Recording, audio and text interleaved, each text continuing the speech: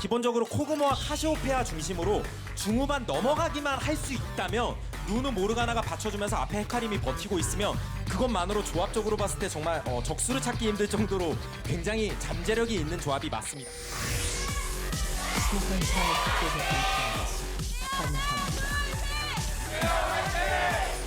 근데 이걸 그냥 내줄 것 같진 않거든요. 네. 누노 어딨나요, 누노? 자, 내주지 않죠. 보죠. 일단은 붙고. 그리고 이거 체력이 자, 샤이. 네. 그리고 드래곤은 누누가 먹었고요. 누누가 먹었어요. 네. 자, 이제 그리고 시바나가 죽고요. 네. 라인전도 약하고 운영도 안 되는 그런 그림이에요. 일단 생겼죠. 그래서 체이 정말 앰비션이. 그리고 이거 빠지겠죠. 아, 이제 킬 나와요. 일단 정비해야 됩니다. 차이가 파일럿 녹았습니다. 전원 생존 CDA. 시바나가 그 위 덮어주면서 룰루 궁극기 연계. 네. 이게 돼야 돼요. 네. 자, 뒤 조심해야 돼요. 헤카림은 너무 세죠. 네. 세주안이 카운터. 누누가 맨 앞에서 궁극기 헤카림이 그냥 관통했죠 상대편을 제대로. 코그모가 키를 다또 쓸어 담겠죠. 상대편 명치를 관통했습니다. 오케이. 자, 끝내자 분위기로 가나요? 가다 보면 강현종 감독이 예언이 맞아 떨어지는 거 없나요? 스페이스가 터진다고 그러는데 스페이스만 터지는 게 아니라 CJ 5명 다 터졌습니다. 좋은 힘이래요. 일단 1세트만 놓고 보면 이거는 너무 압도적인데. 네. 할 수 있는 게 없어요. 그렇습니다. 25분 만에 이거 진짜 극초 단전 아니에요. 기본 40몇 분, 50분 싸우는 양팀인데 25분 때 CJ 8대0.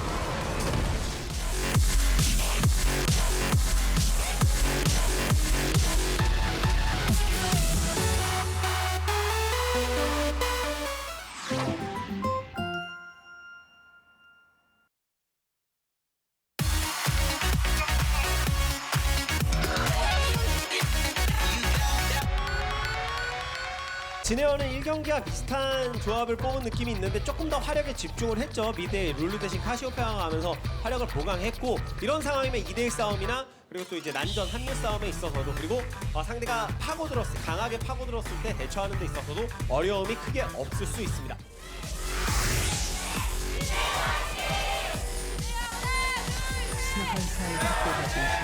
잘만 싸우면 그거 당연히 프로라면 게임하다가 싸워야 될 거 아닙니까?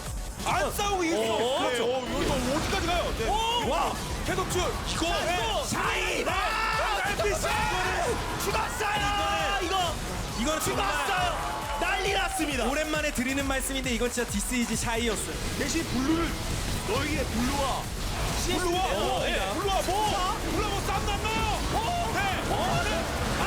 네. 시바나가 먹어줬습니다. 하지만 파일럿 다 도망가자. 하나는 상대 기지 앞에 깔면 공성이죠. 여기까지. 네, 트레이 조심해야 돼요. 네, 헤카림. 네, 체인 살았어요. 자, 대신 트레이스 죽었습니다. 차이는 든든하게 살아 들어가고요. 그렇죠. 어떻게 할지 길 막아야죠. 지뢰 깔아야죠. 네. 지금 용 안에 깔아놓고. 자, 사격 간대. CD가 먹고요. 오, 자 반대쪽. 그림자의 맹습은 없습니다만 한타를 지금 계속 봐도 하는데요. 메라가 지금 제대로 다시 죽습니다. 전면 터졌고요. 앞전면. 네, 체이전사. 이게 지금 미니언. 왜 폭킹이?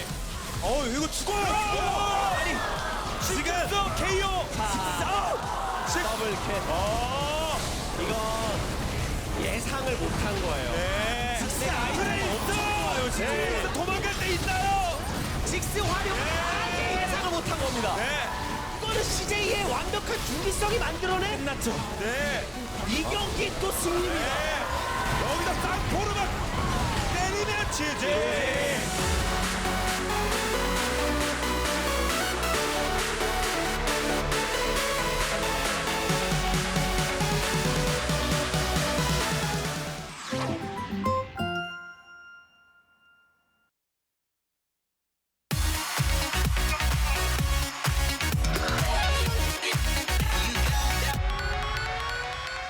상대는 계속해서 밸런스 잡힌 조합을 가져가고 있습니다. CJ는 거기다가 뭐 포킹 조합도 되고 이제 뭐 나중으로 가면 갈수록 굉장히 강력해질 만한 잠재력이 있는 조합이거든요.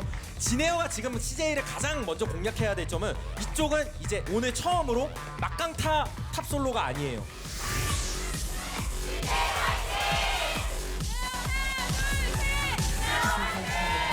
강타가 그냥 애물단지가 되는 현상도 나오고. 자, 당겼죠?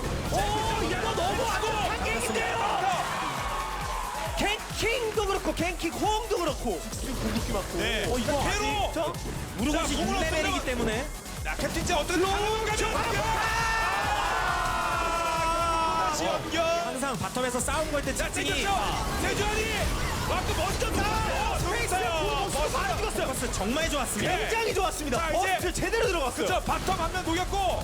아 이거 네. 근데 이거는 피하면 안 돼요. 네. 이거 피하면 진짜 지네요 안 되거든요. 요건 못 막아요. 그러면 아니 이거 그래도 제이 먹었고요. 제일 찍고요. 네. 자, 제이서로 전면까지 쓰면서 네. 들어갔는데 실비 많아요. 실비 많아요. 분노는 없어요. 시바라가 네. 분노는 없는데 실비 많은데 이거 오히려 우리가 경기를 못하니까 하나라도 자, 잡아야죠. 차이. 네, 자이를 잡고 2대2 용도 가져가는 CJ거든요. 하나를 말리진 못합니다. 다른 쪽에서 이득을 봐야겠죠. 이것도 앰비션 옆에 있거든요. 세주한이가 오긴 옵니다만 그리고 순간이동 서로 야, 다 왔죠? 안 들어갔습니다. 한명 노티가 없어요. 제이 없. 정치들 한 명이라도 잡아야 되는데요. 네. 정치 중에 한 명이라도. 예. 제이서가 한번 절대 휘둘러 줘야죠. 제이서. 그리고 직스. 직사. 난리 났어요. 나 난리 났어. 네. 맞아. 죽습니다.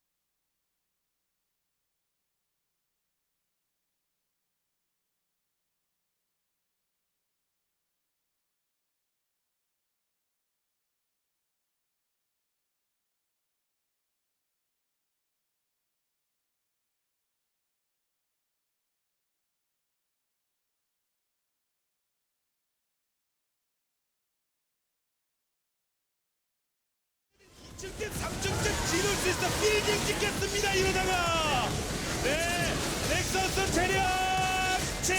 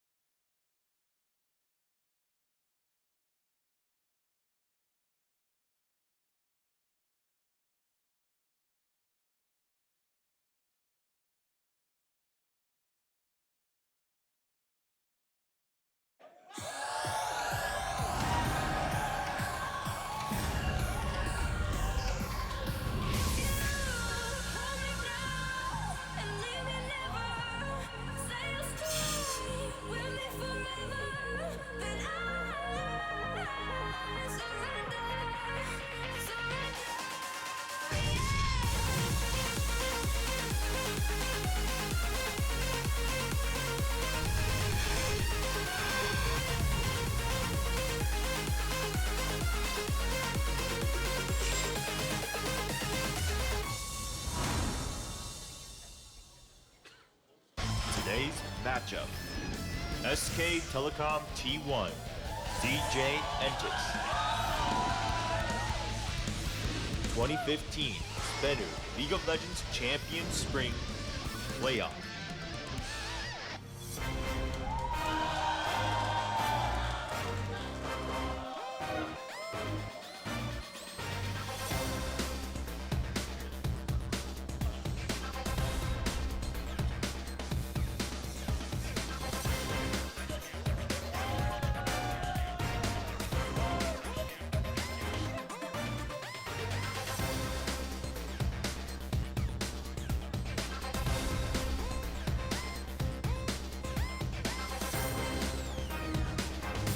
Hey guys, welcome to Champions Korea. I'm Doa, that's Monte Cristo, and today we find out who the team facing the GE Tigers in the grand finals is going to be. Is it going to be CJ Entis? Is it going to be SK Telecom? This one could actually be really close. A lot of people saying SKT, but CJ has been so good recently. And man, what an exciting match this is too. Yeah. Both of these teams are undefeated since the release of Cinderhulk. 6-0 for SK Telecom, 9-0 after their 3-0 over Jin Air in the playoffs. For CJ Entis, they are the teams that have adapted the best to this new meta. They've set a lot of trends worldwide in terms of their pick and ban, and it's going to be very close. I think it's going to be SKT 3-1. Me too. But who knows? Yeah, it could go either way, but I mean, SK Telecom, we've been talking about it for weeks, how they've been the ones who adapt to the meta the best, but you know, now it's like, well, CJ's been doing it really well too. And the craziest thing about this match is just how much overlap there is between the champion pools on these two teams. Yeah, of course, and that comes with as the teams figured out the meta, especially the top lane, where we do see a lot of the Smite top laners these days, and we've seen that Hecarim priority from Shy and from Marin, but yeah, there is a lot of champion pool overlap right here. Interestingly, neither team plays Rek'Sai really, so and has a tendency to ban that. So I don't know if we're actually going to see Rek'Sai at all in picks or bans in this series, which is fascinating. And I'm sure we're going to see some new champions tonight. I hope so. These teams have had a long time to prepare. Coco brought Ziggs back the last time, and EasyHoon will be playing in Game 1 tonight at the very least, and Tom will also be playing, or at least starting, for SK Telecom. How they'll adapt down the stretch, I don't know, but if Ziggs is back, putting EasyHoon in, got a 70% win rate on that champion. Yeah, I mean, that's the thing, and keeping that away from Coco is going to be very valuable as well, too, because Coco played so well on it last match out. I'm really curious about the top lane, man. Shyvana, Hecarim, I mean, Marin still plays Gnar, of course. Shy has never played Gnar. How is that going to kind of play into it? That's kind of our one big champion disparity between the roles here is the Gnar in the top lane. That's right. And before we forget, go to the link on Facebook at the bottom of your screen if you want tickets for the finals in Korea. It will be next Saturday, May 2nd. The GE Tigers versus the winner from tonight. And it's going to be at the COEX Mall. Should be a huge event. We saw the stage. Yeah. We saw pictures we got a sneak preview of the stage at the office the other day. It's going to be awesome. It's really impressive. Yeah. So you'll definitely want to be there for that. Definitely. And you know what's also awesome? The Azubu super plays. That's what's awesome. But who cares about that right now? Let's take a look at our bracket. I'm just kidding. We always care. So CJ took down the Jin Air Green Wings 3-0, and now they face SK Telecom today in a best of 5. And if we are fortunate enough to make it all the way to game number 5, it is blind pick, and that means double Ziggs, double Hecarim, double Nunu, double Urgot. I don't know, double Blitz. No, not double Blitz. It's 5.7. Double Nautilus, maybe? I hope for double Callista Kennen. Oh, yeah, that could be too, yeah. For maximum hilarity in throwing Kennen, support Kennen into the teams middle. are just going to run past each other and stun each other in the process, so they're going to be like stunned on the opposite sides, and then the team fight will really begin. But yeah. Of course, it is very interesting. As many of you know, the Korean system, the only one in the world that in the playoffs does go to that blind pick. And interestingly enough, SK Telecom did have side choice as the higher seed in games 1 and 3. They have selected red side for both of those matches. So looking to perhaps give up that first pick in exchange for a couple power picks later on. I personally like red side better for pick and bans right now, so I understand why they would do that. But yeah, very interesting stuff. Well, I mean, with so many priorities to ban out just across the board in the league right now, it makes sense, you know, that you'd want to have that first opportunity to take 2 instead of 1, I suppose. But going back to the Azubu Superplay thing again, it's really cool, guys. Go to ogn.azubu.tv, see a bunch of cool clips of highlights from the last week, and then vote for your favorite play.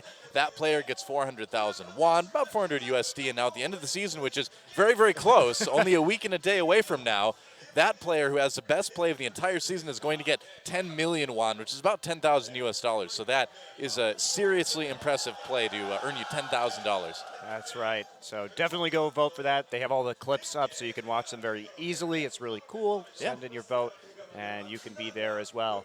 Well, I'm excited for some trash talk, though, aren't you? Me too.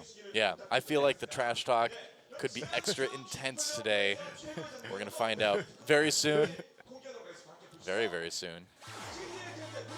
But not right now. Not yet. First, we're going to find out that Shy was the winner for the Azubu Superplay Award last week for his top lane Hecarim, and he had a really sick, nearly solo lane kill. I'm sure we're going to see it right here. Yeah, against Trace, knocking him back, running in for the fear. Ambition shows up to say, hey, man, You're stunned into a wall. Too.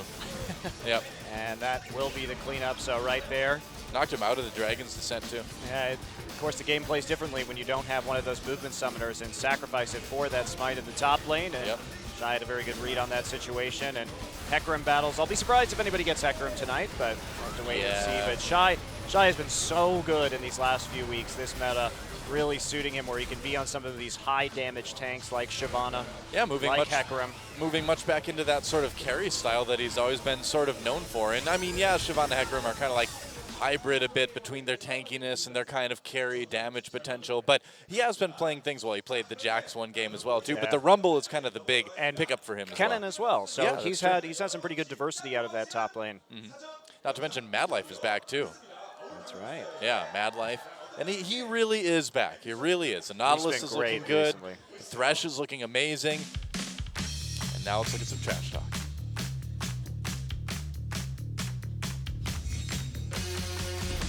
경계되는 팀은 없었어요.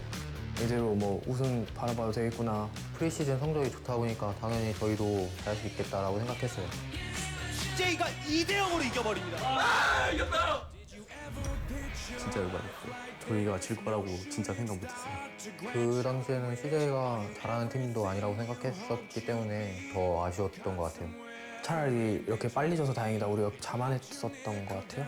프리시즌 완전 쪽박 차고 나서 SK랑 하기 전에 부담감 진짜 많았거든요. 그냥 이기고 나니까 막 다 내 세상 같은 거죠. 우리도 아직 안 죽었구나. SK도 잡으려 하구나. 그렇게 격한 반응 이제는 안 하셔도 될 것 같아요. 조금 징그러워요.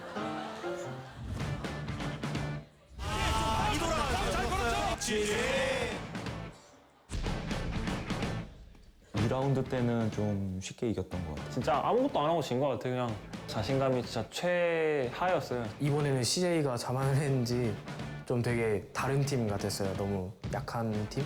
되게 참담했죠. CJ전 이기고 이제는 나머지 다 이길 수 있을 것 같다 생각했어요. 그 경기 지고 되게 생각을 많이 했어요. 실력이 모자라서 졌나. 결론은 저희가 일단 메타를 못 따라갔고 뭐 다음에 만나면 내가 꼭 복수를 해야 되겠다 이런 생각은 했어요.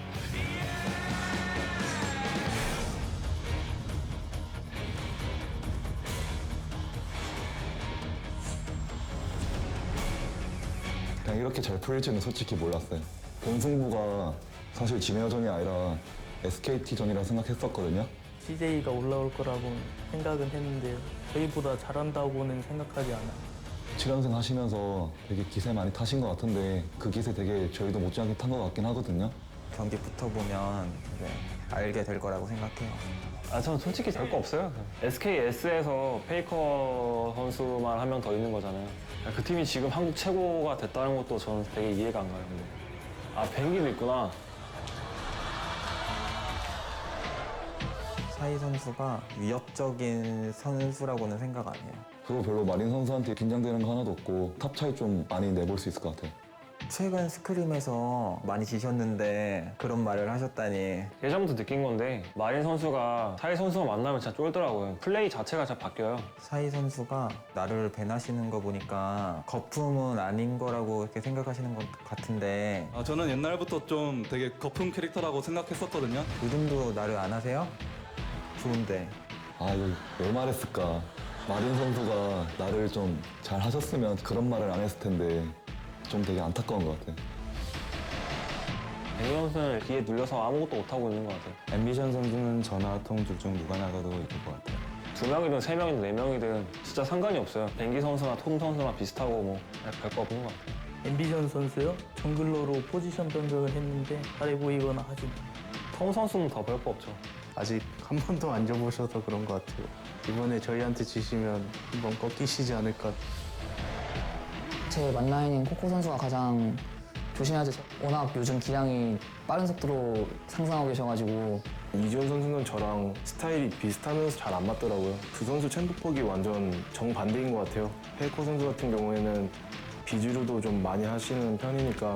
저는 매 경기마다 좀 플레이 스타일이 약간씩 바뀌는 게 있어서 코코 선수가 쉽게 상대할 수는 없을 것 같아요. 페이커 선수보다는 이지훈 선수가 좀 더 힘든 상대라고 생각하기 때문에 그렇게 신경 쓰고 있지 않아요. 레드라이프 선수 물론 잘하지만 아무래도 제가 좀 더 잘하지 않나. 민경한테는 안 되죠. 짬밥이. 저도 뭐 놀란 것 같아서 괜찮아요. 레드라이프 선수가 한 5경기 못하고 한 경기 잘하면 역시 메라진 하면서 갑자기 한 번에 평가가 확 올라가는데 저는 그걸 이해를 할 수가 없어요. 메라 선수는 이미 전설이시잖아요. 네, 전설 속에 계세요. 뱅 선수 좀 되게 유명하실 거예요. 좀 멘탈 약하신 걸로. 멘탈 약해요. 스페이스 선수한테 흔들리거나 그럴 정도는 아닌 것 같아요. 이번 경기 이기면은 일체형 합정이니까. 자칭 일산 최고 원딜러라 하시는데 거기 사는 주민으로서 무척 기분이 나쁘고요. 일산 사는 배준식 씨 이번엔 제가 결승 가겠습니다. 일산 최고 원딜러 가지세요. 저는 한국 최고 원딜러 될 거예요. 데뷔를 하고 아직 우승을 한 번도 못 해봤는데 열심히 해서 우승을 하고 싶네요. 제 기회라고 생각하고 있어요. 우승을 제가 한번 해보겠습니다. CJ분들 결승전 갈 수 있어요. 3위 시상하러. 이번에 저희가 결승 갑니다. 페이커 선수 결승전 갈 생각에 부풀어 계실 것 같은데 옛날 그 멤버 아니거든요. 이번엔 저희가 결승전 가겠습니다. Wow, well, there you have it. SKT versus CJ here. And Ambition sure seems like a nice guy, doesn't he? I've heard he's such a sweet fellow. Well, there is SK Telecom, and it looks like it is going to be Easyhoon and Tom in instead of FLICKR and Bengi. SKT, of course, according to Ambition. SKTS plus FLICKR. Oh, yeah, Bengi's there too. Yeah. That's right, and of course, got some new jerseys today as well. New jackets, new uniforms for the spring for SK Telecom. I do like the new uniforms. New jackets are really nice. Yeah, it's very cool. Well, this team all around is very, very cool, going undefeated in the second round of Champion Spring. And a lot of it has been with this roster, although Tom is a little bit more of a recent addition. Easyhoon has certainly pulled his weight.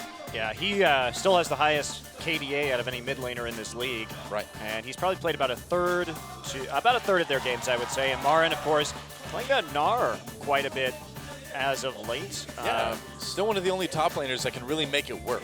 Yeah, and they've worked around that very nicely, of course. And Shy and CJ have banned that Gnar recently. It's still not a champion that Shy plays, although it doesn't have the same priority that it used to a few patches back. So I'll be curious to see if he wants to pull that out this evening or whether he's going to try something else. Tom, as a jungler, still undefeated. This guy is 6-0 professionally with wins over Samsung, IM, and GE Tigers. Yeah, the GE Tigers is really the impressive one there. IM and Samsung, he got a pretty easy start, but against GE, he didn't really let up. He didn't slow down at all. His decision-making still looked good. He didn't look intimidated at all. I think Tom's the real deal. His team fighting mechanics are also excellent, so I'm excited to see more of him tonight, especially against Ambition, who has been so aggressive in his counter-jungling. On Easyhoon, too, we talked about his ability to play the Ziggs, and after Coco kind of re-debuted that champion last week, no surprise, really, that SKT is throwing him in there to possibly take it away. Otherwise, you know, Easyhoon fits very well into this meta himself as well, too. The Vladimir really can play anything and play it safely. Yeah, and his Cassiopeia, not on that list in his last 5, but definitely one of the big takeaways for him. Bang, going with Sivir, Callista. Of course, will play Urgot when and if he gets the chance. SK Telecom, the first team to really debut that Callista Kennen lane, and they have been very good with it when they've actually managed to bust it out. I really can't wait to get into picks and bans here, because no matter what gets banned, everyone, it seems like on both teams, is going to end up with something they're good on. Like everyone is just has the champion pools to back it up, and it's looking so good. Wolf, no exception there as well, playing those support Kennen games, and then quite respectable on Thresh, making a lot of plays recently again on Janna. Had been a little bit off for a while, but now at the end of the season, coming back with that pick. Yeah, and Wolf and Madlife do have pretty different champion pools from what we've seen so far. Madlife has gone more for Nautilus Thresh, Annie, Morgana. He's been about setting up picks or engaging team fights, whereas Wolf has been a little bit more peel-oriented with that Janna, but he still has that Kennen as kind of a secondary engage pick in that duo lane. So that should be, we may see some support bans tonight. Oh man, so much to talk about. It is going to be an awesome night. On the other side of the arena, SK Telecom's opponent, of course, after the 3-0 of Jin Air last week, it is CJ Entis. There they are. No roster changes to make, so it's the same old team. Madlife, of course, having a recent major resurgence. He is indeed back, and at least he got to play one Blitzcrank game before the nerf bat hit. I'm glad we got to see that. I'm glad we got to see it too, but yeah, Madlife for me really was the MVP of their last series against Jin Air. He set up so many of those plays. Didn't actually get an MVP of any of the games. Madlife was robbed. He was robbed. He was robbed. He was robbed. Ambition robbed him. Shy though, so good up in the top lane. With all those, going back to the carry style that we saw him kind of make a career out of early on. Shy Ambition, Coco, Space, and Madlife for CJ Entis. Yes, and Shy. Shyvana, Hecarim, Jax, and the Rumble. A lot of choices for this guy right now. Also Kennen, a pick that he has played recently in the top lane that you don't see at the moment.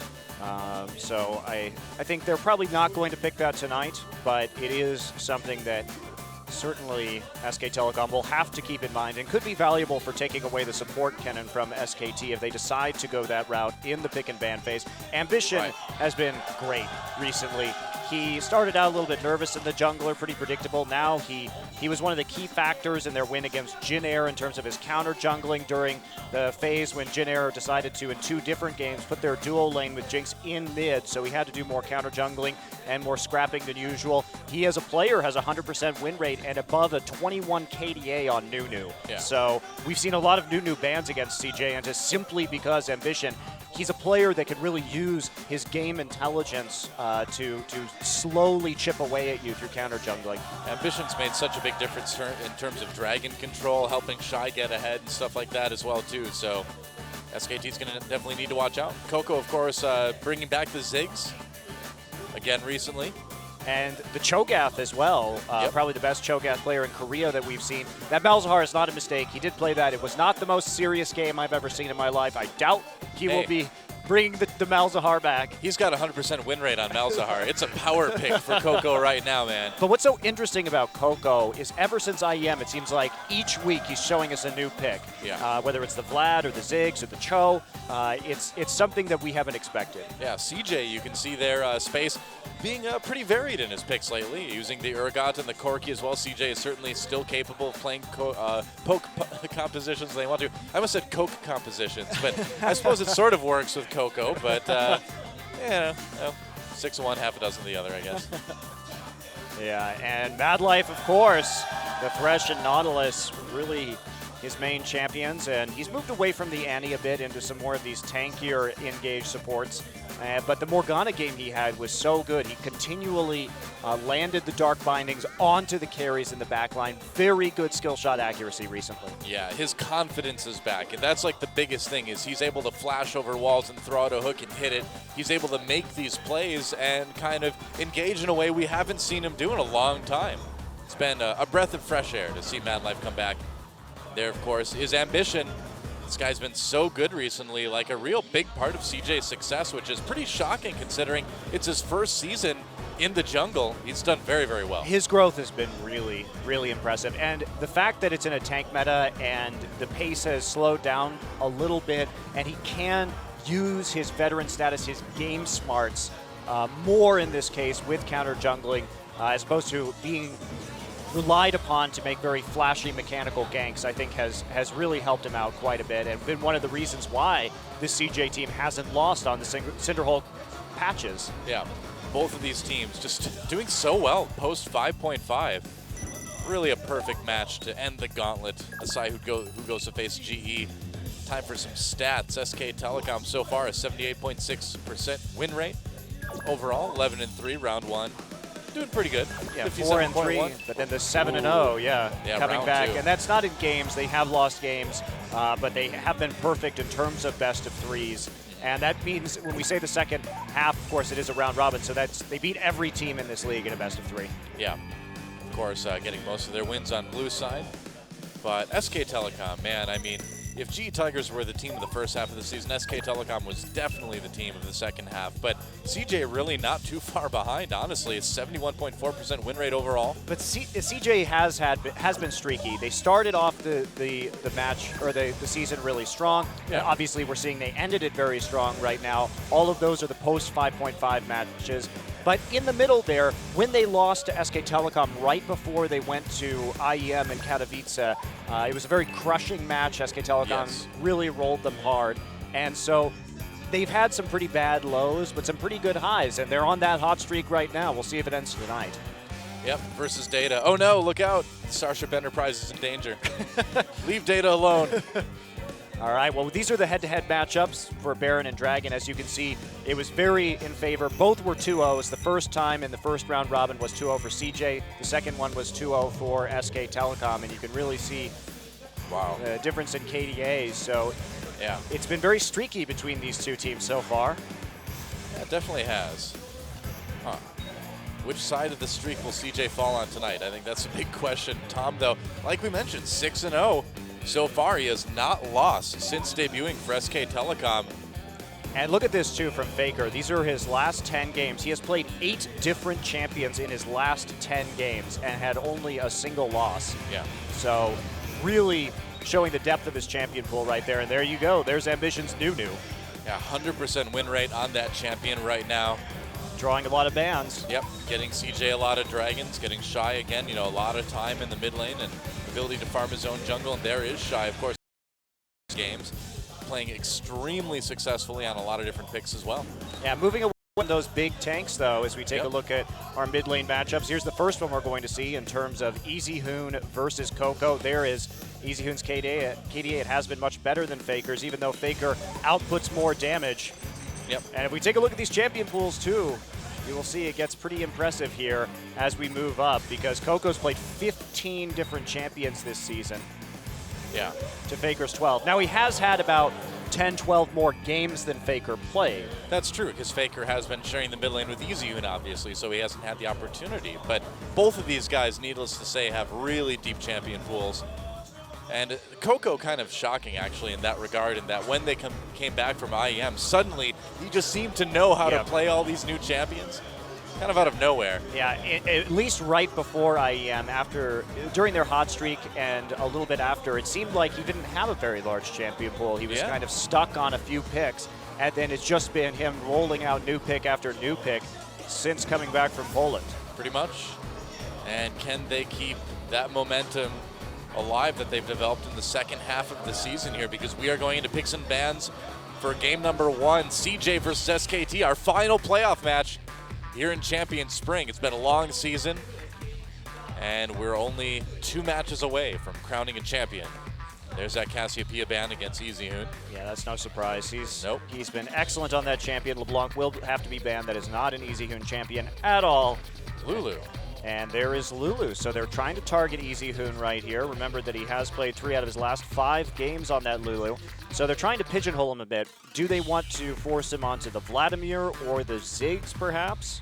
You know, now are we going to start thinking about top and ADC bans from here on out, perhaps? Well, both of these teams have really liked to ban out Kalista. CJ banned out Kalista in all 3 games against Jin Air. Yeah. Haven't really wanted to play it, but SK Telecom has put a high priority on first picking that when it's been available. Okay, there's a Thresh ban against Mad Life as well, too. He is absolutely terrifying on that champion, and CJ hasn't been afraid to pick a champion for Mad Life in the first round, too. So Kalista ban. 4th game in a row that they've banned Kalista now. They really don't want to play with it, but are we going to see an Urgot ban here? Is that Urgot going to be a first pick? No jungle bans yet either. Of course, Nunu could be a little bit of a pocket ban up against Ambition. Yeah, and in the top lane, Hecarim, of course, a huge threat for both of these players, but especially Shy. I don't know. Marin's been real good on Hecarim too. Yeah, Rek'Sai banned. Okay. That's surprising to me, actually. Well, yeah, we talked about how Ambition, he used to play a lot of Rek'Sai, but it's been a long time. And both of these teams they've both been banning Rek'Sai in their matches. Yeah. I would love to see Bard first picked here. I mean, it is 5.7. He got a lot of buffs, but I don't know. I still don't know if we're going to see any Bard here. No, I think that we may have to wait for the finals for that one. Obviously, he's a very complicated champion in terms of teamwork, so even though I do think he's in a very good place in terms of balance right now, and a lot of the pro players that I've spoken to agree, Urgot. Getting that coordination down with a champion with a kit that unique can be challenging. Yeah, absolutely. I'd love to see it, though. We'll have to wait a bit longer to take that magical journey, I guess. Well, people have been taking the magical journey over in LPL, but it really hasn't been working out very well. The journey has turned into a nightmare. I'm not convinced anybody really knows how to play it as a team yet. It's going to be a really tough one for sure. So maybe this Gragas pickup, Ambition played very well, but this would, of course, leave the Nunu open for Ambition. And out of the two, I would rather give him the Gragas than the Nunu. What do you think? He's got a 21 KDA on Nunu. Yeah, you don't give Ambition Nunu. Gragas is so strong right now, though, and he does put some early pressure down. Yeah, still. And the Hecarim doesn't surprise me at all for Marin. Go ahead, get him on that champion that he has been preferring when it's been available to be picked. And Gragas provides just really nice early ganking, and Sivir is actually going to be taken. I wonder if they're running Tamir in the first game because he plays things out a little bit more aggressively than Bengi, and with Ambition loving to come into your jungle with Nunu, take your camps. You need someone maybe with a little bit more fighting spirit, I would say. Tom loves to scrap with the enemy jungler. He's really a scrappy player. He doesn't give up anything for free. He's very fun to watch as a jungler. Yeah. Sometimes he's still a little bit unpolished as to when he should be invading. He does take risks at times and doesn't work the best with Wolf yet in terms of warding, but he does create a whole hell of a lot of pressure just by constantly fighting the enemy jungler with these tanks. Well, the amazing thing, too, is considering where he is in his career, for him to be this good already, that's the real incredible stuff, is that, you would expect a player that was as new as Tom to be a lot more rough around the edges than his play looks. Well, right here, the Urgot, we don't know whether this is going mid or AD yet. Now, both of these teams prefer to have Urgot in the AD carry position. Right. And also it's worth noting that Marin has played a lot of solo queue top Rise ever since we saw some of those buffs a few patches ago. So I've got a lot stronger. And EasyHoon's always been a great Rise player as well. So they could take this as a flex pick right now and then see what they can do with it later on in the game. We haven't seen Rise picked in Korea in a long time, but that doesn't mean it can't happen now. The Janna, of course, for Wolf, very standard pick, but they're going to switch it over to Hecarim for Marin. And are we going to see Space maybe pick up this hyper carry in Jinx, perhaps? That would mean it was a mid Urgot. Yeah, they don't have any magic damage in that case, so that's a bit concerning. Unless they take a Lissandra in the top side. Now, Shy's Lissandra hasn't been awesome in the past. It's been pretty mediocre compared to Marin's Lissandra. Could be a top Nautilus and the support Volibear. Oh. Shyvana would add some more magic damage, some nice AoE magic damage into the composition. Yeah, Shy looked good on Shyvana in their final game against Janair last week. Ooh, and there's the Azir for Coco. Cool. Love it. So Azir, of course, you have that Blood Boil from Nunu in the late game, so you can choose if you want to Blood Boil the Urgot or the Azir. Gives you some flexibility with your carries. You can Blood Boil whoever has more items or whoever's in a power spike at that point in the game. Yeah. And Shyvana will come back for Shy. Marin has Ignite at the moment instead of the Smite, whereas Shy is looking to take the Smite in this game. Now, SK Telecom has a lot of tools to break up the enemy composition between the Gragas Explosive Cask and the Hecarim Onslaught of Shadows. Okay, Marin switching to Smite. Yep. And it wouldn't surprise me at all to see the Vladimir. Well, with the Ghost locked in for EasyHoon, I think it probably will be. And I'm actually a little bit surprised that nobody's picking up Ziggs. It seemed like such a strong choice right now. It'd be strong in this composition too, but Vladimir also has been such a good champion for EasyHoon in terms of his more passive laning farm style and then coming in the late game and team fighting very well. So it will be the Vladimir this game. All right. So interesting, pretty fascinating actually composition from SK Telecom just in terms of their ability to disperse the enemy team and with the ultimates from Hecarim, Gragas, and Janna, as well as their very quick response. Of course, they have that Ghost in the mid lane and the Sivir ultimate as well, so they will be able to create picks. Isn't that kind of counterintuitive with the Vladimir, though? Well, I mean, it depends on where the Vlad is. I mean, if you hit everybody with the explosive cast, they're going to have to group again, and Vladimir can be in the middle of that with Tides of Blood. I suppose. So, yeah, we'll see how it works out. It's definitely going to be hard to use properly, that's for sure. You really have to make sure that your timing of your ultimates are good to maximize your damage. Sure enough. Well, CJ, on the other hand, I'm really curious to see if Ambition is going to be able to continue doing what he's done against a player like Tom on that Gragas. CJ has really been the team lately to control every dragon, too. And CJ running with a composition that is very tank focused. Yep. And it's going to require Coco to farm up and be that big damage source in the late game. But they've got a lot of zone control with Azir and Nunu. Should be interesting. That's right. Well, here we go. CJ versus SK Telecom. Who's going on to face G in the finals? Let's find out. Game number 1 starts now.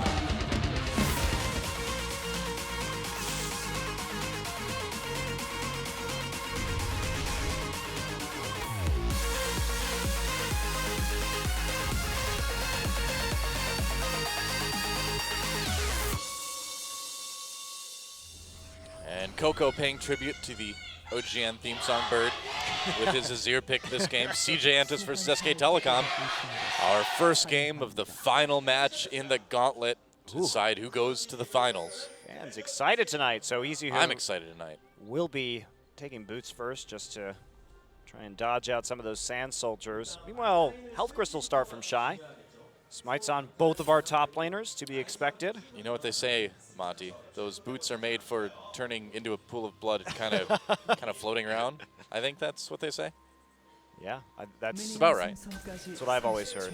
Famous song. Yeah, of course. These boots are made for turning into a pool of blood and kind of floating around. Yeah. Catchy, you know? It's got a nice, it flows so nicely. No pun intended. That's actually. And everybody's heard about the bird. Got to dance with your soldiers. That's right. Because that inspires them, you know? Yeah. That soldier went back underground, and now he's like down there telling everyone else how inspiring it is that the boss called him up to, you know, dance a little bit. All right, lane swap coming in. Bang and Wolf wanting to head into the top side. Meanwhile, Marin will be starting at Grump alongside Tom. 3 people in the bottom side for CJ. Right now, we'll see where those Krugs go. Looks like Ambition will be taking them more than likely, but they're not going to get a lane freeze right here. Giant enemy crab god. Nope, Ambition will give them up, so uses that smite.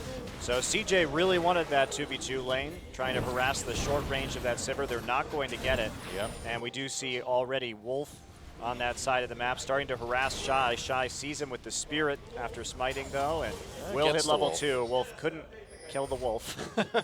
he just couldn't bring himself to do it at the end, you know? It's like murder at that point. That's what it gets. That's what it gets up to. If you are a wolf and you kill other wolves, that's why Warwick is wanted in the Wolf Kingdom. Seriously, man.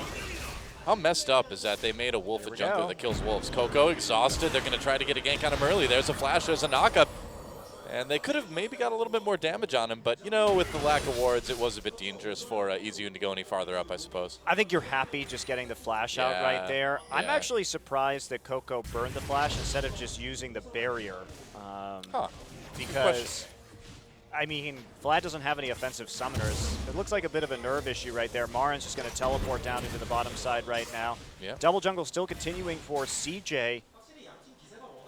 But yeah, that gank was early Vlad and Janna, not something that has a lot of kill pressure. So I am surprised Coco decided to flash instead of using the barrier there. Wow, and either Mad Life's Nautilus or Wolf's Janna will receive their first loss ever tonight. They're both undefeated on those champions coming into this game. Exciting times. Yeah, no kidding. Mad Life looking to make a play here in the mid lane. Easy Hoon coming up, and there's Ambition. Cool. Tom's there. Yep. Oh, the anchor misses, but Tom was close by, so. Unfortunately, they only got the ghost. Good play by Easy Hoon just to dodge that, but Yeah. neither of these mid jungle combinations really has any kill pressure early. So just trying to see if they can bait out some summoner spells right there. That's pretty much all you can hope for. A pretty small advantage, but who knows if that'll matter in just a little bit. We do see SK Telecom moving down, taking the Scuttle Crab, so that CJ Antis will have a harder time doing that dragon. Well, that's, you know, they've kind of made that their bread and butter over a lot of games now, is those early dragons with Ambition's Nunu. And so you can tell SKT's been doing their homework. You know, they know what CJ likes to do in the early game, and so they want control over that Rift Scuttler and bot. Yeah, well, still only level 1. He's been doing a lot of that roaming pretty early here. Get it all back with some kills, don't worry. Just level through kills only. That's what I do. Sometimes I end the game at level 3. No, it's usually like level 30. No exaggeration. The game unlocks more levels the more bloodthirsty you are. That's how mine works. It's true. So really even start so far. Yeah. Pretty expected, however. I mean, we've got a farm mid lane. Both of these top laners are trying to get into that super tanky late game, and Tom, the one with more presence. Okay. No flash for Ambition's here Coco. again. He's coming in. Doesn't get the knockup. Coco takes some damage, but yeah, Ambition right there. Throw out those snowballs. Wow, Tom. These ganks are so sad for I know. teams. It's like every time this happens, I feel like the jungler is secretly saying, I've made a terrible mistake. That was just funny because Vlad is of course so weak in that early game, especially without. Oh. Oh, okay. Scary. So you know, even though Tom is the better ganking jungler, Coco has more kill pressure a little bit than this Vladimir early on. Even with no flash, too. It all rounds out pretty evenly. Yeah, pretty much. Meanwhile, Bang has been able to do a lot of farming up in the top lane. Nice little CS lead over Mad Life. Or, well, especially over Mad Life, but over Space really is a more important CS lead, I have to admit. I just see Mad Life on the screen, and suddenly, you know, that's what the game is about for me. It's about Mad Life. I'm not ashamed to admit it. All right, Tom going for the chilling smite here. Give him a little bit of extra pressure on those lanes, but not really good opportunity to gank anywhere on the map as long as we don't have the 2v2 or the 1v1. Yeah. CS leads in mid and bottom, actually, for SK Telecom early on. Marn's just going to take the Gromp. Yeah, but good back timing actually in favor of SK Telecom because Marin doesn't have a lot of HP and now he's actually going to be able to farm that wave thanks to the recall timing. So he's just going to push it off a little bit, collect some extra experience as it slow pushes its way back out. Now Marin is recalling right now as well too, and I feel like CJ is anticipating that because they just did ping Dragon. Do you think maybe they want to make a push for it while Marin's back? But that's why Marin went back so quickly after that teleported. one wave. But he actually is going to teleport to the top side. We do see Sivir. That's a really good swap timing there from SK Telecom. They didn't lose hardly any minions in terms of experience or gold, and at the same time, the wave was caught perfectly by Marin on the top side. Mad Life getting pushed around a little bit here, goes back in onto Tom. There's a pool of blood. Hemo Plague use as well. Coco and Bang joining the fight as well. They flash in. Mad Life getting very low, and he's going to go down. First blood going to Tom. Ambition in a bit of trouble as well. Coco on the retreat, and so SKT will take the first blood on the Mad Life. Mad Life going a little bit too far forward to maybe get some warding down, and he paid for it. And Bang there too, coming up really big with the fast movement up into the lane. And that was, you have to be careful about being in the river right there because the Sivir came down into lane, had the pressure advantage, so was able to walk into the river faster, especially with that on the hunt. Tom has to be really careful. He's going to get a lot of damage. Drink like your life depends on it. Okay, he is good. Yeah, it's just but drink actually responsibly.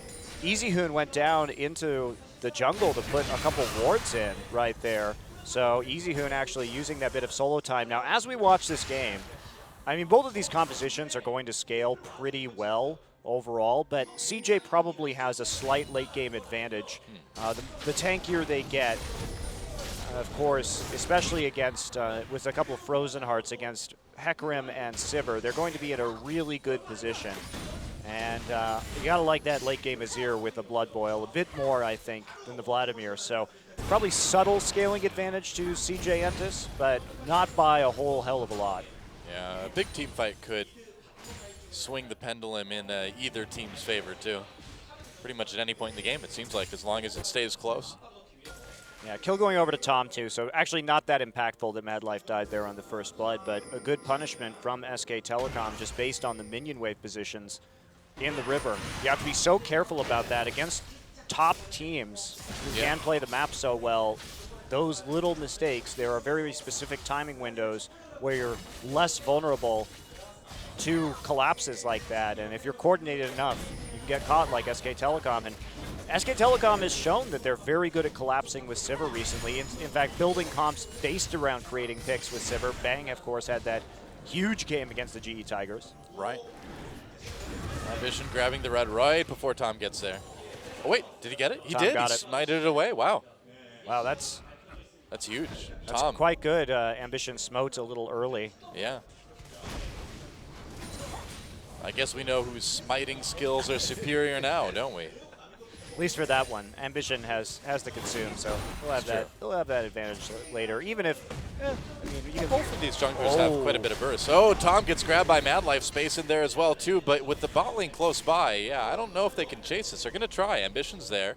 Bang has to back away. It looks like, yeah, Wolf moving into the jungle as well too. So, Tom, a little bit lucky right there. That was one of those times, just like we saw with Mad Life getting caught out in the river earlier, where the Urgot and the Nautilus could respond just a little bit faster. Yeah. Be careful in those scenarios. Shy going to start proxy farming now that he knows Tom is in bottom. Yep, might as well. Oh, there's the all-in and bottom, though. Nice knock-up on the Mad Life Tom there as well. The ultimate use, but it's spell shield by Bang. But there's a nice knock-up. Mad Life turning around to try to get outwork position. Shy. Reverser. Does anything happen out of this? Shy came down as well. A kill on each side. Shy managed to take out Bang. Tom, in the meanwhile, running for his life here. Bang got the kill on Mad Life before he went down. There's Coco from the Dragon Pit. Gets the kill over the wall. And CJ can just transition right into this Dragon too, it looks like. And Marin not teleporting right there, actually. So CJ able to turn it around quite quickly. Not sure what was going on in terms of, we'll have to see where his positioning on the map was for that one, but not responding to that pretty aggressive attempt there from SK Telecom. No follow-up. Oh, you know, the ward that SK Telecom has in that bot lane seems like it'd be in a very good place for Marin to pop out of as well, too. Yeah, Marin was there. Surprising. And look at that, too. I mean, Tom missed the explosive cast. That was pretty important as well. And then Shy I see what happened. getting in. So Marin is at his turret right now. Marin tried to stop Shy from teleporting down, but he wasn't able to do it. And so Shy had already gotten off a full teleport before Marin could even start his, and I think that's why he chose just to not go. It was too late for him anyway. That's smart, especially because everybody was already back under turret. Yep. So don't necessarily want to waste that teleport. At least now you can have an opportunity for the next 5 minutes or 4 minutes or so to make a teleport play in response. But first Dragon will go over to CJ Entis. They've been so good about that they're still, in the last month or so. They're still behind on gold, though. Not by much. Here comes Tom. Shy, of course, you know, no flash. Does not have that summoner. Oh, there's a bait. Onslaught of Shadows used. Shy immediately trying to run around to Tribrush. Nobody else there. Nice Dragons descent over the wall. Wow. I didn't even know you could jump that wall at that point. Oh, meanwhile, action down the bot lane. Bang. Knocked up. Flashes away. Wolf trying to run interference a little bit here. Position reverser was used by Space.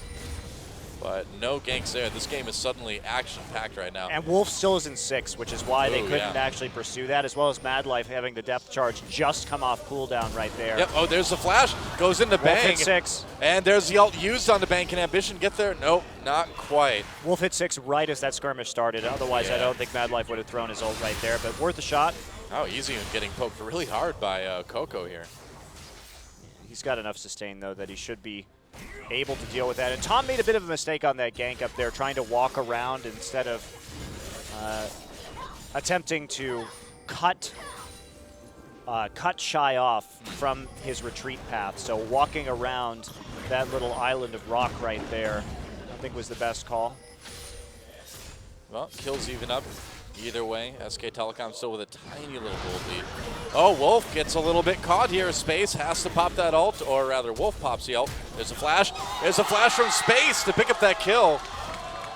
Flash is used, but CJ definitely coming out on top of that one. Tom not quite there to back him up in time, and Wolf just gets straight up caught out trying to auto a pink ward.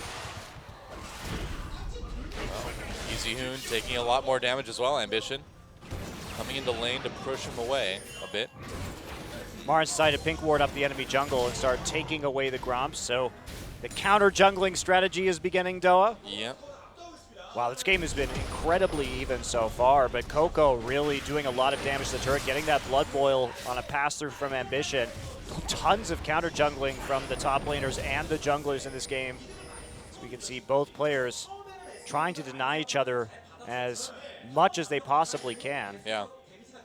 We're kind of seeing the top Smite meta operating at its highest level, I feel like. Yeah, I'm actually having a hard time keeping up with it myself, considering we have 4 of these players in each other's jungles, proxy farming for a lot of this game. I don't think that's ever happened to you before, too. I think that's a first. That's Rito, what are you doing?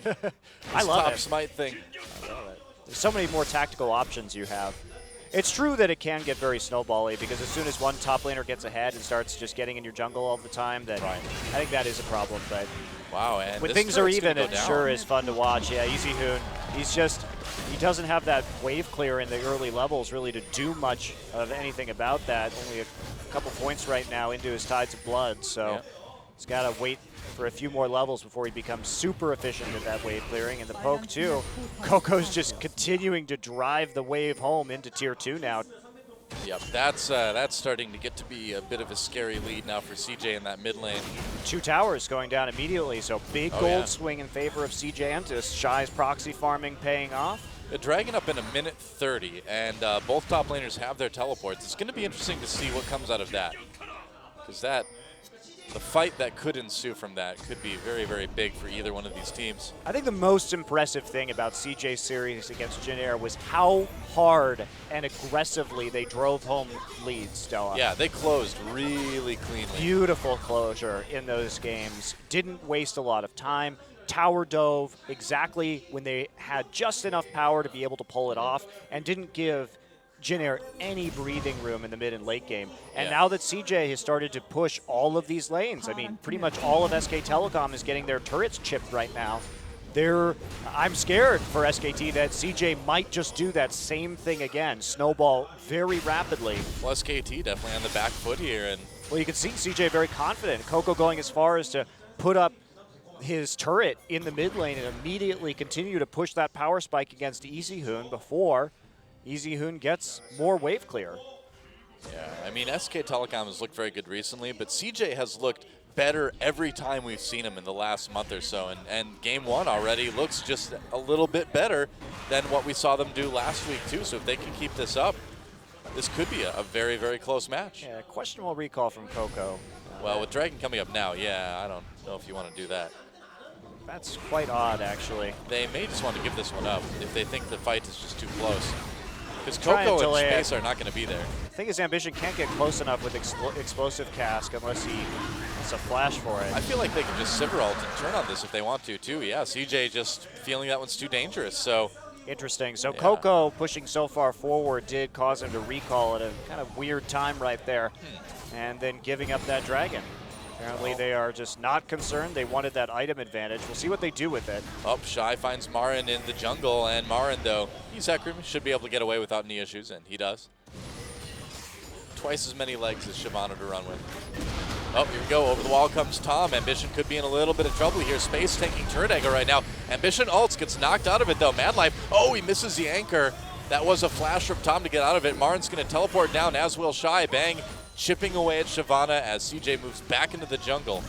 No way for SKT to really respond to that, though, because Coco's able to walk there without the mid lane turret so efficiently. They're still going. Easy Hoon. Tom just recalled as well, too. It's a 4v5 Ambition in big trouble. CJ picks up that kill onto Nunu, or rather SKT does. Meanwhile, Exhaust Down onto Shy as he pushes SK Telecom back. Position reverse onto Easy in immediate pull. And here comes Marin over the top with that onslaught of shadows. Madlife still trying to be a bit of a tank. There's another kill for Space actually, and SKT pushed back. I really don't know about that recall from Tom right before that fight happened. CJ was just clearly positioned to keep going with that. Yeah, and you have to be very careful, of course.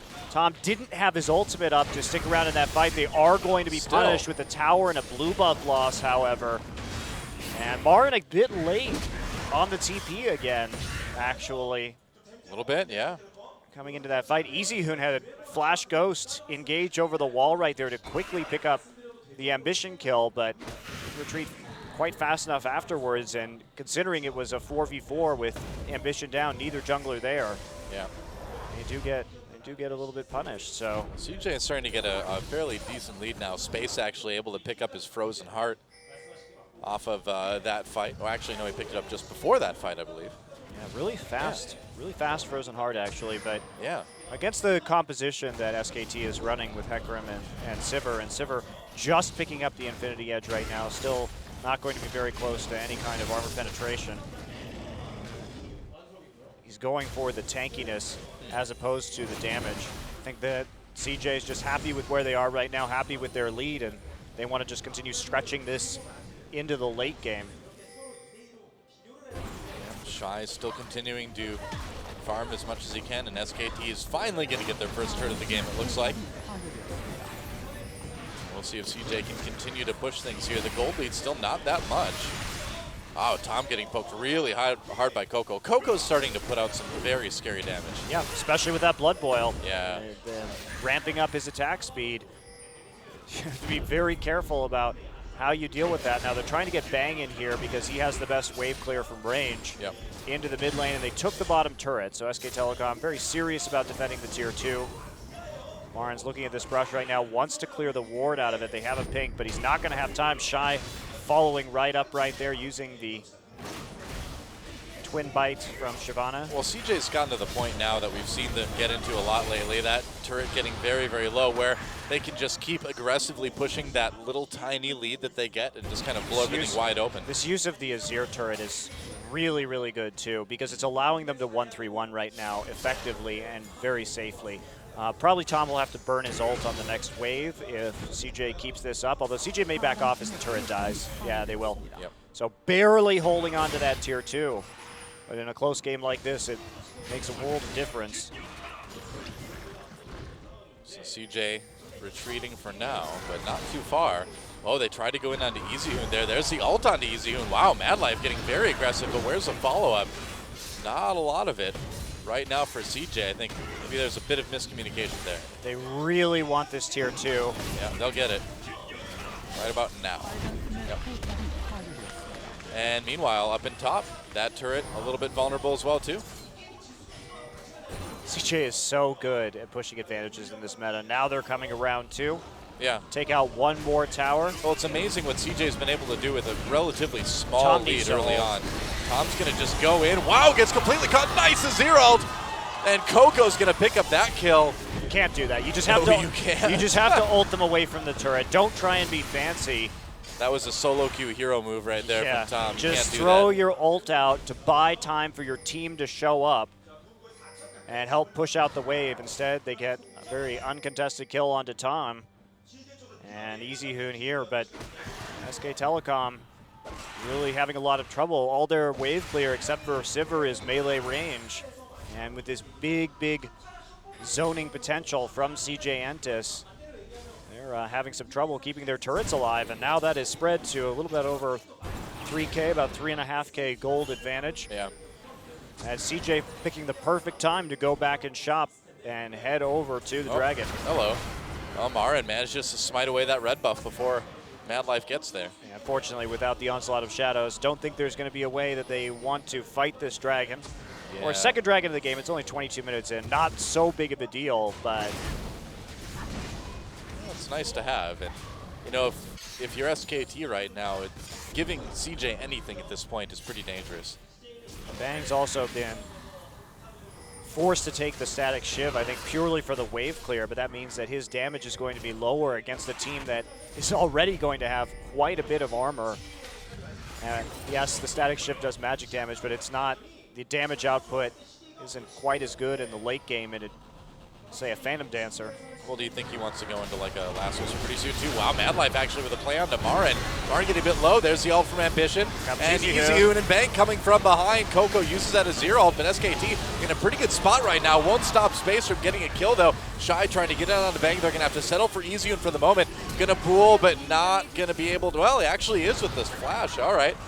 Easyhoon manages to get out. Tom didn't use his ult before he died either. I guess so. Part of the difficulty of this composition is knowing when to use those disruption ults like Onslaught of Shadows and like the Explosive Cask. Yeah, Wolf used his. It's do a whole lot. It's really hard because you have to get that damage down. And as you noted during Champ Select, though, if you use them incorrectly, it is hard for Vlad to get that AoE. The Hemoplague, you kind of have to open up with that in a way.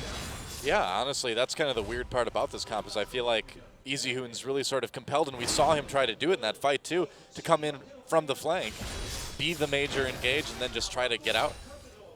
Well, fortunately for him, with Sivir ult and Ghost, he actually can get some pretty nice flanks down. Yeah. And I think his teamfight positioning has been good overall, but it's not stopping CJ from really opening up a larger and larger lead this game. And Tom's had a couple deaths now where he hasn't been using that Explosive Cask in an optimal fashion or at all. Yeah, I think we might see Bengi come back in after this one as we see Marin take down the top turret. I mean, Tom is good, but this is the most high-pressure situation he's ever played in by far. And that was a question of playing Tom as well. Is yeah. He hasn't been in a match that mattered yet. Even when he played against GE, low-pressure situation. The result of that match, whether it went to SK Telecom or went to GE, was irrelevant in the standings because everything has already been decided. And against IM and Samsung, you just expect SKT to roll over those teams. So this is Tom's first performance in the booth where, you know, it's do or die right here in the playoffs, and they put the confidence in him, but he has not been playing particularly well on this Gragas, that's for sure. Yeah, I think we're going to see Bengi and FLICKR come in for this next one. Game's not over yet. It could still go either way, but CJ with enough of an edge that, you know, judging on how they've been playing their last matches, you'd think they'd be able to close it out. Oh, SKT setting a trap, though. Or thinking about it, and then not setting a trap. So many wards for CJ. With very methodical pressure on these turrets. It's more of the same, more of what we've been seeing them do a lot of in the second half of the season. Comes Marin. Oh, Marin coming in from behind with that home guard, going to try to make a big engage here. Gets slowed up with that position reverser immediately, though. CJ with a nice disengage. There's a good ult from Coco, keeping Easyhoon away. He's going to go back in anyway and pop that Hemoplague onto two people. Whoa, Madlife caught Bang there. Bang could be in a bit of trouble, but no, Wolf makes it happen. Meanwhile, Marin manages to get in the back lines and take out Coco, now going in onto Space. Ambition, and there comes Shy over the wall, turning it around. A couple kills. SKT very low. Shy's not done yet. There's a double. Will he get the triple onto Easyhoon? He dives the turret. There's the pull. Space chasing as well. Goes on to Bank. Triple. Will it be a quadra? It will. Quadra kill. It could be a penta. He could get the penta against Marin, but it doesn't look like it, taking too much turret damage. No, he wants it. He wants it so bad. He's getting low, though. Marin denies it. Oh, man, and now going in after Ambition. He's going to get a double kill. What is this game? Okay, a little bit too pentakill crazy for CJ there. Still, I mean, you could see how much of a threat these Smite top laners are in the late game. And let's check that one out again. I mean, they have 5 people. They know it's a 5v4. Shyvana's TP is down, so they really want to engage this. Watch Bang's flash right here. Coco gets tied up by the tornado. Coco immediately running out, but Marin picking one up, and they're trying to finish this before we see Shy get here. A bit of an overcommitment from SK Telecom, though. Not enough knowledge, so Shy gets a fantastic ult in. SK Telecom over-committing to that. They should have been happy with the Coco kill and the relief and pressure and tried to make probably a turret play from that point, especially in mid lane. But instead, they get a bit greedy. Quadra kill for Shy, and then actually 3 kills in total for Marin over the course of this fight with the double at the end. Well, Marin played great under the turret at the end there. He knew Shy was getting a bit greedy, and he really took advantage of that, and it got him another 2 kills. SK Telecom, I think, really did overcommit to that fight, though. They had an advantage, wanted to use it, got some benefit out of it, and they still could have taken that tier 1 turret in the mid lane. Yeah. But instead, waited for Shy, who is getting absolutely massive right now and went into pretty dangerous position on the map. That said, Shy's Shyvana ults have been incredible this game. Yeah. You know, Marin got quite a bit of gold out of that engage, too. He's up to 4-1-1 now, and honestly, the lead for CJ really hasn't grown in a while now. Yeah, the issue here for SK Telecom is that their AD carry is much more vulnerable. Meanwhile, Coco is more vulnerable between the Vlad and the Azir. Right. So what's going to be really interesting is who can kill whose weak carry or vulnerable carry faster. Oh, denied. Not going home yet. Gonna have to run for it. Minute until the next dragon comes up, and SKT could try to tie up the dragon count as well, but they're going to have to get through CJ's wards first, and that is not going to be easy. Yeah, Coco's build this game is very interesting too. Not going for the Stinger. We've seen some of the Korean Azirs really move away from that build, but with the Nunu, you get the attack speed anyway, and just going for that pure AP. Coco will be in a very good position once he gets his Zhonya's Hourglass. That's going to solve a lot of his problems. Meanwhile, Bang, not really close to getting items that are going to help him stay alive. He still doesn't even have any lifesteal. And Shy with the Gromp buff. We are at 5.7, so it's going to be a little less painful. Yeah. And Thornmail, it's gonna be rough for Bang here. Wow, Shy manages to take down that top turret, and there's really nothing Marin can do. Bang's gonna have to get Blade on Sivir this game, I'm pretty sure. Just considering CJ's tanky composition. Yeah, it would be nice to have that. And it looks like CJ should be able to claim this dragon without any trouble at all.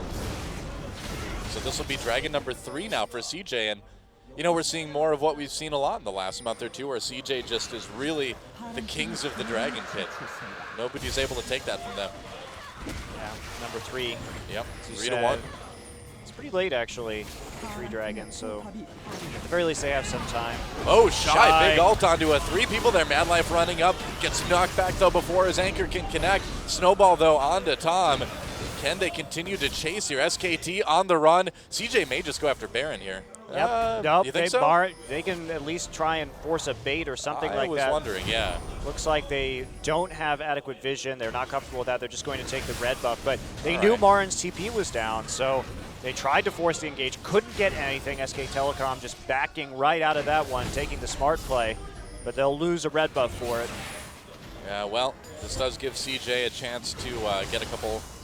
Well, I guess they're not going to get a couple wards up on the way out, but they can go back and clear wards around Baron if they'd like to. CJ really not overcommitting to much this game. Yeah, they're playing it out very safely. Very conservative.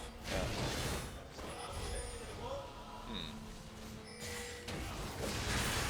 The one thing they did overcommit to was trying to siege that turret without Shy's TP up in the top side. But they actually came out of that ahead. Yeah, it ended up working out. Kind of a mistake leading to SK Telecom's mistake. Would have worked out really well if Shy hadn't gone too crazy trying to get that pentakill. Yeah, that's true, too. Yeah. Marin again, king of CJ's Gromp. Yeah. Well, CJ playing so conservatively right now that they might have a Fox News sponsorship after this game. Well, we'll see if they play Ahri. I think that'll seal the deal. It certainly could. So, vision control around Baron is against CJ's. Zhonya's now done for Coco. It's going to make him feel a lot more comfortable in the back line up against this Hecarim. And it looks like it will be. We'll see if it's going to be the Bloodthirster or the Blade. But you can see right now, Bang really not doing. No, I think you got to go with the Blade here. Oh, you got a nice crit there. Yeah, but still. Blade is good. Wow, Space nearly got in range for a position reverser, not opting to use it there.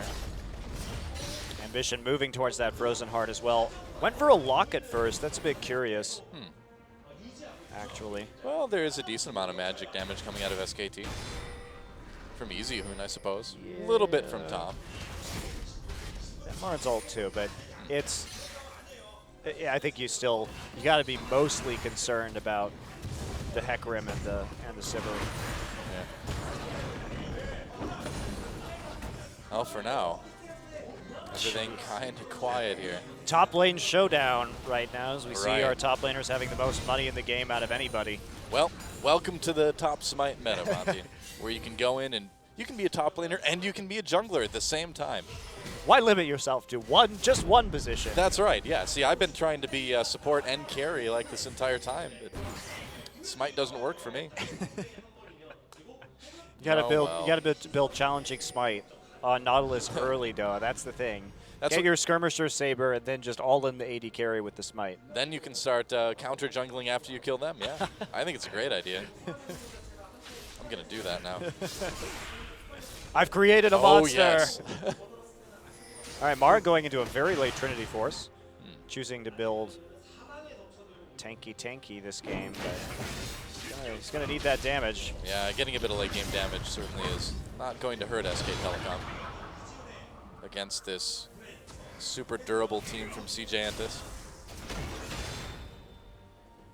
Yeah, I don't know if SKT can come back from this one, though. They'd have to catch somebody out because CJ, they're too damn tanky now. Yeah. This Sivir, I fear for Bang's life.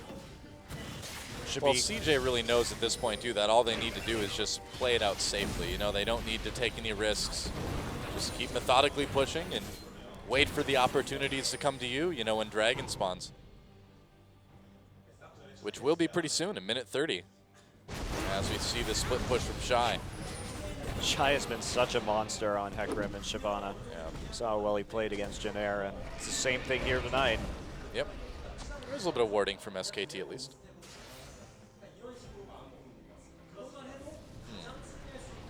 All right, so after all that action, now these teams are like, whoa, wait a second. We have to actually just dial it back a little bit. Martin, Wait here a he bit more comes. relaxed. Look out. Here comes the tiny amounts of damage on each player. Oh, Mad Life coming in though, trying to tip the scales perhaps. Or not. Well, all of CJ coming down to rotate into that bot lane. Space not there, pushing up the mid lane right now, so CJ can't quite fight it because Bang is going to get there a little bit quicker. Martin losing out of that trade really wasn't great. He does have a target ward in the river that he could try and teleport on if he wants to, but there's true. no Sivir. Well, he's going back to get home guard. He's got it now. He's gonna wait. They may try and fight this one right before the dragon. Yep, there's the teleport. Marin starting to come in behind, and if they can get this and get the dragon, that's exactly what SKT needs. Here we go, coming from behind right onto Coco. Coco ults Marin back into the team, though. He's safe for now. Shy trying to disrupt as well. Bang untouched as of yet. Space looking pretty good. Turning around onto EasyHoon right now. CJ, the siege continues from them, and they will get the turret. Space zoning out EasyHoon so well. Huge. Space was the hero of that fight. He prevented EasyHoon from getting anywhere close to doing AoE damage, even Yeah. though he popped that ghost early. Incredible choke control from Space during that team fight. Really, really well done. And that's going to get them a turret and a dragon and probably the game. It's dragon number 4, and now is the time when you're like, all right, it's going to be really difficult for SK Telecom to have a chance to bring this one back. Yeah, and you know, EasyHoon could have potentially flashed Oh, into that one. Here we go, a little bit of fighting going on again. Shy's right there. SK Telecom up, but CJ may be able to close in on the Marin. Running away, might have to ult over the wall to escape, and there's the ult getting knocked up by Mad Life. Ults over the wall again. Can they catch him? That's pretty tough. Shy going in, though. Bang, getting a lot of auto attacks in, but still not doing a ton of damage. On that tanky Shy, there's a flash snowball from Ambition. Really wants it. Gonna ult slow down Wolf. Wolf in big trouble. Getting very low. He will go down. Shy. Coco with a kill there as well. Shy just not allowing SKT to get away. Shy's back. He's found his home. This meta is for him. He is. The carry top is back. Tanky slash carry. Might not be Jax, but it's pretty good. Yeah, and as I was saying, that last team fight, at a certain point, maybe if you're EasyHoon, you actually try and flash into that one or flash the wall or something. Yeah. Because you can't just allow yourself to get totally zoned out of the fight by an Urgot. It's perfect for Urgot. He can only hit a single target, so he's maximizing his damage. Meanwhile, that Vlad is just hurting. Only having a little bit of armor, and with all that pen coming in from Space, who now has a GA on top of everything else. Probably Black Cleaver is the last item here. Bang did finally pick up the Blade of the Ruined King. It's too late. Even in that last fight, too, we can see that Bang was trying to deal damage to Shy, but Shy's damage return with the Thornmail was so huge that they were taking about even damage in terms of percent of their HP. Really, really hard for Bang to do anything at the moment. Yeah, well, Shyvana just eats 80 carries alive, too, at this point in the game. And Marin set him up in a situation with the last item, Trinity Force, where he has to farm up a lot before he gets that item, and he's got no power in between to buy those little items with a full inventory. You know, this is your pick for Coco, too, has been so smart, and he's been playing it so well in that he's been waiting with that ult. They know Marin's going to come into flank, and when he does, he just gets pushed out of the way. Yeah, and same with Easy. Oh, here we go. Several pop. They're going to try to go in space. Position reverser actually switches with Marin to get him back in position. Mad Life goes back in on the Bang. Shy comes in, doesn't hit anyone with his ult, but he's still a huge threat. Marin going to get taken out in the back lines, and now CJ can begin to chase. Here we go. Azir coming up as well. Ambition can't flash snowball anyone this time, but they can turn on Baron. And right there, too, the Banshee's Veil actually blocked the Gragas ultimate, so they couldn't eliminate Shy from that fight. And Marin got caught into the back line after going in. It was kind of a desperation engage, I think, for SKT. Well, Space was so ready for him. Marin tried to come from behind, and Space is like, no, let me put you back with your team here. Let me switch this. Very good reaction on the Rodot ult from Space. CJ has some damage onto them from dealing with this Baron. SK Telecom, this is their last chance. They have to do something here, or the game is pretty much over. Baron low, Tom, he's got Smite. He's in position to try to steal this one. Comes in, doesn't quite get it. Gets caught immediately with that position reverser. Goodbye, Tom. Meanwhile, Shy diving all the way in the back lines of SKT. Easyhoon was in mid lane. He wasn't even going to be a part of that anyway. They were able just to get Easyhoon and Marin out of every single one of these fights. Bang died in that fight too, apparently. Coco's Emperor's Divides have been quite good. Yep. And CJ will barrel through to the first win in this series. Well, divide and conquer indeed from CJ. They did a great job of making sure that SK Telecom never really got any synergy out of their compositions. And here we go, Tom and Bang still down for 20 seconds, and with the turrets dying that fast, I don't think there's anything they can do to stop him. Marin coming in, Ambition just ulting to keep people away. There's some knockups. Marin coming through. Mad Life takes a lot of damage from the turret. He may go down, but Easyhoon's solo life anyway. That turret's still up though, and CJ is actually going to get forced back for the moment. Oh, but the minions, will the Janna shield be enough? No, not quite. And that Nexus turret still goes down. Marin harassing CJ as they back away. So it's not over quite yet, but you can't imagine there's going to be a lot that's going to stop CJ after they come back from this empowered recall. Yes, one final purchase should be enough. Looks like Coco wants a Luden's Echo. Who doesn't? As his final item. That needlessly large rod. And yeah, this should be pretty over in favor of CJ Antis. We'll see if SK Telecom is going to sub in FLICKR for the second game of this series. Doesn't Luden's build out of Blasting Wand in 5.7? Did they make that change? I believe I was just looking at that today, yeah. Now I'm like doubting myself, but we'll see. Oh, Marin getting poked so hard for Coco. Trying to go in. Monty's looking it up. Quickest research skills at the casting desk as CJ pushes ahead down the mid lane. They changed it in Twisted Tree Line. Oh, okay, all right, I misled that. I don't think they're going to build a 120 AP item out of a Blasting Wand. No, it was down to 100. But that's again, also Twisted for Tree Line. Twisted Tree Line. Oh well. There go my hopes of getting it easier on support. Well, CJ deciding to push up the mid line now. And SK Telecom, really not much they can do about that. There goes the second inhibitor. And CJ just going to be able to methodically push this one to a victory here in game number 1. And it's a best of 5, so we got a lot of games to go yet. SKT coming in, going on to Coco. Marin over the top. There's ult position reversal used immediately. Wolf actually takes out Coco. Space still able to do a lot of damage. There goes the Nexus.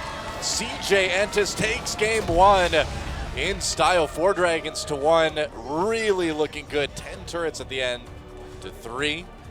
Yeah, very commanding win from CJ. Yep. He showed how hard Very they good. can push those advantages again. A little slower than the Jin Air games, a little more cautious this time around. Against a stronger opponent, though, too. Yeah, that is true. Shy coming up big with some of those fights. A little bit sloppy from both sides in that first game, but SK Telecom, especially Tom, I mean, you got to know when to use that Gragas ult just to push people off towers and buy time for the rest of your team to get there, get it for the wave clear.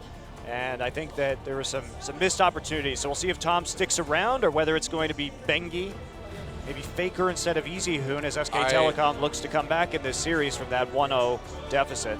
Yeah, I don't think you play games here. I think you bring in Bengi, you bring in FLICKR, see what you can do. That's right, Shy though. Great performance on that Shyvana again. He was very dominant against Trace in their last series. No kidding. Well, what a start to this best of 5. CJ taking that first game and continuing to look better than they've looked as an organization in like 2 years. Last time they were in a finals was the Champion Spring 2013 finals. Can they get back 2 years later? Yeah. They're off to a pretty good start, I'd say. It's been a long time since this organization has been in a finals or been on top of the scene here in Korea. Sure has, yeah. Coco Zazir is pretty awesome to watch, though. A little bit slow start to that game, but once CJ got rolling, they didn't give SK Telecom very much breathing room. Yeah. Constantly putting pressure with the Azir, with the Shyvana, and see if they can keep it up in game number 2. We'll be back.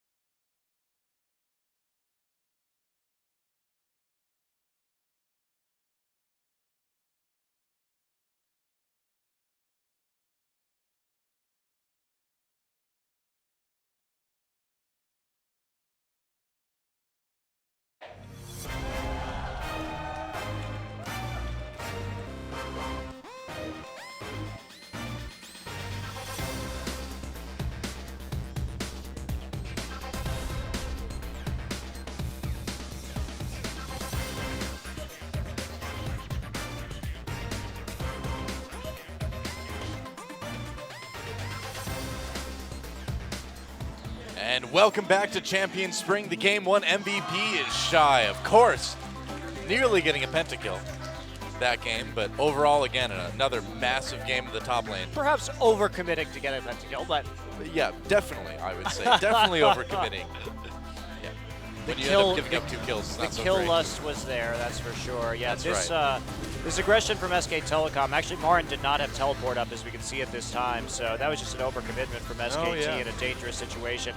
SKT, you know, Marin's been very good with teleport so far this season, but a bit of an off game from him. Of course, he can't really help if his teammates decide to go in on something like that. It's they have to listen to him. Tom right here gets seriously caught out. Bang's position reversers on Urgot were They all were very good. extremely good. They were very good. That is Yeah. true. Like, And if you want a Shy guide here. on how to use that ability, watch that game. Shy finding a lot of opportunities with that ultimate as well. Yep. Hitting 2, 3, 4 people sometimes. Dragon's Descent. Even exhausted, it does not matter. And here comes Marin. Watch him just immediately get it with the position reverser. Yep, nullifies all of the damage coming in from the charge. They had such a beautiful answer to Hecarim between Azir and Urgot as I well. agree with you. The comp really worked out well for them. They had the right targets to call right there. Even Marin, who has been very good at these flank engages, couldn't make it work due to the Urgot. And then Shy showing up, no TP, but SKT sticks around a bit too long, puts them in a dangerous position for that Dragon's Descent. Shy. Speaking of sticking around too long. Yeah, it gets a little silly right here. The Quadra is good, but now you go back. You're like, all right. You just kind of like wave as you go by, like, yeah, I killed your other 4 teammates. But no, he had to stay. He had to try to get the penta. Oh well, they still won anyway, so it didn't matter. And there's Marin getting a game on that Hecarim, but not getting the win. The world #1 esports team. It says team on there too. Yes. So what do you like, that one or We Will Feel Your Victory, the KT one? I like that one a little bit more. How about Fly Better Fly, the Jin Air motto? With so many good mottos in Korea, yeah. Well, I think we have a change going in. Who's that? Why, it's FLICKR. That's right, in the mid lane. Where else would he be? Tom's going to stick around, though, for Game 2, in spite of not playing particularly well on Gragas in Game 1. I was not very impressed. I am a little bit surprised about that, too. He wasn't able to really, bring what I would think Tom would bring in terms of an advantage against Ambition. So especially when we talk about his ult usage. We look at his Sejuani play, and it's been so spot on, but his explosive casts were not doing much of anything that game at all. Right. So we'll see if he can pick it up a bit in game number 2, but having FLICKR in the mid lane may help out a little bit. Just thinking, FLICKR's pretty good. Well, Easy Hoon, I think, has been the better Vlad player between the two of them, but he just couldn't get in the team fights that game at all, thanks to the disengage from CJ Entis and the nice zoning, especially in that last fight on the tier 2 turret and bottom lane, where he completely zoned him out of the fight. Space zoned him out with Urgot. Very nice Urgot play. I think Space really showed off some very, very good Urgot skill in that game. Wow, if CJ can go up 2-0, that's going to be pretty amazing. But you know what? Ambition said that this was SKT S plus FLICKR, but we will see if when FLICKR's in, it's actually more like SKTK, because SK Telecom K constantly lost the first game and then came back and won the series. Nearly every time. Yeah, that definitely was a pattern that we saw with that team. Yeah. Lose the first 1 or 2, come back, win the series in the end, 4 or 5 games. So yeah, they don't really have to worry about that first game, I don't think. They tried a couple of things. Well, of course, this competition, I think we're to see Urgot banned in the second game. Didn't really get the Rek'Sai ban. It will be SKT on blue side. Well, let's find out. It's time. Picks and bans for game number 2. SKT versus CJ. There's that Shyvana ban against Shy right off the bat. Do you ban the Hecarim, though, as well? Because you start to dig yourself in a bit of a hole right here where maybe you first pick the Hecarim, but if you give the Hecarim up, Shy will happily take that in the first round of the draft. Azir. An Azir ban against Coco. I mean, again, Coco did play really well, and they are kind of eliminating things that make the Hecarim hard to play, so maybe they are planning on first picking it. I don't know. I'd be surprised. I don't think. Coco played pretty well, but I don't know if that's exactly ban worthy. You have to be concerned about the Urgot. There's a possibility that Kalista and Urgot are both left up in this game, in which case, where do you go? Now it's the LeBlanc ban. You can't give it to FLICKR. It seems like this Azir ban is just kind of a, we didn't plan on playing against this sort of thing. We just don't want to deal with it. kind of ban, you know? Yeah, they dealt with it well when the GE Tigers played it in back-to-back games. Kuro in their last match of the season, and SK Telecom was able to win both of those. So I'm not sure about that ban in particular here. The decision has come down from Coma. I would ban the Azir. I would ban Urgot. They're going to ban Callista. Okay, so they don't want to first pick it. They want to first pick Hecarim or Urgot most likely, and they're going to get one of them.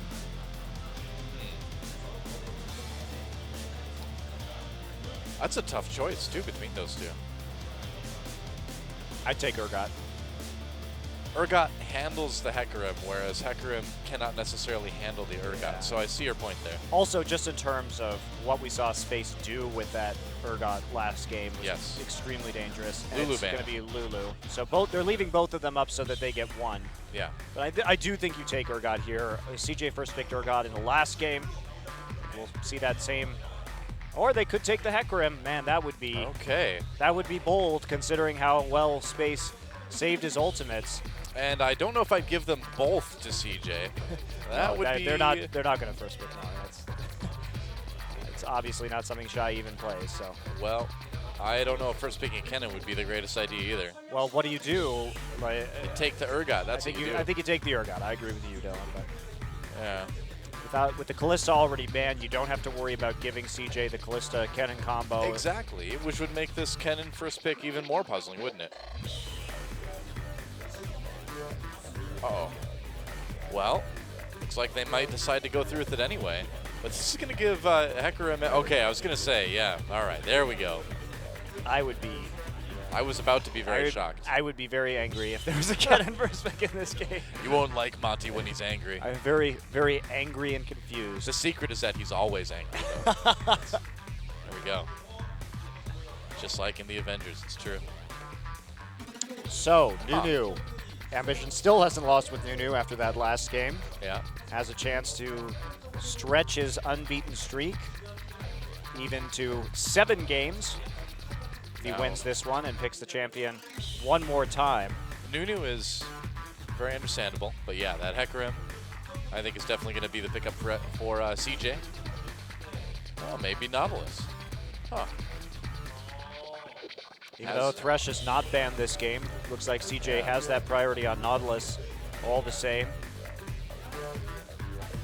So we see they will go ahead and lock that in. Yep. Nautilus locked in for Mad Life, I would imagine. It's interesting because Wolf really hasn't been playing a lot of Nautilus. That's that hasn't been a priority for SK Telecom. But So you're not showing a whole lot with the Nautilus either. So do you take the Nunu away? Looks like they will. I think you have to. I think you really want to make sure that you get the Nunu and that Ambition has to go onto something that he at least has lost games with. Now, I would imagine that CJ is going to try to save this mid pick for last, right?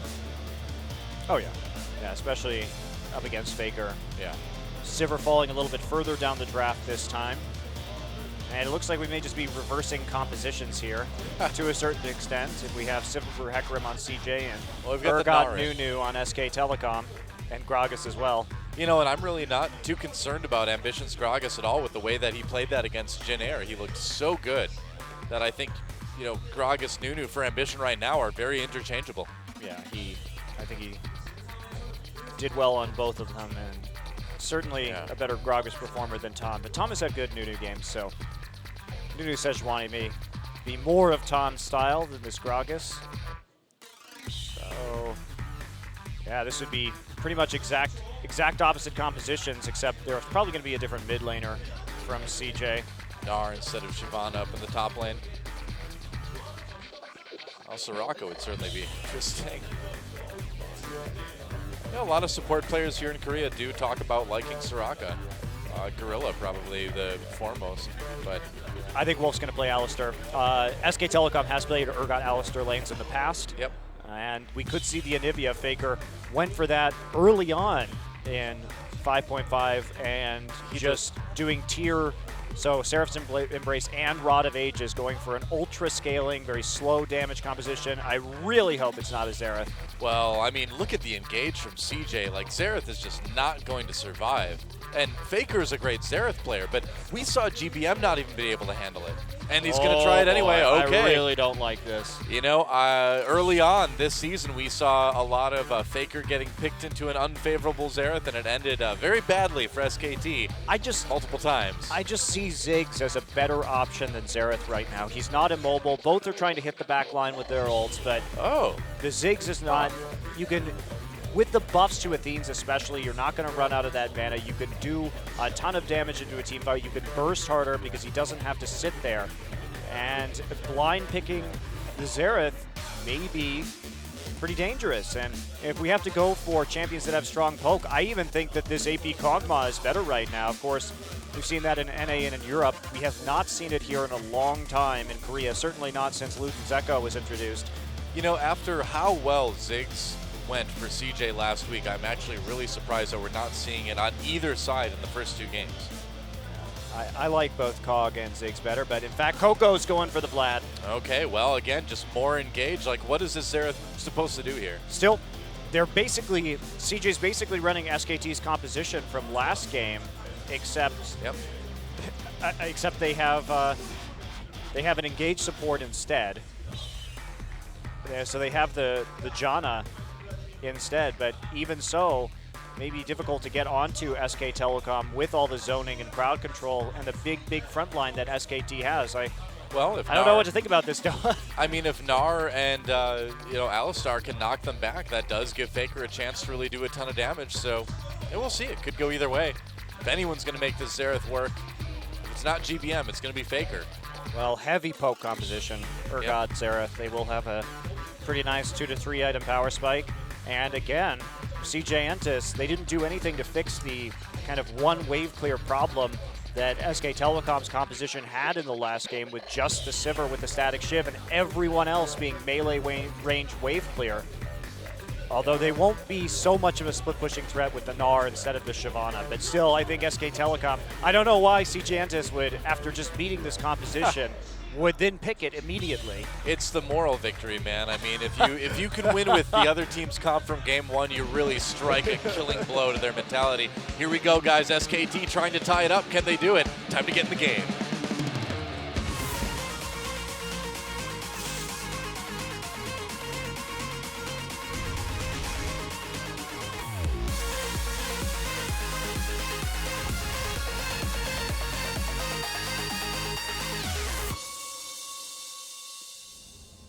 And it's time, SK Telecom versus CJ Entus. I'm also having horrible flashbacks of earlier this season when SKT would blind pick the Xerath with FLICKR, and it just never really worked. Yeah. Also, EasyHoon's the better Xerath player on this team. Yeah. Well, I mean, it would be kind of poetic, wouldn't it, in that the problems that SKT had that plagued them for the better part of the first half of the season came back to end it for them in the very end. It'd be a bit of a tragic tale, but it makes sort of a sad amount of sense, wouldn't it? Xerath has been so impotent since Cinderhulk was released. Yeah. He's been tried a lot by teams like Jin and it just hasn't been able to win games. Even when GBM was 5-0-2 on Xerath by the time the mid-game rolled around, he wasn't able to do enough. And if you're looking for that consistent damage, I say go with the Cog, go with the Ziggs. Don't go with the Xerath. I like Ziggs way more. Now, it's also true that FLICKR was never a great Ziggs player.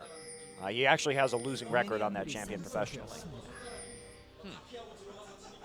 Which is really mind-blowing to think about. Yeah, there aren't that many champions that FLICKR has a losing record on professionally, and that is one of them. Yeah. Well, FLICKR will need to be at his most fakiest. He's going to need to be FLICKR. Do that. Maybe they can work. So, Space and Mad Life. The other thing, too, is that we've seen SK Telecom come back from being 2 games down many times in high-pressure situations, too. So even if that happens, historically, as an SKT fan, you shouldn't really be terribly worried about that. Problem with that is that the only player who did that was FLICKR. Well, Bengi was part of it, too, if they put him back in. It's true. 2 out of 5, I guess. Marin watched a lot of those games. So no jungle start here. They gave the Gromp over to Ambition. So they're shy, 40% win rate on Hecarim. Now that's deceptive because actually he's been very good on Hecarim. It's just his team wasn't very good when he was playing with Hecarim. They were in a bit of a Lately, slump. it's been much better. Yes. Yeah. Like if we look at the win rate from the last few weeks, I think it's going to be a very different story. Now, CJ, I think, is going to have a real hard time getting in to the enemy with this Vlad, though. You have that position reverser like we saw. If Bang can match what Space was doing with that ult against Hecarim and against the Vladimir like we saw in the last game, as well as Wolf being able to punt this Vladimir right out of team fights, punt the Hecarim out as well. Right. I think they have the tools necessary to replicate a similar team fight performance to what we saw from CJ in the last match. I don't know. I don't know about this. Well, time will tell. Ambition going for a red steal early. Yeah, already moving into the enemy jungle and taking some camps. So, Tom, I think this is smart by CJ. Just continue to pressure this guy's early jungle pathing. Yeah, Tom actually stole red on the other side too. So both junglers using their lane pressure advantage to the fullest. And of course, the FLICKR will be able to bully out this Vlad earlier. That is a very good reason for picking up the Xerath. It's very safe to bully the Vlad. Bang is a bit low. There's a flash slow. Bang flashes as well. Stun onto Wolf. Actually, Mad Life going back in. Nice pulverize from Wolf, though. TP. People getting low. Teleport coming down. Ambition in a lot of trouble. Summoner he'll use. And here comes Marin. Can he get the kill? No, not quite. Takes a lot of damage. Shy had teleported earlier to get back to lane. He wasn't able to go down, but he's going to get a little bit of time by himself in the top lane. And Marin flashed for that as well. Yeah, he did. Couldn't quite secure the kill, so CJ Antis able to delay enough to keep Ambition alive. Tom is just going to go ahead and solo the dragon, knowing that his jungling counterpart had the recall. Good timing right there. Great boomerang blade from Space as well to delay Marin's recall even farther and just guarantee that dragon. He's going to lose about a wave of XP right there. Space really can't do much about this. Well, he's going to try. Tom taking some damage. Wolf coming in as well. Space could be getting himself a bit trapped here. Oh, actually, yep. Tom gets the dragon. Space backing away. And Mad Life. This is getting really dicey. Tom actually has to crazy. flash over the wall. Space is trapped, though. Wow, if Space gets double buffs, it would have been huge. Heal But here use. comes FLICKR. First blood, meanwhile, goes to Ambition. FLICKR going after Space. He's got to back off, though. He has no mana. Nope. And he missed his E. So Tom got really low in the course of all of that as well, too. Meanwhile, Ambition killed Wolf. Looks like Tom may not have had his consume off cooldown because he waited a really long time to use the smite. And they did force Space over the wall, but couldn't actually complete the kill. We didn't get to see where Wolf went down, really. Well, in the end, SKT does get that first dragon. CJ gets first blood. Another little attempt on to Bang there. But he'll be safe for now. Let's take a look at what happened to Wolf up here. Ambition comes. Okay, pretty simple. He was. Everyone else was on the opposite side of the dragon pit by that point, trying to chase down Space. Yeah, just poorly positioned He was there. well. He was there because he was trying to prevent Tom from using his flash to get out of the pit. He was trying to zone so that Tom could walk out. Unfortunately, that turned out to be a pretty poor decision because Tom should have just committed to flashing earlier and just gone ahead and used that ability over the wall, and that way Wolf could have been down more close to Tribrush. Yeah, they got a little bit greedy about that summoner, I think. Getting those assists onto Coco in Space is certainly nice early on for CJ. Although a nice little CS lead for Bang out of all that. Well, that said, CJ's still up in gold by about 500 early on, which is pretty nice. Just the first blood gold, really. Yeah, that's about it. Not a little bit in the top lane. But not a lot otherwise. So, action-packed start, but things should be calming down a little bit more now. Marin with the longsword. It's like we may see a little bit more of an offensive build here. Do you think it'd be just like Hex Drinker into something a bit more tanky then? Could be Brutalizer. Oh. Oh yeah, I suppose against Hecarim you wouldn't really need the Hex Drinker. I don't know. We'll see what he decides to do. Could be Hex Drinker, but could be just a Brutalizer into tank build as well. We've seen that popular among Gnar players previously. True enough. Now we've seen the frozen mallet too a couple times recently as well, haven't we? Yeah, a lot in China too. They Yeah. really like that frozen mallet start. I'm not so wild about it because I think that, yes, it's great for lane bullying, but it doesn't give you very many options in terms of team fighting until you get two, basically like 3 core items actually. So I think it's not worth it because you give up too much team fight presence early on in the game.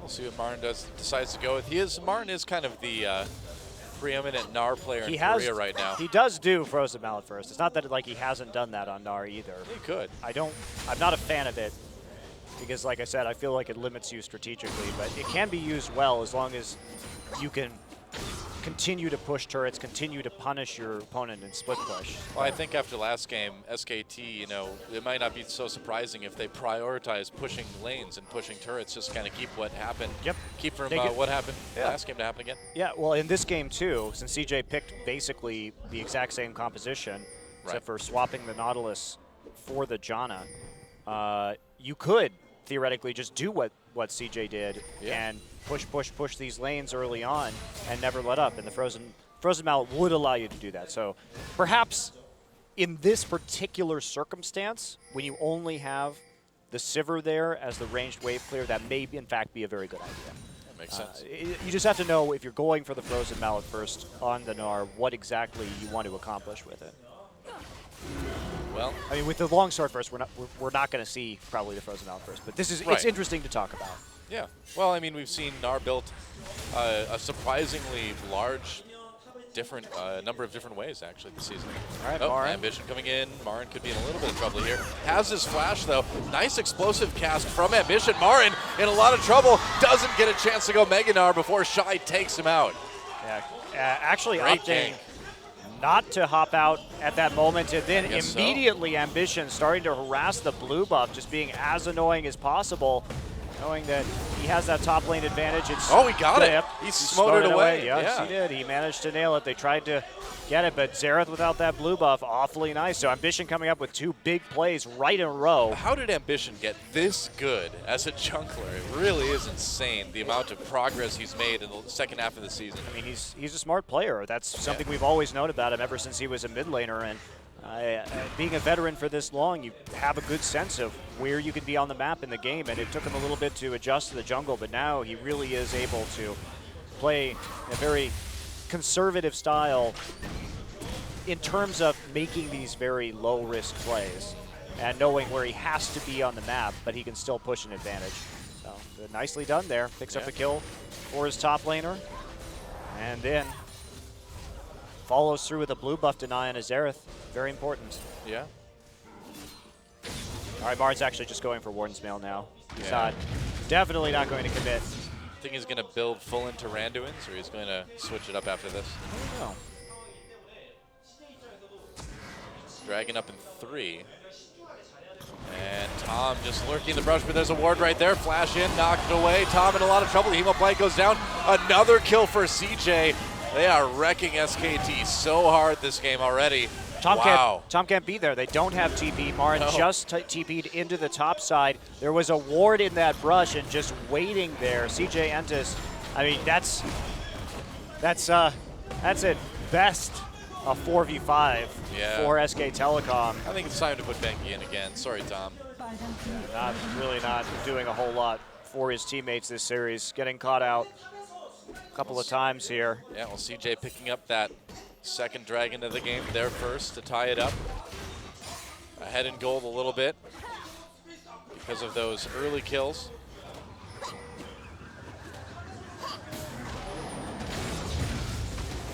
And CJ actually going to have continuously a little bit more of a teleport advantage for a while too. Yeah. Oh, in onto Wolf. Wolf with the immediate pulverize though. And yeah, with banging that shield, you're just not going to be able to 2v2 this, I think, right now. Tom going after Snow Crab. Yep. You smite, make sure Ambition can't get that one up. Marin continues to want to play aggressively. Looks like he will be going for the Giant's Belt next.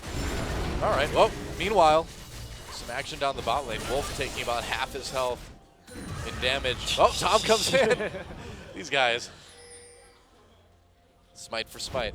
It has been really fun to watch Tom and Ambition in terms of counter jungling each other in this series. That's been something that Tom actually has been pretty on top of. But I mean, Ambition really matching him on that front, though. As soon as Tom kind of tightens up his play, he is going to be, I think, one of the better junglers in Korea.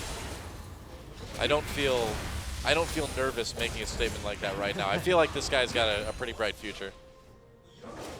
Yeah, you can really see the difference, though, in terms of veteran status between Ambition and Tom. Yeah, Tom's got a ways to go for sure. Good start, but a ways to go. Marin getting a little bit of farm in the top lane. Blood Boil Faker. Well, that's the thing that SKT's composition lacks, is that real Blood Boil synergy this game.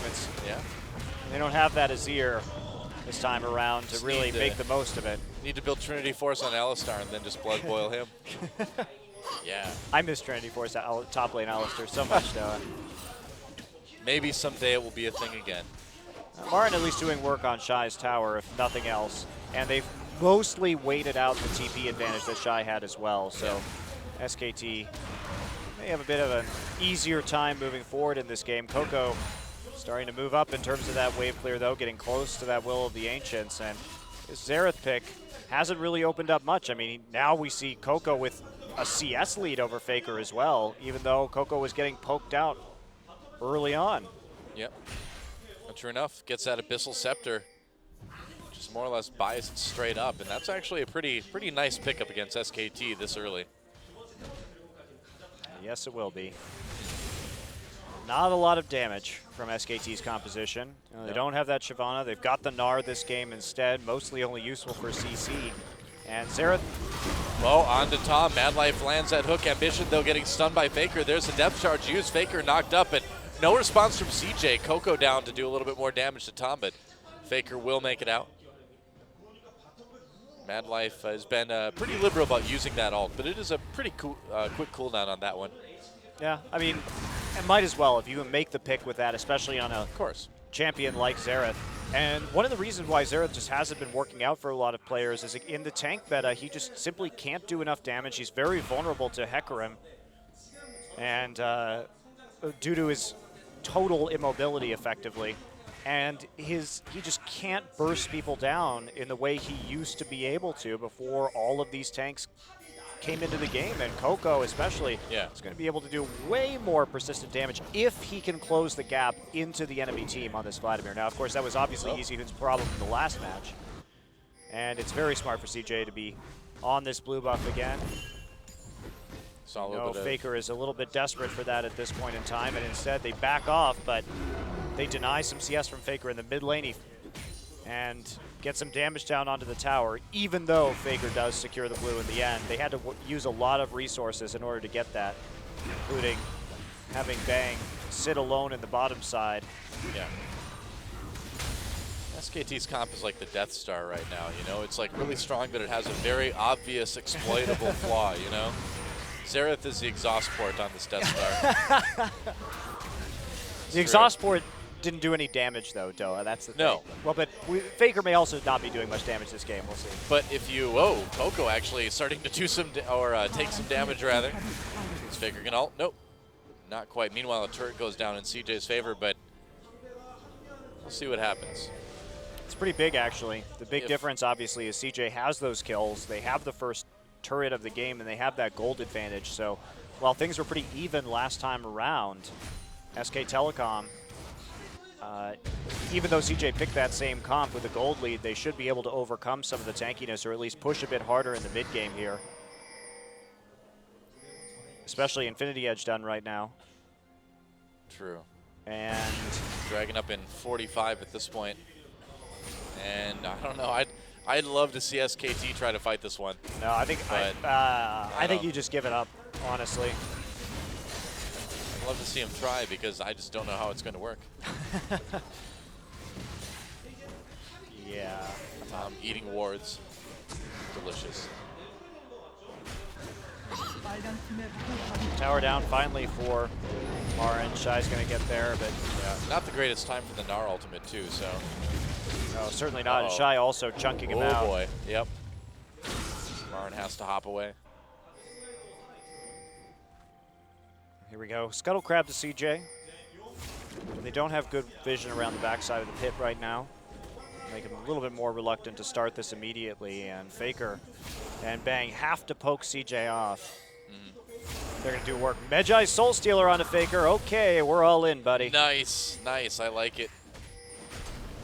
That's so dangerous. I like the confidence, you know? Against a Gragas who can knock you in, and then you give the Yeah. follow-up. Oh, man. double knock-up. Ambition coming back in for a stun. There's the explosive cast used. Here comes a teleport from CJ. They grab Wolf yet again. Tom trying to just disrupt things, but he's going to get killed. Oh, boy, there's another kill for Ambition. And SKT already pushed back. FLICKR doing some damage, but not a ton. No TP from Marin. Not really, no. Marin's still way up there, and SKT, they have to let this one go, right? Marin is. Okay. Yep, they're going to try. They're going to try a 4v5. Dragon a bit low. Well, CJ's going to grab the Dragon. They're going to go on to Bang right away. There's the knockup. Bang a little bit low. Wolf push back in. He's going to get taken out. Marin with a huge Gnar ultimate. Can they do anything about this? Oh no, a double kill for Coco. And there goes FLICKR. FLICKR manages to get the kill on Ambition. And meanwhile, Marin gets into the back lines trying to get a kill onto Shy, but it's not going to work. Nice grab from Madlife, and Shy picks up yet another one. And that was a 4-for-1 and a Dragon in favor of CJ. And a triple kill for Coco as well as he got into the back line. SKT, they didn't want to port while Marin didn't have the Gnar ult up. It looked like coming in there. And then, as soon as they did, of course, it was already a 4v5. FLICKR out of mana at this point as well, so limited amount as to what he can actually do in this fight. And look at Coco, gets the angle, great flash from space over the wall to target the very vulnerable Xerath. And all of his peel was gone at that point. Marin had already used his ult, so Marin gets taken down in the end. Oof. SKT, their TP usage has not been anywhere near as on point tonight as CJ Entis's. Certainly. Well, and again, I mean, we saw just about how useful that Xerath is in a team fight. Yeah, he got a kill onto Ambition, but overall, he didn't do a whole lot. You know, I mean, he wasn't able to follow up on that big ultimate from Marin. He had no mana. Yeah, and he had no backup, really, too. I mean, they chose to take that 5v4. It was just simply a very bad decision. I mean, also, the entire first half of the season, they were very heavily criticizing Pickman, and for good reason, and for reasons like we're seeing right here tonight. I'm a little bit surprised to see it come back in such a crucial match when it's been gone for so long, but trying to set something up here. Marin is going to be quite small in just a moment. It's a 2v3, though. Even with Wolf there, yeah, he's zoned out. I don't know. I don't think that this is going to turn into anything for SKT. No, it's a pretty large lead now for CJ, and that's what they need. Well, CJ's winning this one harder than they were winning game number 1 at this point.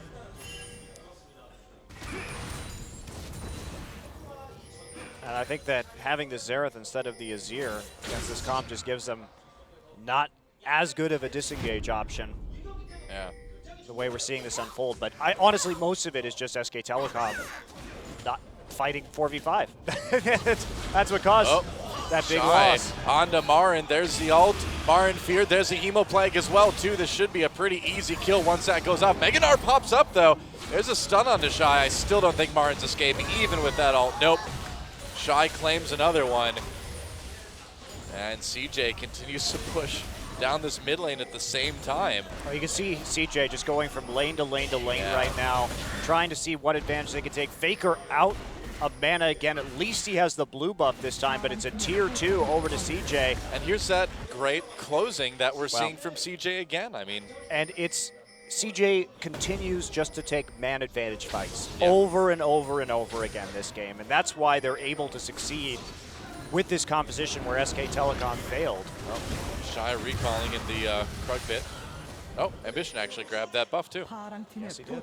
Wow, Tom has really not been able to tower down as well. Tower, wow. They committed to trying to fight right there at the red buff and got punished for it by a tower. SK Telecom just not playing objectives very well tonight, surprisingly. Yeah, I know. This is, well, it's disappointing. This is such a different SK Telecom than we've seen. This, I mean, SKT came into this undefeated, right, in the second half of the season. So where is that team, and who are these guys now? And I think a lot of it, you know, is in picks and bans. The old problems have apparently decided to show up again here in game number 2. I don't think we've seen a single Xerath win since Cinderhulk was released. I don't think we're going to see a Xerath win unless it's a bit of a fluke. Yeah, not with this level of deficit in the game either. Yeah. It's really looking like SKT is going to find themselves in that classic 0-2 position in a best of 5, and we have seen them come back and win those in the past, but they're really going to need to make some changes.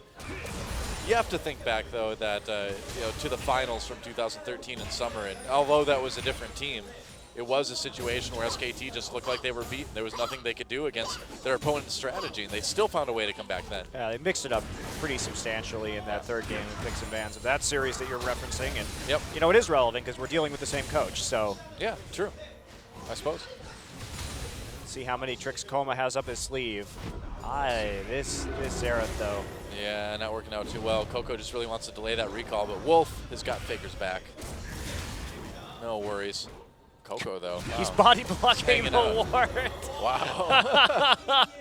What a jerk. Why not, man? Why not? He's got that sustain, and of course Nunu not going to do much damage with autos. So hey, another turret up in the top lane. Yeah, Shy is just continuing to be the most dominant top laner in Korea right now. I think you ban. It's questionable too. Their bans. You look at the Shyvana ban. You're like, the well, Azir ban. Oh, here we go. Action down there. Huge pulverized. CJ trying to follow it up. They've got such a lead though. Wolf very, very low. FLICKR firing from the outside, but already chunked down. They managed to push CJ back. Shy not using his teleport there.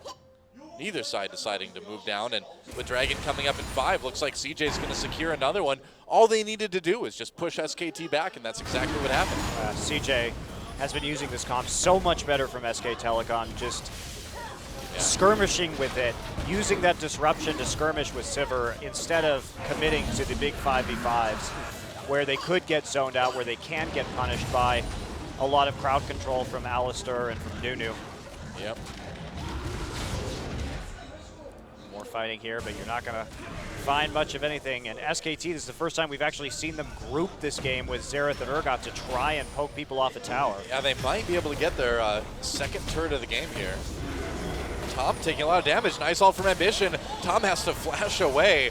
Oh boy, Coco nearly getting blown up there. He might when he comes out. Tom's still low. Shy coming down with the teleport up the top. Yep, and Space gets the first kill out of that fight. Here we go. Here comes Shy over the top onto FLICKR, onto Bang. They're going to try to take out Marin as well too. Shy having to back off. Whoa, Mad Life coming in with that Q. He's going to take a lot of damage. Marin suddenly Mega Gnar here too, trying to block the disengage. Tom comes out, and Coco coming in from behind, and FLICKR might be in a little bit of trouble. Marin's going to go down in the back lines, and look at this. Coco in Space all over FLICKR. It is over there. In the meanwhile, Marin trying to just fight off Shy.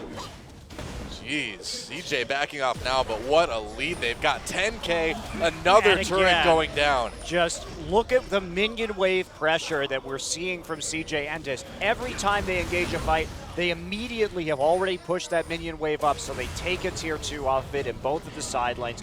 Very well played by CJ Entis, and FLICKR really struggling. That Medjai is getting worth less and less in terms of gold value. As we check this one out, they can't kill Coco. It was a nice try. W straight into Zhonya's. They really committed a lot of resources to that, and instead they just get totally baited out. Wolf goes down instantly in that fight, and then they just try and get the hell out of there. Shy doing a little disruption, holding off Marin, blowing yet another flash, and FLICKR just not really doing any damage right here. As Coco. Marin trying to just save FLICKR and keep everyone occupied, but Coco and Space are not fooled. Yep, the heal comes in for that extra speed boost. FLICKR has no more tools, and it's going to be a Baron attempt. It's Baron time for CJ. Why not? You're 9K gold up. Yeah, seriously. SK Telecom. Easy Baron. Trying to threaten, but Coco's zoning really well. Here comes Wolf. Can he do anything? Sivir ult pop. They're going to go in. Shy. Xerath trying to make something happen, but no. Ambition manages to take it. FLICKR not able to really chunk anyone down effectively with the Xerath ultimate. And now, empowered recall. And CJ in a prime position to take game 2 in style. 12,000 gold ahead now. Coco doing great this game. Yeah, no kidding. We've seen his Vlad before, and he has been, I think, the best Vlad player we've seen in Korea knows the limits of the champions really well. And Vlad, Coco plays Vlad a little bit differently than a lot of the Vlad players do as well. He really likes to tower dive. We've seen him tower dive people 1v1 and get kills. Oh, he's pretty darn aggressive with this champion. Whereas a lot of players want to, like we saw EasyWho in that last game, want to try and get in for the big AoE damage in 5v5s. How has Coco been playing it? Nope, this game it's been split pushing and tower diving in conjunction with Space the entire time. And look at this, it's going to get CJ another turret in the mid lane, maybe even the top lane as well too. Putting that Baron buff to work. And we have not seen such a total demolition of SK Telecom for the entire second half of the season. This is pretty impressive from CJ. They really came in tonight. And where do you go with your SKT? They show that they can use this comp that SKT failed to wield properly. Yeah, they need a new plan. And they're going to go in onto Marin. Marin going Meganar, but going to get taken out very quickly anyway. There's going to be an inhibitor. Exhaust onto Coco as he goes farther back into the SK Telecom base. And the first inhibitor of the game will fall in top lane. Meanwhile, mid lane turret taken out. What does SKT do? There's the Sivir ultimate pop. Space and the rest of CJ, they want to fight this one. Tom backing away. Bang and Wolf trying to do something, but there goes another inhibitor. They grab Bang. Here comes Shy over the top. A little bit of a fear. They catch Tom. Tom goes down. And CJ is ready to close this one out. Man. It's not going to be long now. No, it won't be. That's for sure. And CJ, this will be their 11th consecutive win. We're actually getting into the territory of CJ Blaze from Champion Spring back in 2013, where they had that big 13-game win streak going into the finals. Yeah. They did lose those finals, but it was very surprising that they did. They did, indeed. And that was Blaze as well, too. Okay, here we go. The final fight. Wolf getting a nice knock up here. Marin trying to make something happen. He is going to be Meganar soon. SKT up. This might be an opportunity here. Marin so low already, though. There goes inhibitor number 3. And Marin's going to get taken out. Goodbye, Space. Whoa, Space not getting the kill quite yet. Methodical, though. Take down every last inhibitor. Yep. Then you can make your final push into the base. Look how much money they have. Holy cow. Yeah. Wow. Well, what do you say? I mean, CJ has just been so good lately. But and the thing is that they're so much better every match we've seen them. Yeah. They just, every time they face a stronger opponent, they've increased in power that much, you know? Yeah, I feel like something's going on with the comms of SK Telecom, though, in this series, because it just, Marin has not been very well coordinated with the rest of the team. Well, you wonder how much of a role Bengi plays in that, and the lack of him might be hurting here. Space comes in with that Sivir ultimate. Nice grab onto Wolf from Mad Life. That's going to be an easy kill. And CJ, they're looking like they're ready to end this one. Big Gnar ultimate, but it only gets CJ closer to killing everybody. Position reversal used by Bang. There goes Tom. Bang trying to poke, but who are you going to kill? Oh, goodbye. Ambition takes him out.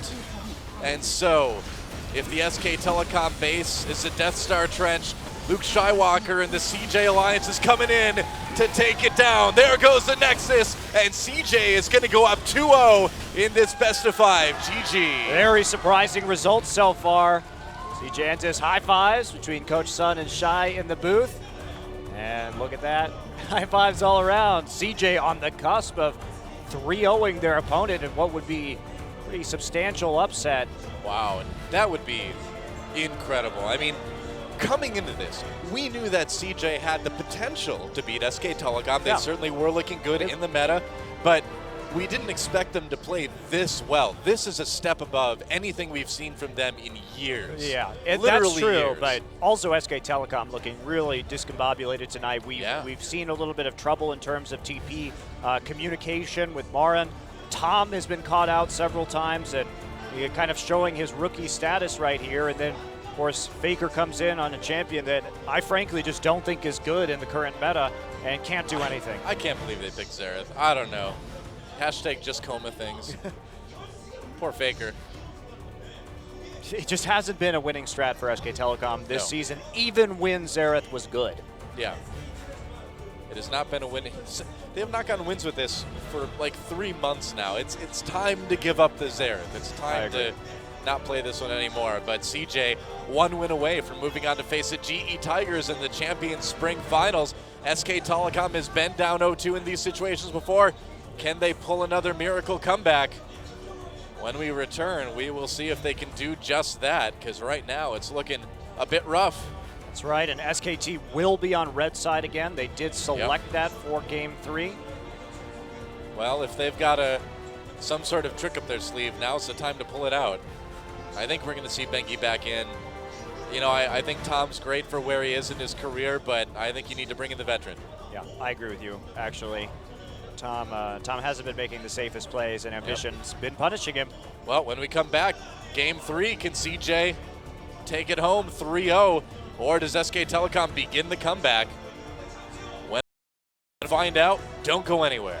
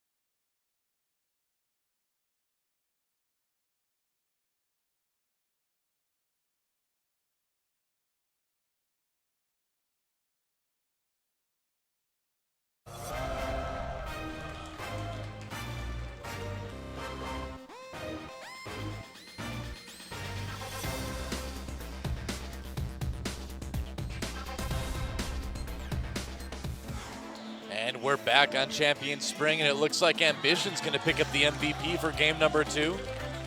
Another stellar jungle performance for him on that Gragas. Gragas and Nunu, Ambition's kind of weapons of choice these days, and they've been working well. Yeah, they tried to take away his Nunu, which has been his undefeated champion in the jungle. Didn't work out. He works his way up to 100 MVP points here in the playoffs. Yeah, I should mention we have a regular season MVP and a playoff MVP now, so. And Ambition immediately going for this blue buff, as we see right now, taking that away from FLICKR early. Yeah. Right after getting the kill onto Marin in top side and then catching Tom out here. He had that vision, much better explosive cast use. And look at this, CJ playing this comp out, just trying to break people up and pick them off in these 5v4s, playing it in a very different way than we saw SKT attempt this same composition in game 1. And that's Xerath really doing nothing. Shy. Tom was just so massively outplayed this game. Yes. Yes, he was. In both games. Yep.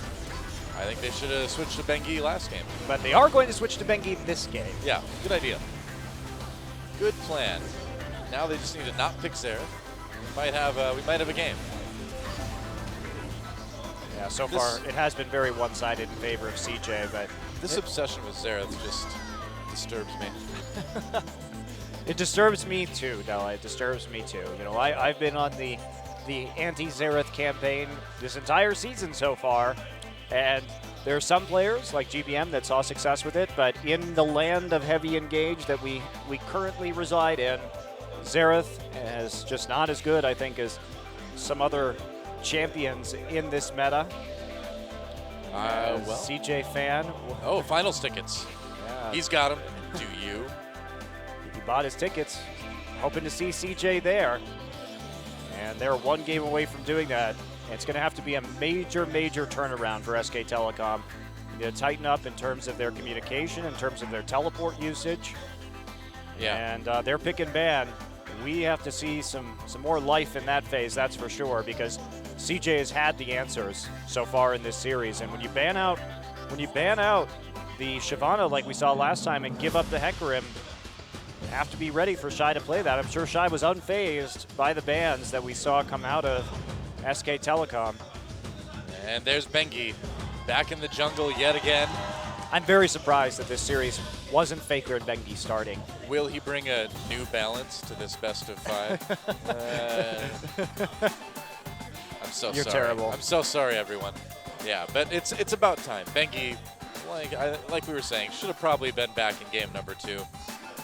You know, he and Tom have similar styles, similar champion pools, but Bengi has that veteran experience. Bengi's a world champion. He's won many seasons of champions here in Korea. I mean, this is the guy you want to have in your jungle when your season is on the line, you know? Especially because he thrives in this tank meta. And yeah, definitely. He's always been a fantastic Nunu player. His Sejuani, he missed some ults. Wasn't the greatest, but I think on Gragas or Nunu, he can probably do okay.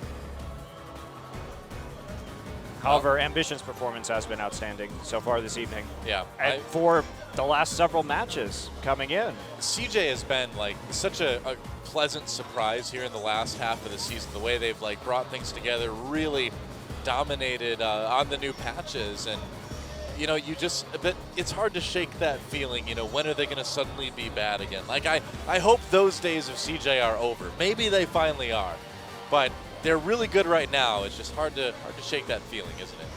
It is, but at the very least, they're good on patch 5.7. True. And if they can carry that momentum forward, it'll be 5.7 for MSI. FLICKR didn't look too worried there. He's like, oh, no worries, guys. I've been here tons of times. It's fine. Why do you think I picked Xerath last game? It's because I like being down 0-2.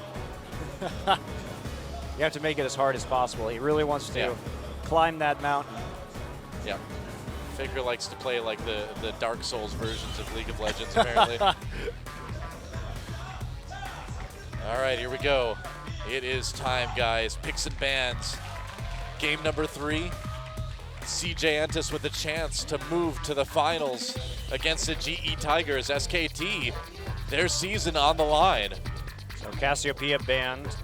once again from CJ. They've taken it out every game so far this season, and it will be the Shyvana. Again, banned against Shy. Wow. And LeBlanc taken away against FLICKR. CJ not wanting to first pick that one. So we could see the Lulu ban as third and repeat the bans for CJ from last game. I'm just still surprised that we're seeing that Shyvana banned. I mean, is it really that much of a threat in terms of first pick potential? No, you probably, whoever's on red side is probably going to get it. But leaving the Urgot up again with how well Space played into the Hecarim could be dangerous. Same ban so far. Yeah. Shyvana is here as last time. Oh, Coco's going to be perfectly happy playing Vlad too, unless FLICKR takes it. Okay. Lista banned once again. So Urgot or Hecarim, which one is CJ going to get? You know, I mean, either way, they've been Not so good. either way. Yeah, I mean, SKT wanted this side so they could get 2 picks. They're going to give Shy that Hecarim.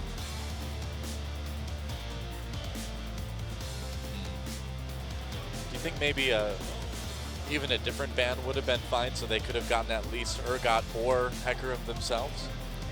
I think that you know CJ is going to first pick Urgot just like they did in game 1, and even if you get the Hecarim, I wouldn't bank on Space not having those great ults again because he really seemed on top of dealing with the home guard flanks.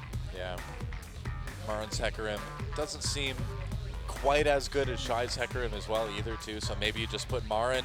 I mean, do you just put him on a Maokai at this point? Put him on Rumble. Yeah, Rumble possibly. too. We know he's a great Rumble player. Rumble still certainly pickable in this meta. It does leave you with a timing window problem though. You go to late game with the Rumble against the Hecarim, you're probably not going to have a good time if you're on even gold. You know, another thing we haven't really talked about is how much of a priority is Sivir right now for both of these two teams. Well, how early can you pick it? SKT wanted to deny it last time. Maokai has been Marin's best champion this season. Yeah, by far. That is true. So they could go back to that and take away the Lulu at the same time, but this would mean FLICKR on Lulu, more than likely. And we did see them win. SK Telecom did beat the GE Tigers with FLICKR on Lulu. It's certainly possible. That was kind of a takeaway at that point as well, too. I really don't think you need to prioritize the Lulu at this point in time. Shy is the main Lulu player on CJ Entus. And so without the Lulu in his hands, I don't think you take it. So they're going to grab the Rek'Sai instead. Okay. No. Oh, wow. Really? Well, we don't know where this Lulu is going, too. It is a bit of a flex pick. They don't have to take the Maokai here. I'm just surprised they took the Lulu. This will be the first time we see Rek'Sai tonight. Banned in game 1, if you open but untaken in game 2. I suppose if you don't take the Maokai, at least there's a bit of a question as to where the Lulu is going anyway.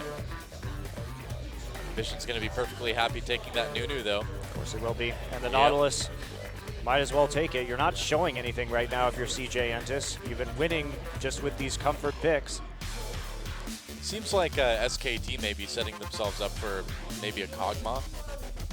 Possibly, but you're not going to have the Nunu for the Juggermaw here. Juggermaw's still an option. You're going to be giving CJ the Sivir too, so I don't know. It seems just so scary. Yeah, Juggermaw possibility, but see what champion. They're going to run their speed comp with the mid Lulu again. They did win against GE. However, it must be said, this is a very dangerous comp to run because it relies on the fact that you make picks with speed boosts from Lulu and Sivir. They were able to punish GE before they could effectively group up at Dragons, but you have to be really on top of your game. You have to be there first, and you have to hope that CJ doesn't group all at the same time so you can take 5v4s. You know, I do like, though, that SKT is switching things up, you know? They knew they needed to make it a change strategically, and they're doing it. Wow, really fast Jinx lock in for CJ. And what's that final pick going to be? They have a huge tank line for the Jinx. They do. But we are, now he knows most likely he's going to be playing into a Lulu mid lane, so he pretty much has a lot of options. Would Vlad still be okay? He's hovering over the Anivia for now. Great with this composition. Okay. Rise, perhaps? I like the Anivia here just so you can zone even better for Jinx. And obviously you'll scale up very nicely with that pick as well. All right, CJ mulling over their final pick. They've got a couple seconds left to decide. Will we see our first Rise here in Korea in quite a while?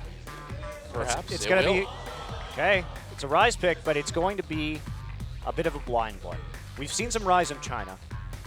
There is a possibility that you could take an Orianna here and try and punish it really hard and swap that Lulu into the support position. Yeah, you could. Hovering over Thresh for now. The Rise is good, though, because when everybody's charging at you, you will be able to slow them down with the Rune Prism, so it will be Thresh. They're going for picks. So this is a pick comp coming out of SK Telecom. They have to take fights and get a lead early when they're 5v4 and really blitz down the enemy, because if CJ, obviously, they have a lot of scaling. Rise, Hecarim, Jinx. A 5v5 in the late game will not be easily won by SK Telecom unless they're up 5, 6K gold. Yeah. They need to be an item up, is really what it boils down to. And that's a tall order. Now, I was skeptical of this composition when they played against GE, and they made it work. So we know they can do it against top-tier teams, but with the way CJ's playing right now, I'm not sure I would gamble on a narrow timing window like this. I'm not sure I would. Well, SK Telecom is going to gamble not just the game, but their entire season on this composition. Jeez. Risky. Brave stuff. It did look great when they pulled it off, though. When they pulled it off previously. I like the boldness. But It will is it pay bold. off? It is bold, though. It is bold. Well, FLICKR's made a career out of it. It's worked out so far. Will it work out here in game number 3? SK Telecom, it is do or die time. They win here, or Champion Spring is done for FLICKR and the rest of SK Telecom. CJ, though, with a chance to make it back to their first finals in a couple of years. And can they do it? Time for game number 3. Let's do it.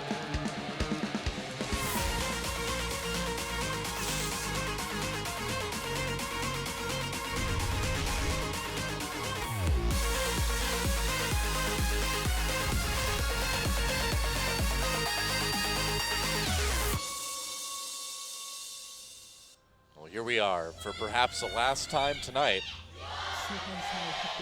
The fans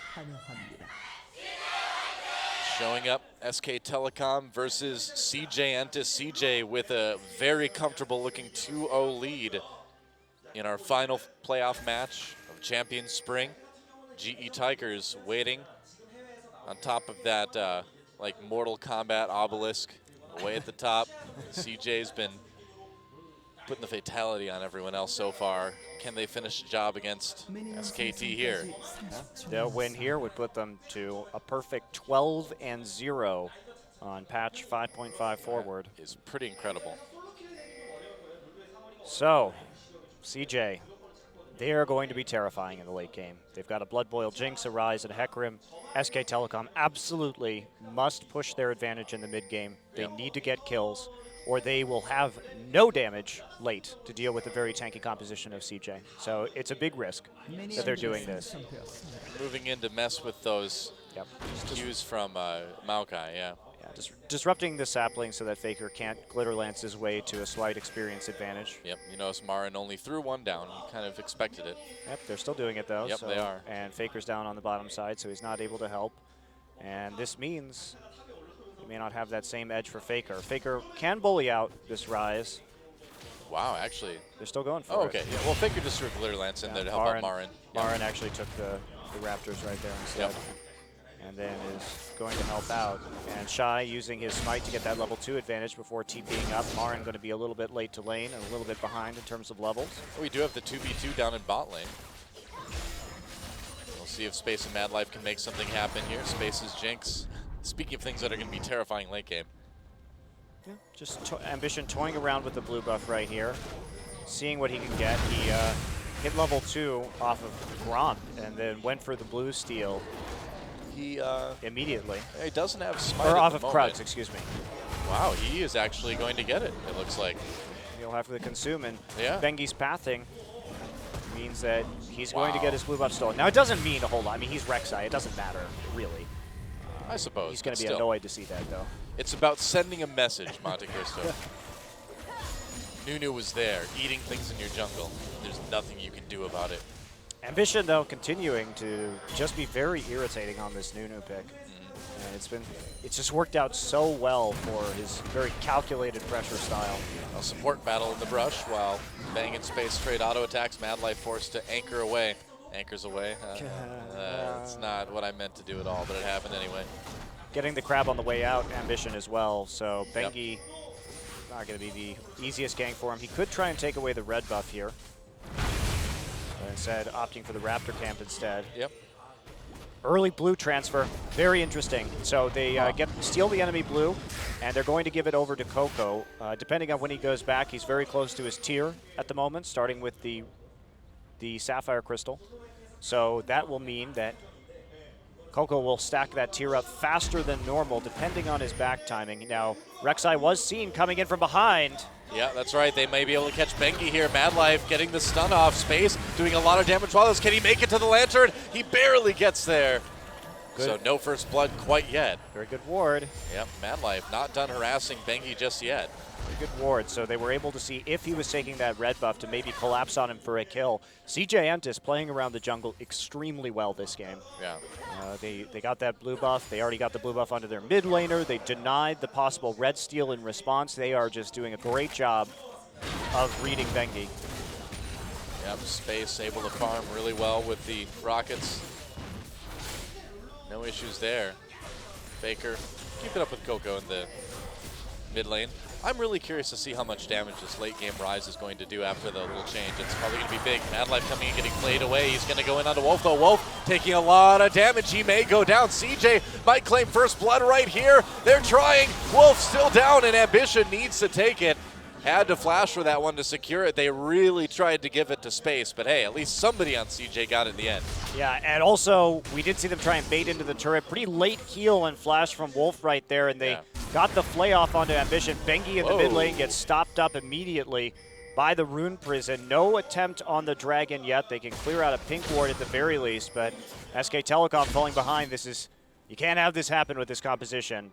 No, you can't. But it's starting to. FLICKR went back for an early second Doran's ring. Just Marin in not a great position right now. No, he very nearly got collapsed on. Meanwhile, speaking of collapsing, Coco in mid lane. Nice flash knockup. Coco in a lot of trouble.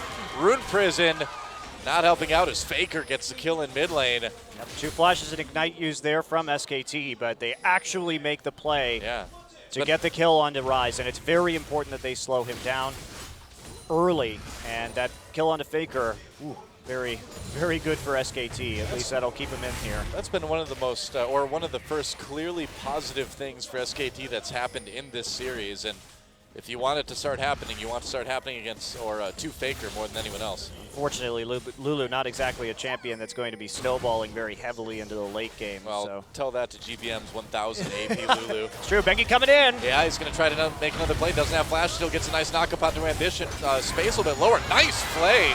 And Wolf helps him pick up a kill. Mad Life still in trouble, got clipped with that death sentence on his way out. Bengi making the plays this game, getting the ganks, using that early Rek'Sai pressure, and going after the immobile champions here in this game, knowing that Space had already burned his flash. He gets Coco's flash and kills him, kills Space. Now it's going well. Bengi making the smart decisions, going into the lanes with some of that crowd control, and this is where they needed to be. So a little bit of a disaster early on, and the kill. Getting the first blood going on to getting killed, actually, Wolf. Whoa, that was almost a sentence. Way to go, English major. Nailed it. Nailed it. It was perfect. Wow, well, I mean, I think you're seeing what a difference Bengi is making already for SK Telecom. It's really just that I have attained such a mastery of the English language that now I can just go and make up sentences. I'm going to become the Joyce of casting. Eventually, it's just going to be like Portrait of the Artist as a Young Man. You're not going to understand anything that's happening. You're going to bring like the Dada art movement to the English language. It's going to be. It's all part of my master plan to turn League of Legends casting into some sort of performance art. It's like I'm in a purple room with a penguin on a vacuum cleaner. I guess it must be art. Okay. Whatever you say. Thanks a lot, Marcel Duchamp. Jerk. Don't get me started. Oh boy. Well, on that note, I really think they should have brought Bengi in game 2. What do you say? Yeah, I think they should have had him in game 1. Yeah. While Tom has been playing well, putting a rookie in this kind of high-pressure situation carries some risk. And Seriously, yeah. Well, I mean, this has been the season for questionable roster choices right from the beginning, huh? For a lot of teams here. At the end of the day, we can question their choices, but all Koma has to do is shrug and say, hey, at least I'm not Najin. Well, Coco going for the very slow build here. Tier into Rod. Yeah, Marin forced to TP into the top side, so TP advantage right now for Shy. We'll see if he uses it to get back into lane. Well, I think especially with how things have been going so far, CJ just really committing to that ultra late game, you know? Yep, they certainly are. Makes a lot of sense. So Dragon, there has to be some sort of Dragon attempt soon, though, one would imagine. If SK Telecom is going to snowball this, if they want to force a fight, but it'll be difficult without the TP, and Shy opting not to use it to get back into top, sacrificing a few CS, and here comes Becky. Oh, yeah. All right, SKT. What is this? Someone other than CJ getting the first Dragon. This is interesting. Well, I guess SKT did last game too, but still. Yeah, Tom soloed it. Bit of a turnaround. Nunu not getting the first Dragon. That's the surprising thing. There you go. Using, wow, big cheer from the SK Telecom side. Well, yeah, this is the Fans best. Getting pumped up. This is the most they've had to be excited about all night. I can't blame them. Still, you're not worried if you're CJ. Giving that up while the lanes are pressed. You just want to sort of last this out. SK Telecom pretty much has to get the Dragons to force fights as we move towards Dragons 3 and 4. It's all about the late game. All about the patience. Yep. I just noticed that Maokai is yet another champion in League of Legends that suffers from a severe underbite. They really need some dentists in Runeterra. It's the latest trend in League of Legends. Severe underbites. I mean, look at Rek'Sai, Maokai. Orthodontic fashion. Yep. Even Sivir looks like she's rocking a bit of the underbite in that portrait. Gnar really the worst case, though. Yeah, no kidding. He's got it rough. Nunu a little bit too, maybe. Hashtag SMore. Okay. Well, Wolf at 6 first. So they continue to push this in. Slight CS advantages across the board from SKT. And should be pretty much just farming here for the next few minutes. SKT not going to want to make a play. Wolf standing out a ward, so not being quite as tricky, but they have pushed lanes. Here we go, Ambition coming in. Yep, snowball onto Faker, but Faker having no issues whimsying his way out of there. Besides, Spanky was close behind anyway. Just trying to clear that wave a little bit with the Rise ultimate. And the tower's getting chipped slowly and steadily in 3 lanes by SK Telecom, though. Yeah, wow, Marin really putting the hurt onto Shy in the top lane. Bengi looking for a bit of harassment right here. He's got the ward for the vision. He does indeed, coming up, and he'll smite it away. Ambition turns with the snowball, but Bengi should be able to just get out easily. Yep, there we go. Standing at it out of spite, as he recalls. He's like, well, fine. You're never going to use this tunnel again. Bengi doing much, much better than Tom. Having, of course, playing Rek'Sai as well, you will have more gank opportunities in the early game. I thought you were just going to say a better game. You know, playing Rek'Sai, you will just have a better game. But yeah, I think SKT has given themselves a shot here. But again, it's all about the late game. CJ is going to be extremely strong, and SKT is going to need to push this lead a lot more before they can get comfortable. Yeah, but they're starting to pull out with that lead. The creep score leads are getting bigger for SKT, especially in the mid lane. Yep. But CJ actually doesn't have that much damage on their mid and bot turrets, in spite of the fact that they have been pushed up for a lot of this game so far. So some good defense here. And Marin's TP will be back up. Shy still not TPing up into the top side, losing a few more creeps. Another wave will go down to that turret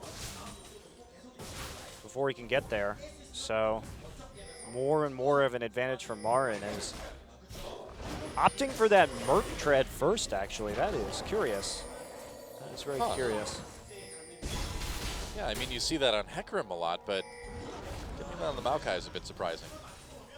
Maybe he's concerned about team fighting early right here and wants that tenacity to deal with the AP, the tenacity for the Rise and the Nunu. Nice damage there.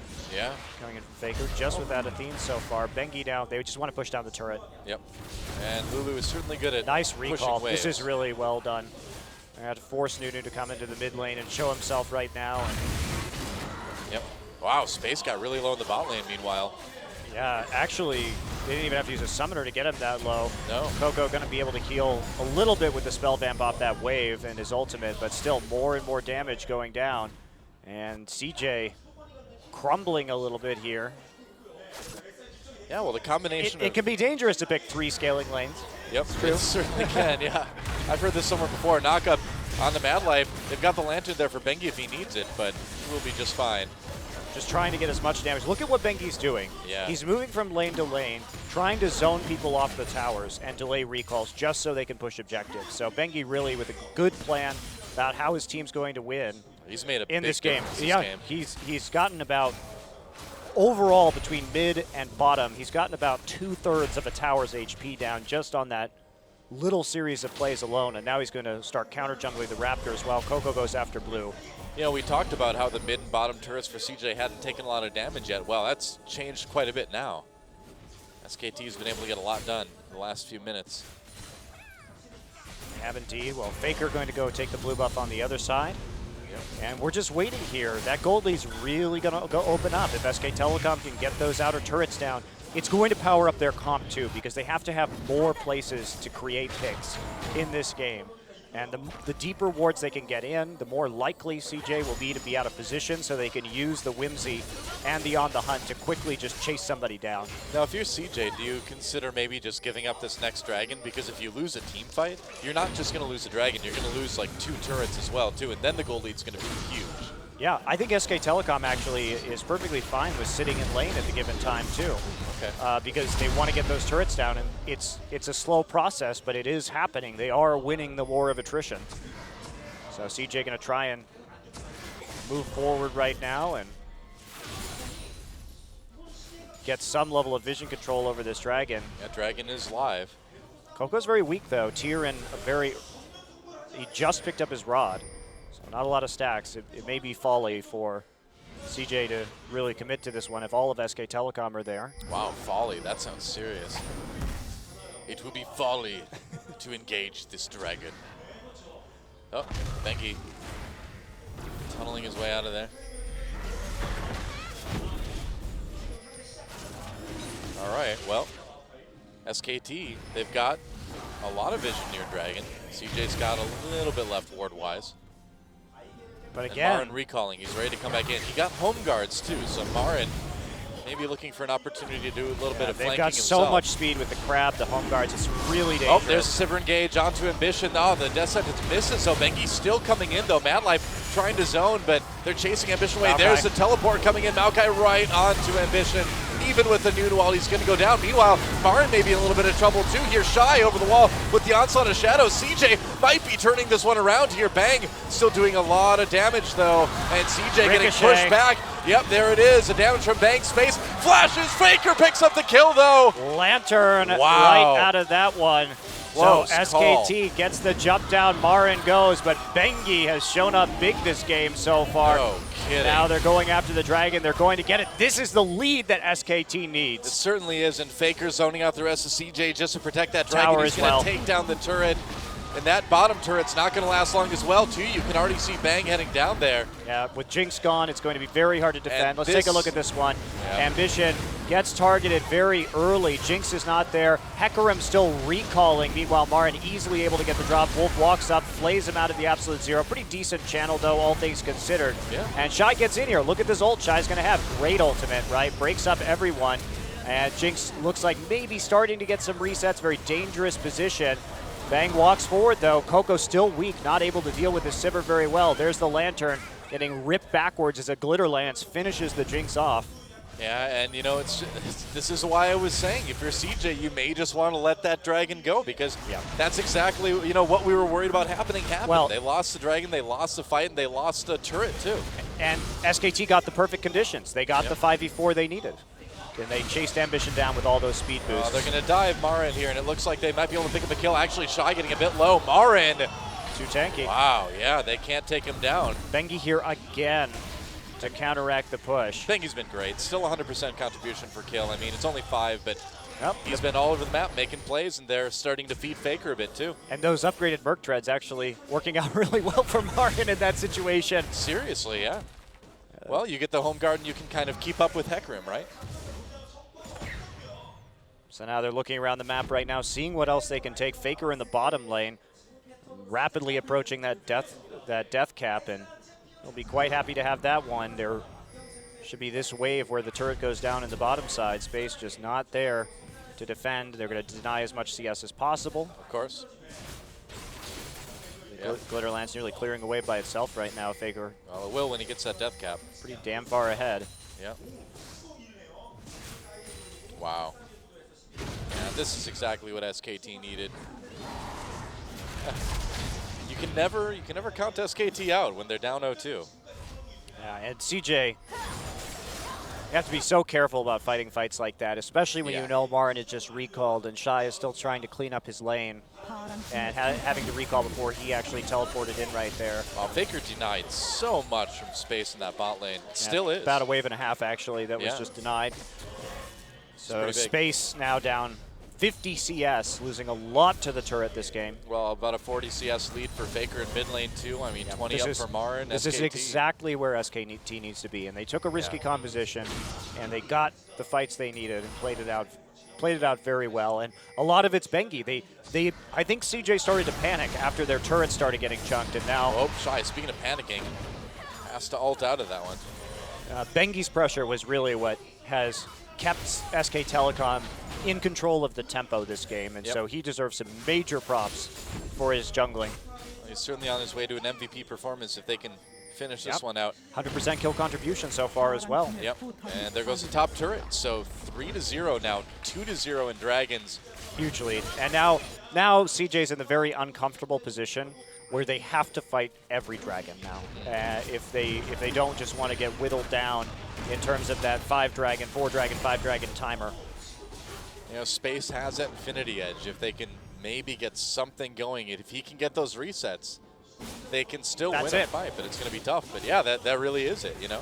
That's it. That's what they've got to have. And Coco's got a long time before he'll be able to put out enough damage to really be a big threat. Also, he has no armor against this Sivir that is quite fed at this point in time.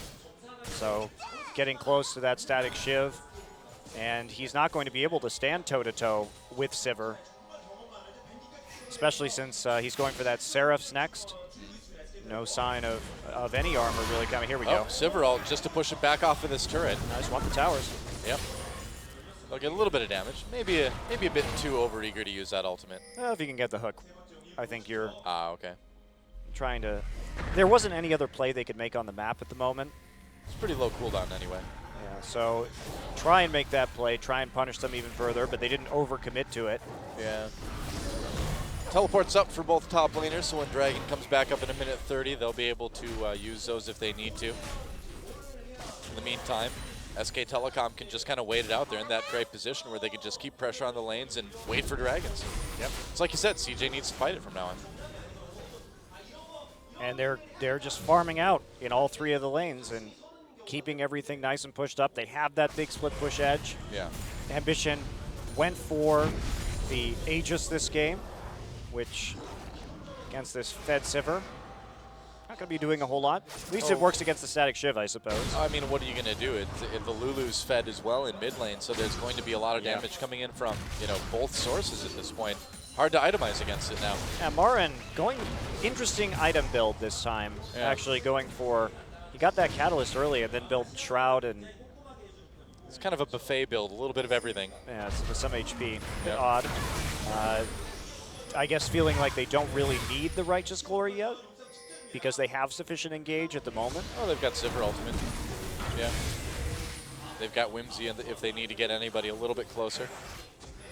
They've got flanking from Rek'Sai and from the teleport, so I suppose it can wait. Whoa, Bengi gets grabbed though with that anchor. He could be in a bit of trouble here. Trying to get out. Can he tunnel his way away? Wolf Death Sentence on the Mad Life. Wow, meanwhile, Space gets blown up. Gotta see a replay of that one later. Here comes a teleport for Marin. Ambition escapes back into the river, but Mad Life taken down by FLICKR. Goodbye, Nice Ambition. hook. What a grab from Wolf. He flashed for that one, too. Meanwhile, Marin on Coco underneath the turret. FLICKR comes in with the wild growth onto Marin for the knockup and another kill for SKT. Man, this one's pretty over. And that's what the power of this composition in the mid game, right? Yeah.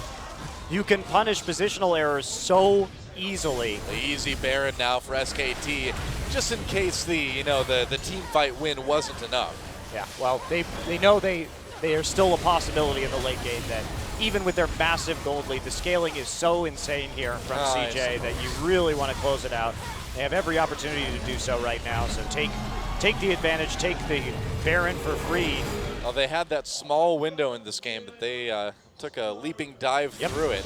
Played it out really well. Yep. So Bengi, they're like, aha, we've got Bengi. Space is shooting rockets from the pit right now. But here comes Space, and there's the Boomerang Blade, and just the absolute destruction with the Chilling Smite added on top there by Bengi. That's a fast tree. Yeah, and you have to be in position against this composition, otherwise everyone will be there in a split second to ruin your day. There's a flash hook for Wolf as well, too. Yeah, and then there's the Wild Growth keeping Coco locked up, and FLICKR keeping Marin healthy. Dancing between the turrets, Dragon number 3 for SK Telecom, all but having this game locked up. Well, I am glad we didn't get a 3-0 tonight, though. That would have been boring. Yeah, me too. And SK Telecom, I mean, it's why we kept saying it. You know, they've been down on 2. Uh-oh, here we go. They hid in the bush. They're going to try to make something happen, but the lead is so high. Shy just has no tankiness. Bang is doing way too much damage right now. Oh, yeah. That was a good attempt. What else are you going to do at this point to get back into the game? True enough. Unfortunately, it didn't work. Marin gets Rune Prison during his righteous glory, so he's not going to be able to do much of anything. And now they're just pushing forward, methodically taking down these tier 2s. Ping's on the blue buff right now. Well, now CJ knows how it feels. Yeah, and SK Telecom, it was very surprising the way things went in the first 2 games with how they, really manhandled the GP Tigers in their last match. But it looks like things might be where SKT wants them to be now. I admire their boldness with this composition. They really know how to play it. We have to give them credit for that. Even though they took a risk here, CJ did pick for pretty late game champions, and so they took some bad fights in the mid game that probably they should have given up at that Dragon. Very true. Well, grab on the Bengi. Bengi pretty low health. Nice wild growth. Even alive. Oh, and the death sentence onto Ambition. Just being a bit annoying here, FLICKR. Will not be worried by that Rune Prison. Teleport comes in for Shy. CJ trying to find a way to turn this one around, but Bengi may be able to come in from behind Bang here. is doing way too much damage. He's got the shields too. He's got the Whimsy and the Lantern. He's able just to weave in and out. Marin, in the meantime, was constantly threatening that flank from the backside. This is the Sivernot. Here we go. Void Rush. Wow. Bengi healing right back up and getting in. Another turret down. We do see the sheen for FLICKR, so they're really committed just to pushing turrets. Yep. And they're doing a pretty good job of it. 6 down already. To 0. To 0. Yep. The only thing that CJ has gotten this game are 2 kills. Bengi definitely deserves MVP this game. Yep.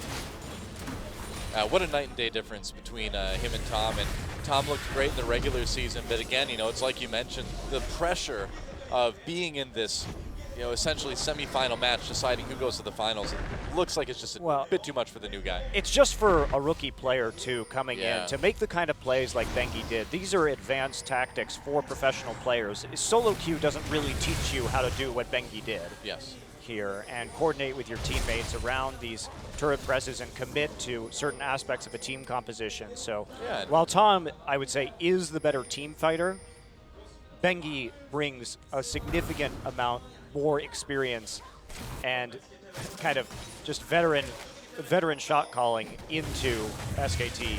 I mean, this guy's got a lot of championships, so what else do you want to say, There's a reason for that. He always does kind of get the, kind of the short end of the stick as far as popularity on SKT goes, but he's always been, there doing his job well. He's a role player on SK Telecom, that's for sure. And he's had his ups and downs over the years, and definitely looked shaky at times this season. But this is his meta. The tank meta is made for Bengi. Well, in his role play, he has always been lawful good alignment, just doing everything he can for his team. That's true. Paladin for sure.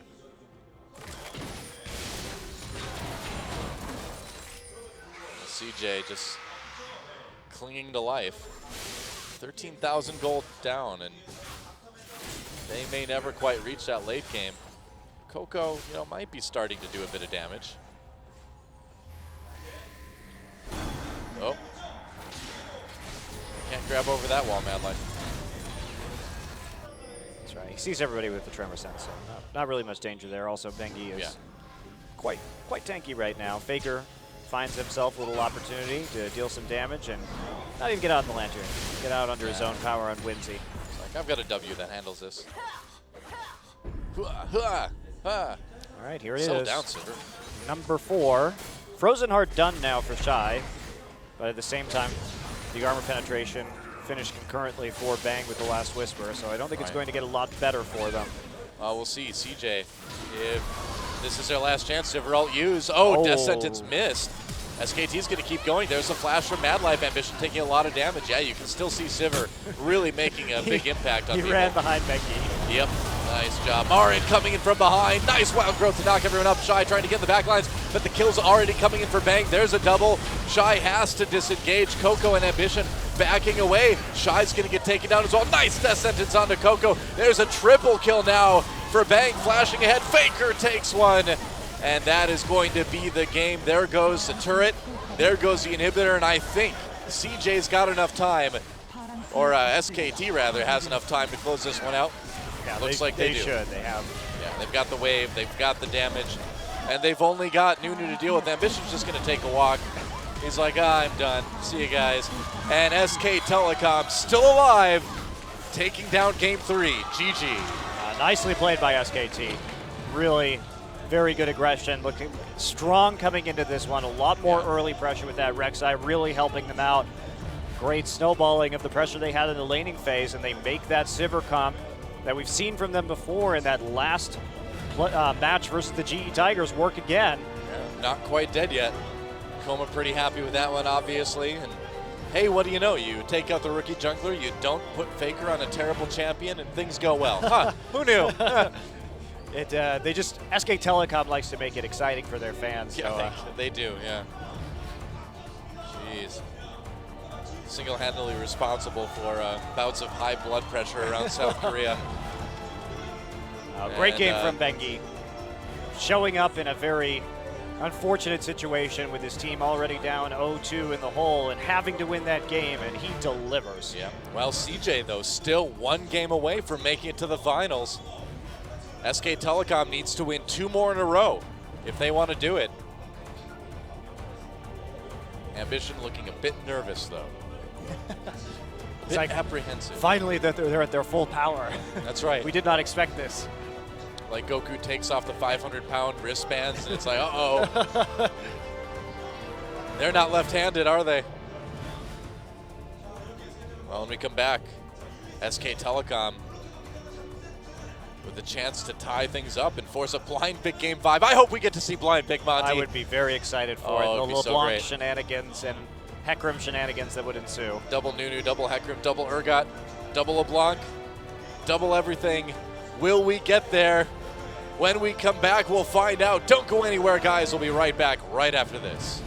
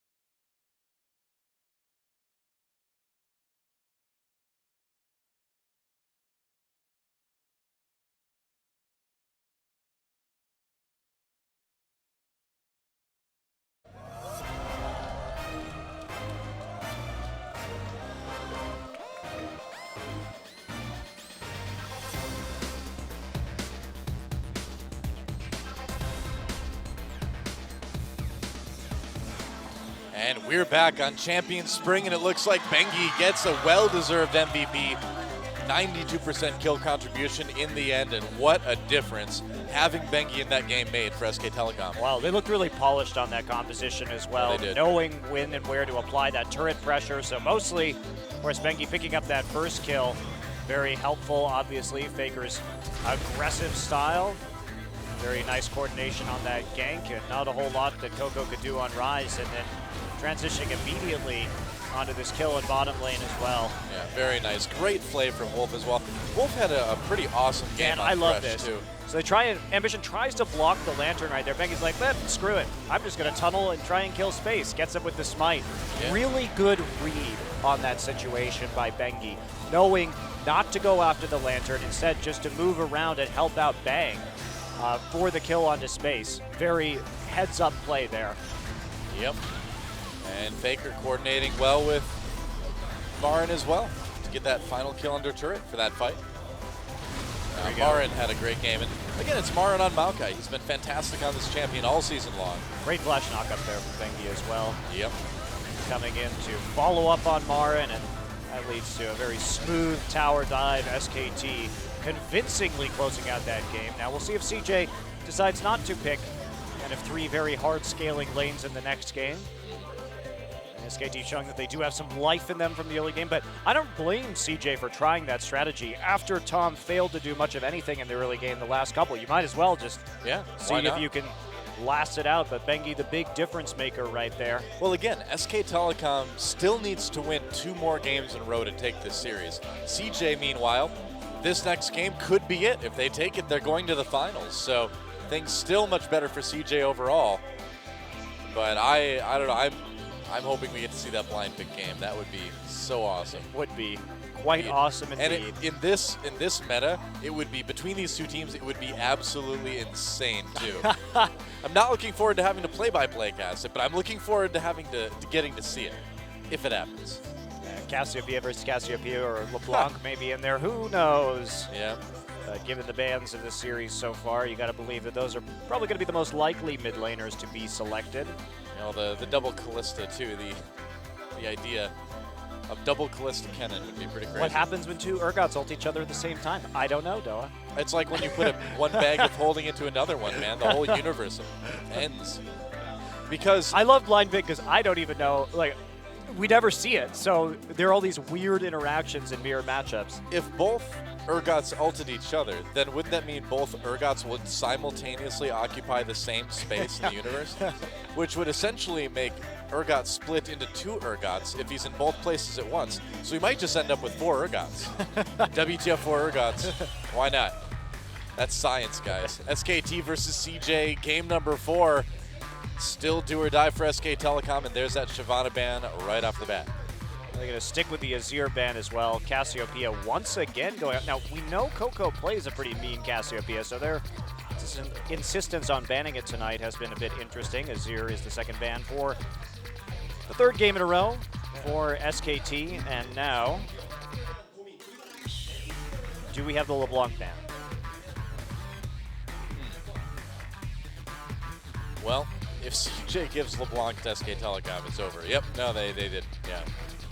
That's one sure thing. That is one surefire rule in esports. If FLICKR gets LeBlanc, SK Telecom will win. That's just how it is. Man, it would be epic if we went to blind pick. He picked it and they lost, though. Yeah, seriously. Urgot ban, all right. So no first pick Urgot here. They want to first pick Callista or Hecarim. We'll see if CJ leaves both up again. That was their strategy. They banned out the Lulu last time they were on red side and managed to get the Hecarim on that first round of the draft. So, but one of those champions is going over, at the very least. What's it going to be? Callista. Callista, all right. So Hecarim's still available. Yeah, but they're going to perhaps first pick this loot. Wow. Wow, they will. Okay, so Hecarim just being given to Shy and CJ. It's very interesting because the first 2 games we did see those Lulu bans from CJ, and as soon as CJ lets up on it, that's when SK Telecom, and we know that FLICKR is a very experienced Lulu player. It was his most played champion in solo queue last year. It's one of his highest picked champions of all time in competitive play, but you don't really associate that champion with FLICKR. You want to see those big playmaking champions, those big playmaking picks where you can carry the whole team. But I think SK Telecom showing that they have a lot of faith in Bang's ability to come through for a lot of damage. And indeed, the last couple of games that they've won have both been with Bang doing very impressive work on Sivir. It looks like CJ wants to take that Sivir for space. Very understandable. And they're just going to grab the bot lane first. So no Thresh this time. They're moving away from the Nautilus, knowing that Wolf hasn't been prioritizing that champion. We haven't really seen Wolf on Nautilus. So will Wolf try the Kennen here? Will he go for the Janna once again in response to this? So they're trying to test Wolf's champion pool a little bit more, as opposed to going for Nautilus, which is something that Mad Life is very comfortable on. Yeah. So what are we going to see from Bang now? Lucian would be a perfectly fine pickup. But, you know, if you have Lucian and Lulu, that's a decent little amount of siege, I suppose. Yeah, good siege. Yeah. As well as a nice winning lane if you do get into that situation. And Wolf could play Morgana into the Thresh. And Bengi just going at the Rek'Sai. You know, if it's not broke, don't fix it. So Lulu Rek'Sai, the Lucian a safe pick as well, too. Wouldn't be surprised at all to see Marin pick up that Maokai. Hecarim's still available, falling pretty low. And I really feel like both of these teams are starting to really figure Hecarim out, you know? He's not, doesn't seem like he's quite as strong at the moment. Both teams really want to play for the mid game this time, it would appear. Oh, there's Coco, maybe taking that Ziggs, though. Would be a little bit blind, though. There's no saying that this Lulu isn't going into the top side yet. Yeah, very true. It hasn't been a priority champion for Marin, though, so it would be unusual for Marin to play Lulu. That is true. So I would give it 80% odds that it is a mid lane Lulu. Very likely. And maybe that Gragas for Ambition as well, too. It has been a great champion for him since he started playing it in the jungle, and it will be locked in. All right, so Coco going to bring back the Ziggs that did so well for them against Jin Air last week. So they'll have more early pressure with the Gragas this game compared to the Nunu in the last one. Right. Final two picks for SK Telecom, and what are they going to be?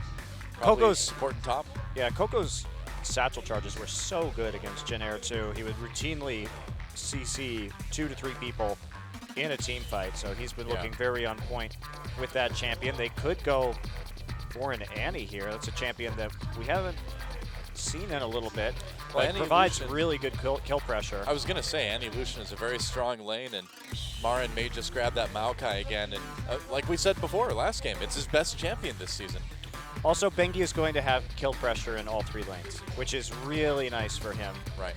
Less so in the mid lane, obviously, considering the Lulu doesn't have the hard CC until level... Well, you have Whimsy, I suppose. No.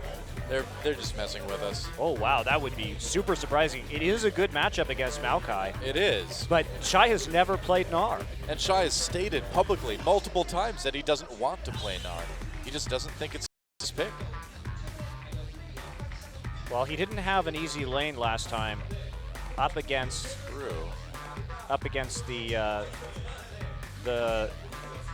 Maokai when he picked Hecarim. Well, maybe he's thinking that same thing. I'm sure SK Telecom is. No Shyvana available. Time to bring back the top Kale. Come on, Shy. I know it was preseason last time you played it, but still good. Gotta make a decision. 10 seconds remaining. Will we see Shy actually play Gnar? He's got to change it. Wow, this would be... oh my. They locked it in. I did not expect to see that tonight. Wow. So to give some context on this pick, back when Gnar was high priority, Shy was in that interview. You saw it as part of the Trash Talk segment saying that he doesn't understand why Gnar is high priority. He tried to counter with Mundo. It was actually a big flaw in CJ's pick and ban that they couldn't play this Gnar. Yeah. Even when it was first pick worthy. Well, Como and looks now, a bit confused. after all this time, Shy is finally playing Gnar, and it's going to be a good matchup versus a Maokai if they get the 1v1. Man, if CJ can win this match and go to the finals with Shy playing Gnar, I Wow. will be like, all right, I give up. CJ's good. CJ's good. I will admit that CJ has become genuinely legit long-term good if they can win with this Maokai. Wow, Or not, that not is- a Maokai. that Gnar. is something that I really didn't expect to see tonight. Neither did Nobody SK Telecom. Nobody did. You could tell, like, look, we saw Koma's face right after it was locked in. He looked stunned. Nobody saw this one coming. This was the ace in the hole that they were mind gaming I all guess. season long. It was for this I moment, guess. Doa. Shy really just loved Gnar. He had a secret account he was only playing Gnar on. Well, here we go, guys. CJ Entis versus SK Telecom. SKT1 season still on the line right now, and CJ trying to punch their ticket to the finals with Shy playing Gnar. Can they do it? Let's get into game number 4 and find out.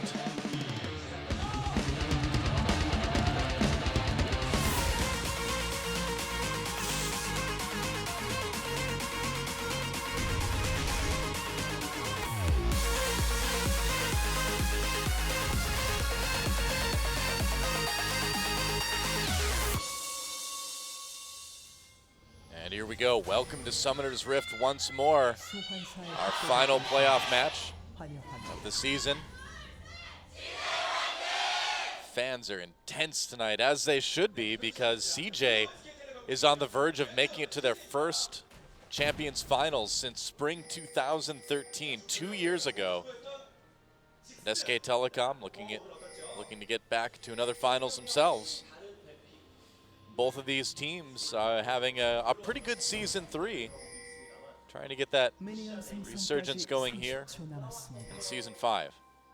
Well, SKT basically playing the same strategy as last game. Yeah. Prioritizing that Lulu. They're not changing what got them that win, but it's going to be the same story.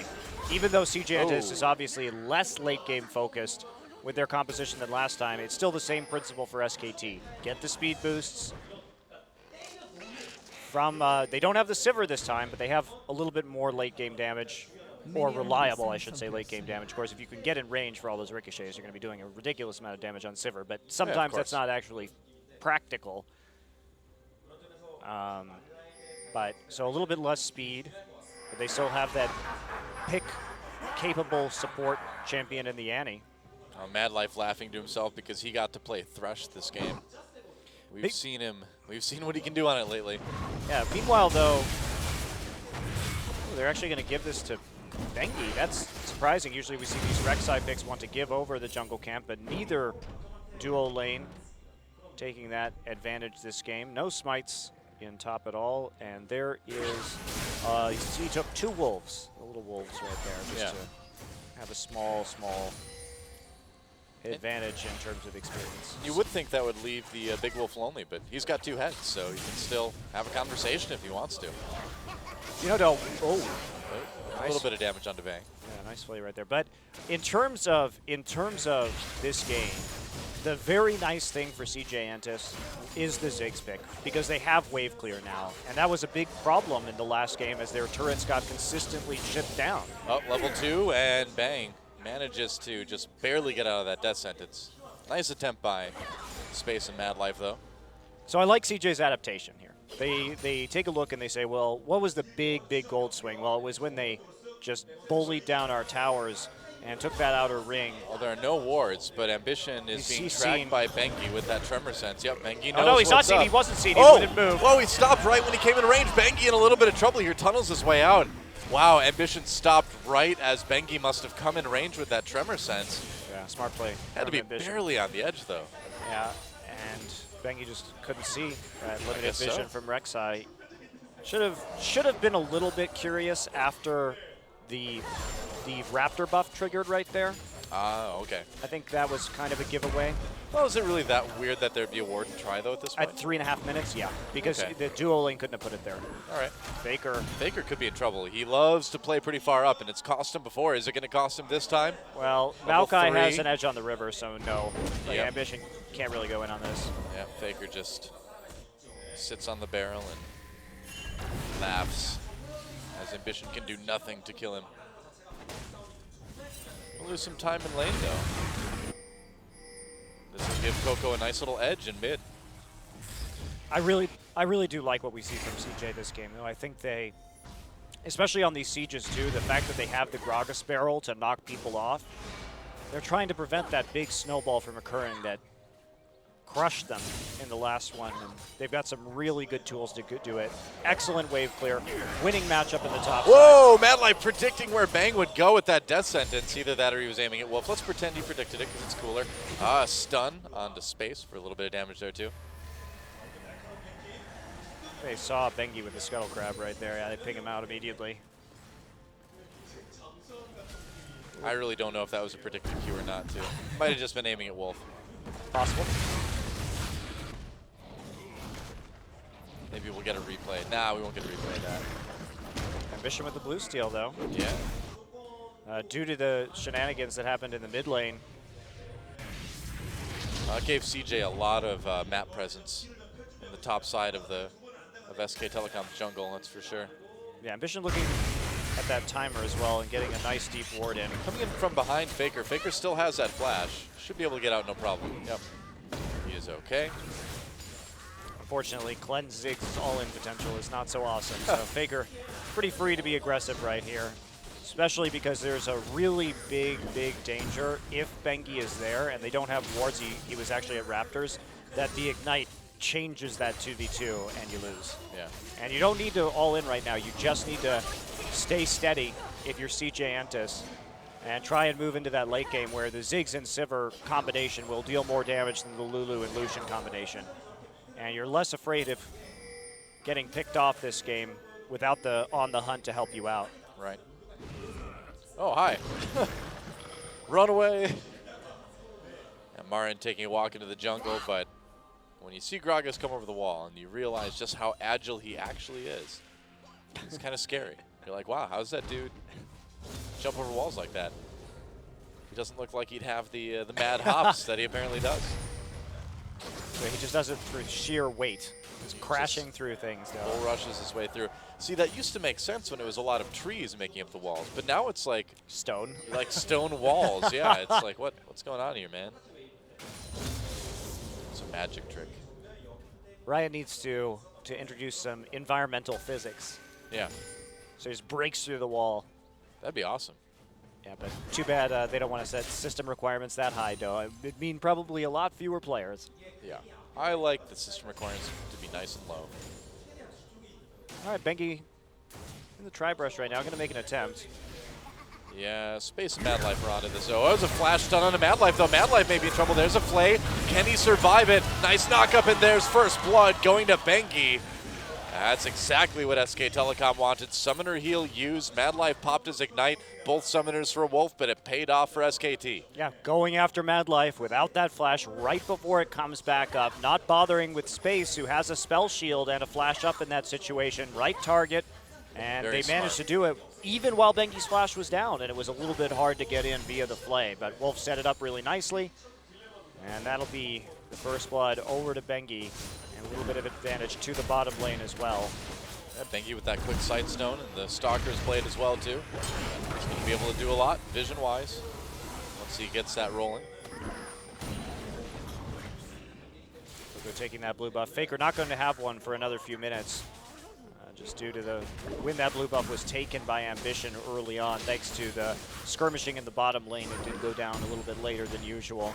Also, CJ has the timer on it. It was fully cleared by them. Right. And they may decide to make a play. Wolf getting a little bit Whoa, scared. flash Flay, Wolf could be in a bit of trouble, bring Ambition in. There's the Ziggs ult, Wolf getting very, very low now. Bengi just trying to do something, but nope.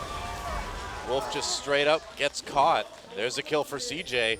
Really can't afford to have that type of thing happen, especially when Dragon is on the line soon too. And Madlife just punishing the lack of flash right there. His had just come back up after the gank, and Bengi was low. Lack of coordination between Bengi and Wolf leads to that problem with Wolf getting a little bit trapped in the river. Bengi heading into the mid lane right now, trying to make the most of this experience and try and save his turret a little bit. No Dragon attempts during the course of that at all for CJ Entus. So nice counterplay based around those summoners from CJ, and Wolf overplaying just a little bit right there. Yep. Gotta be careful. It's the dangers of warding. So SKT pushing a little bit ahead in the spot lane. Space taking a lot of damage, actually. Has to take a ride out on the lane. That's going to give SKT a bit of an opportunity to gain some dragon around, or vision around dragon. Don't think anybody really is willing to commit to it right now, but CJ overcoming that deficit and then coming back in this game. Oops, he messed up his barrel. Oh, well. But this is still a comfortable position for CJ, and SKT has to have another breakout moment like they did in the last game. Yep. Well, you can see them getting the deep wards in on the top right jungle of CJ.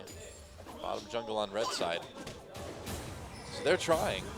You know, that early sight zone for Bengi is going to maybe give them the opportunity they're looking for. Yeah, it's huge that he invested his money into that at this point in the game. Right.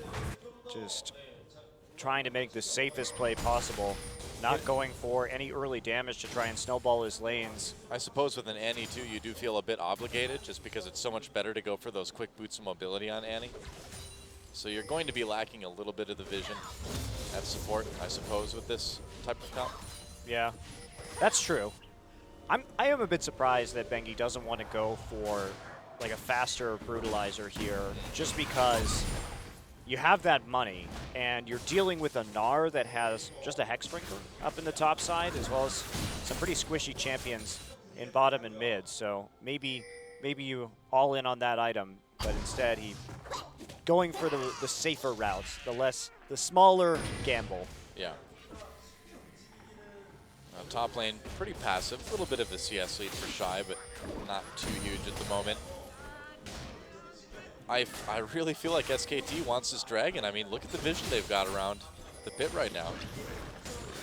Well, they have to start taking dragons early again. This is a comp they really need to excel with in the mid game. Shy used his ult right there. Yeah, I was going to say, with Mega Gnar on cooldown and the ult on cooldown as well, this might be the opportunity. It's just so easy for CJ to push things up. They're going to go for it anyway. All right, coming through the wall is Bengi. No vision for CJ. Ambition's going to come down now, but they're going to see him. And it looks like SK Telecom may be able to grab this one. Ambition getting closer, though. You have to be worried about Gragas' burst in this situation. Yes, you do. Zigzalt comes in. They back off for just a moment. Ambition tries to get in there. He doesn't steal it. Bengi gets it anyway. There's a stun from Annie. Ambition could be in trouble. Nice satchel charge from Coco. Wolf on the run there. A kill, though, comes in for Bang. A kill in response for Space. Marin a little bit on his own, taking some damage from Shy, but a big win for SKT overall. Trading support for jungler, getting that dragon. Very important for SK Telecom. Yeah, both top laners coming in, but they're the ones who win the fight. They're going to get some tower damage at the same time and clear out a pink ward there behind the red. So SK Telecom, slight advantage in that situation, does even things up in terms of gold. Oh, actually, Marin did not clear that pink ward. It was he left it there, but he was saw pinged. Yeah, they pinged it, so they know it's there. He wants to go for the farm instead. Yeah. He put down a ward right at the red buff and then left. So just let his team know that there was a pink there. Well, he needs to catch up a little bit CS-wise against Shy, so I'd say it's a pretty understandable move. Nice little CS lead for Bang, and getting that kill certainly helps. He's got to be careful here, though. Space and Mad Life are still a pretty big threat against Bang on his own with no mana. Yeah, Bang, interesting build. Went for Vamp Scepter and the Avarice Blade instead of building more directly for an Infinity Edge. Ambition is here. Yes, he is. Hi. Oh boy, what a grab for Mad Life. That is going to be a dead Annie. Tibbers drop though anyway. Actually, Wolf making out with that wild growth. Oh, Bengi goes in and gets a kill. Are you kidding me? FLICKR manages to pick up the killing blow, but what a play for SKT. FLICKR over wall with the glitter lance, and they're going to give another one to Bang. There it is, and SK Telecom blowing this one wide open. And that's that chase potential that you see with the speed boost and with the Whimsy. Ambition had the drop on them, but FLICKR had the angle from the mid lane to get there faster than Coco. Coco, unfortunately, couldn't really turn that around. Bengi still scrapping with Ambition. They want this blue buff. Great play from FLICKR, though, to keep Wolf alive, to let Bengi get in there, and, you know, Wolf with the presence of mind to drop Tibber when he knew things were going down. And if that Tibbers, if he had been bursted before he had cast that Tibbers, it would have been an entirely different team fight. Barely getting it down. but actually kind of miraculously living through that one as well. You can understand why CJ would think they had the advantage in that situation, but FLICKR just able to get there a little bit faster. And again, SKT taking that man advantage and making it work. I mean, if you're CJ and you see that fight, you're going to take it, 100 out of 100 times. It looked good initially. Wow, Bang with the BT. I was going to mention that, yeah. A little bit surprising. It's going to be less damage, but I guess they just want to get in there and brawl and survive, Really good siege, though. Oh, true. Really good siege. You get the faster power spike, but it is a lesser one. Do you think this helps them with their dragon control as well? Yeah, I mean, to a certain degree, but this has to turn into something because now you're in a situation where in the mid game, once this Sivir gets the Infinity Edge, you're going to be at a pretty large disadvantage in terms of damage. So you have to make this really, really work for you in terms of lane pressure, in terms of punishing backs from the enemy team, because you can tank a turret hit or two with the shield from the Bloodthirster. But it's a pretty big risk. It's a pretty big risk. But if he goes Bloodthirster and then into Ghostblade, that could be quite interesting. But you see right here, he's just going for autos on the tower. So SK Telecom, these last couple of games have been about just slowly grinding the towers down and then jumping to a big gold lead and then taking these big team fights. So we're going to see it again here. If this doesn't work, though, seriously, SKT has no damage. Yeah, well, if it doesn't work, their season's over. But hey, we said the same thing about their comp last time. If it didn't work within that narrow window, the season was over, and here they are in game number 4. Yeah, they have a Cinder Hulk Rek'Sai, a Lulu, a Maokai, and a BT Lucian. This goes late game. It is a disaster. Of course. Yeah, it's, oh man. Seeing this makes me so nervous, Stella. Against Zig Sivir on the other side? Yeah. The late game's not looking good for SK Telecom. Oh boy. Ambition lurking in the brush. Oh, but gets spotted. Everybody moving up into the mid lane now, though. Right, Dragon up in 1:20. We'll see how ready SK Telecom is to fight this. Bang gets the ward. Mid turret, about a third down right now, as we can see. I wish we could get a look at top because Marin's been very active in pressuring that as well. Yeah. This game's still just balanced on a razor's edge right now. This next Dragon could decide a lot. FLICKR up that blasting wand in the mid lane. Yeah, he's got a little bit more damage over Coco at the moment. He also has the blue buff, so. Yeah. That certainly helps too. Well, a little bit of action up in top lane. Back to this, I see. Yep. Well, we've seen a lot of this. And Marin on the run gets stunned a little bit here. He's still got his flash, so. Oh, gonna have to burn it though. Not sure he did have to burn that. Yeah, I don't know. He decided he had to, apparently. He should have known that Ambition, given the current warding pattern on the top side, there's not really a way Ambition could have been there. That's a good point. Especially since he was also in mid lane at the time.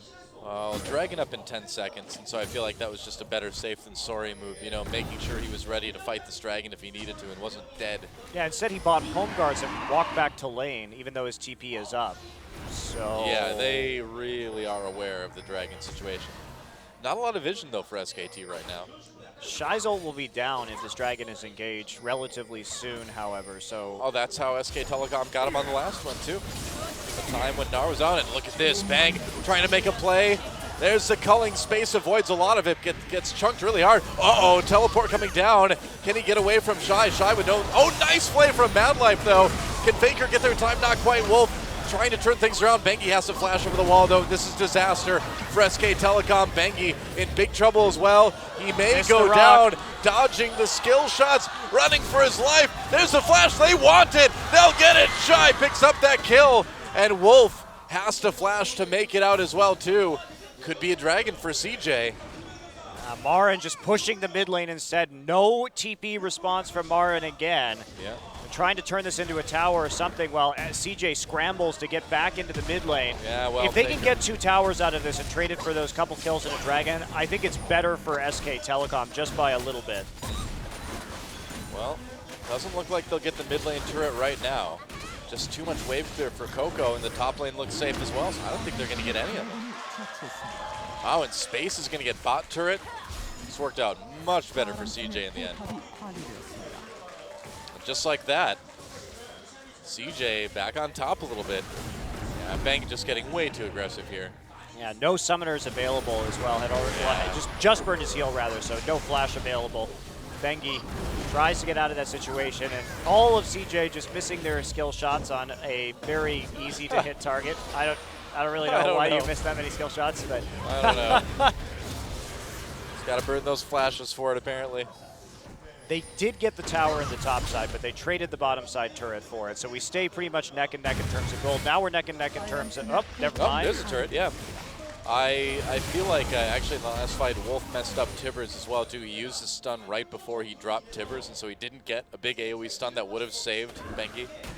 Well, maybe. There were a lot of summoners still up on CJ, but he could have forced more out of them, that's for sure. And Bang just going to hop right over the wall. So, mid-turret, very low, however, about a third HP, and SKT has a tower advantage. They are in a gold lead, but this is the point where they have to get even more of an edge. Well, Faker's doing his best here, but Coco's wave clear. Man, Ziggs is just so good. They're going to need to blue group buff up mid. too, so what are you going to do? Even grouping up isn't going to help. Look at that.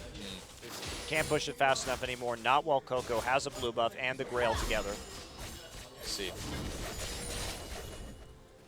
Well, and Space with his Infinity Edge done. Oh, Marin trying to mess with Ambition here as he goes for this red buff. Actually, Ambition still gets it, but Marin harassing him a little bit more here. Marin more or less on his own. When Bengi comes up here, Ambition could be in trouble. SK Telecom committing a lot for this, so yes, Coco takes down Marin with the ult. I can't believe what I'm seeing here, man. A double kill for Coco. What in the world were Marin and Bengi thinking? Well, what was Marin thinking is really the question right there, because Bengi was just in there to try and deal with the fact that Marin was attempting to make a play. That was a very poor decision from Marin, however. In on that jungle when Coco has that ultimate to try and set up, so even in the 2v2, you're at a disadvantage, and FLICKR has a long, long way to walk. Well, now you give the mid laner a double kill. All the pressure that you had on mid lane is gone. Pretty big implications from that. Stupid mistake from Marin. I can't believe he did that. Yeah. Wonder what prompted him. There must have been something that prompted him to go for that one. FLICKR with the blue buff may be able to finally deal the last remaining damage to the mid lane tower as Bang tries to take over in top lane to collect that minion wave pooling underneath the tier 1. Well, FLICKR, it's a battle of the wave clear. And Ziggs kind of barely edging out Lulu there, but not by a lot. Wow, that death sentence on that Scuttle Crab. Oh, man. Predicted exactly where it was going to be. Not even a Ghost Blade, it's a Shiv. Oh, you're right. Onto Bang. Oh, yikes. I don't know. I don't know about this build, though. Trying to deal with the wave making clear. Me nervous. I don't know. Well.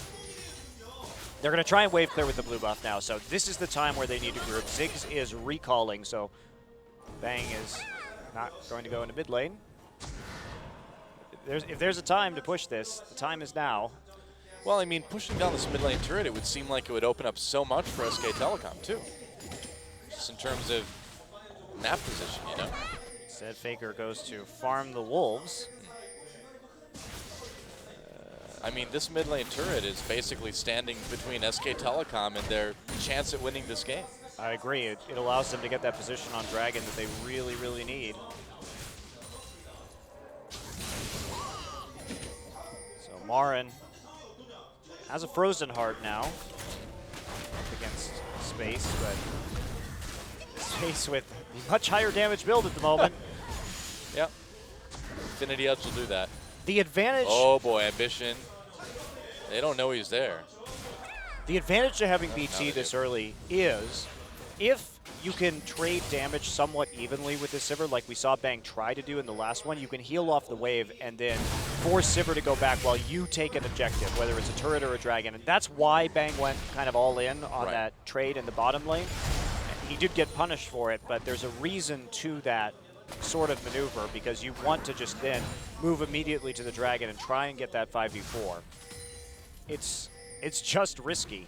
It's just risky. That's if it works, you look like a god, and if it doesn't work, you kind of look like an idiot. Jury's out so far, but it's not looking good at the moment. Well, FLICKR playing the mini game where you dodge zig skews while you try to kill a pink ward. He wins though. Good job. Didn't lose a lot of health doing it. That's a hard mini game too. Especially against a player of Coco's caliber. No kidding, yeah. He amps up the difficulty on the minigame quite a lot. What does FLICKR win? If he wins a minigame, though? I guess 30 gold or 30 whatever gold. it is. Yeah, that's about it. Congratulations. Oh, they know where Ambition is. They've got that ward, got the Tremor Sense. Now SKT grouping up in mid. Maybe they'll finally be able to take down that mid lane turret. And CJ, though, I mean, the fact that this mid lane turret is living has allowed CJ to just delay so long that that late game that is so scary is getting closer and closer. Why does Marin keep walking out of base with home guards? It's the second time he's done it this game with TP up. He could just sit in Fountain right now and wait for an angle. Instead, he's walking up to the mid lane. I mean, if you want to invest in home guards. Oh, Severalt used. Space just using it to get a little bit better positioning here. Ambition looking for an opportunity for that explosive cast. Doesn't find it. Chunk. Yeah, really good damage onto Space, and now SKT can come in and try to use this to push down that turret, maybe take a dragon. That's exactly what SKT needed. They needed that Sivir ult to be burned, and they needed to chunk out Sivir, who doesn't have a lot of lifesteal Shy right is now. nearly Meganar, though. And they're going for the dragon. SK Telecom trying to make this happen. Talk about risky. And Danger is their team name now. Oh, Zigzalt, they try to steal it. Bengi gets it anyway. Ambition slowed down. Marin comes in. Nice wild growth with the knockup. Oh, FLICKR can't quite kill him with the auto. Shy knocks him back. They're going to continue going in on this one. Ambition still low. Bengi tries to flash with the knockup, doesn't hit it. Wolf gets grabbed by that death sentence, somehow makes it out. CJ turning it around, and bang, suddenly the front line of this team fight. Still high health, doing damage, and so they'll fight to a bit of a stalemate, it looks like, after SKT takes that dragon. They may pay for it with this mid lane turret, though. Yeah, they... not quite, but oh, they might lose it next wave. Yeah, we'll see. Ambition barely not dying there thanks to the summoner heal, getting him out of trouble. And SKT trying to go in on that right when the Meganar hits. Maybe not the best idea to continue that fight after you get the dragon, especially if you lose this turret. Bang. Trying to heal up off of some of these jungle camps, but it looks like they may just sacrifice this. No, Coco's going to pull back. So. Wow, close call. This game is extremely close right now. FLICKR chunked Space with a glitter lance at the beginning of that, and it made a world of difference. Whoa. In that fight. Quick ward clear here from Wolf. I like the satchel charge into Lantern for Coco there. Get the style points really on the base exit. Rocket powered zigs there. Yep. All right, well, the battle of incredible wave clear in mid lane continues. It's been a dangerous lane to be in if you're a minion. This game is just so close in terms of gold, but... Well, it was until a moment ago dead even in gold. SK Telecom with a slight edge in Towers and Dragons. Looks like they're going to give up top lane, though. Marin will ult up, but that turret's probably getting pretty low. There it goes. All right. I can't believe that mid lane turret for CJ is still up. It's been really low for a long time. The power of Ziggs, my friend. Yep. Power of Ziggs. Oh, Ziggs, how we've missed you. You know, it's funny that CJ would, that Ambition would, you know, kind of trash talk SKT for being SKTS with FLICKR, but look at this. Who's the one playing Ziggs, CJ, huh? Who's the SKTS now? Wow. Those are some boring games, Noah. Thanks for reminding me. Okay, culling. SK Telecom going in onto this one. Stun on the Mad Life. There's a kill on the turret from FLICKR. Mad Life makes it out, but SKT got what they came for. CJ trying to turn this one around. Shy nearly Meganar again. Marin may be in a bit of trouble getting... I don't know what's going on with Marin right now. Shy gets in the back lines. Big wild growth comes in. Space comes in to try to clean this one up.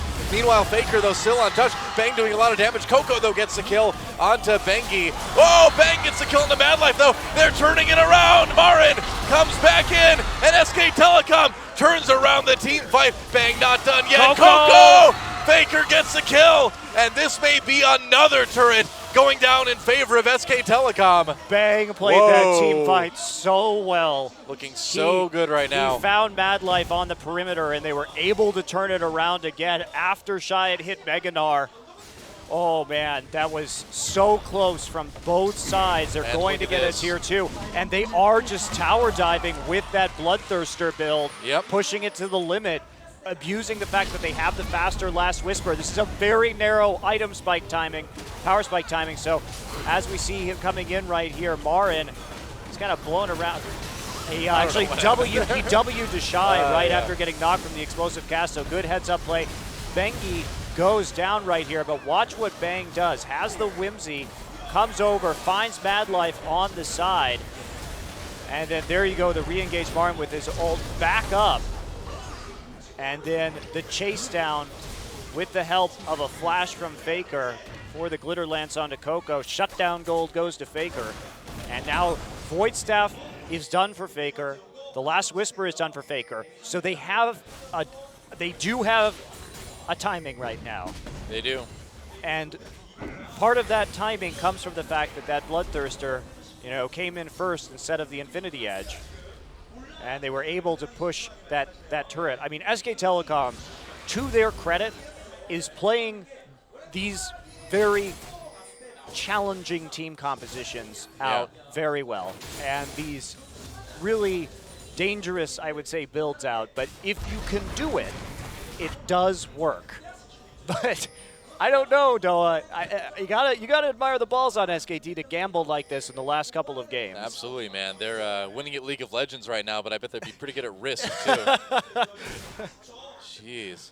Yeah, you should go to the casino and put it all on red after this one. No kidding. Or maybe they should put it on blue this game. If there is a blue. I guess there isn't, but you get what I'm saying.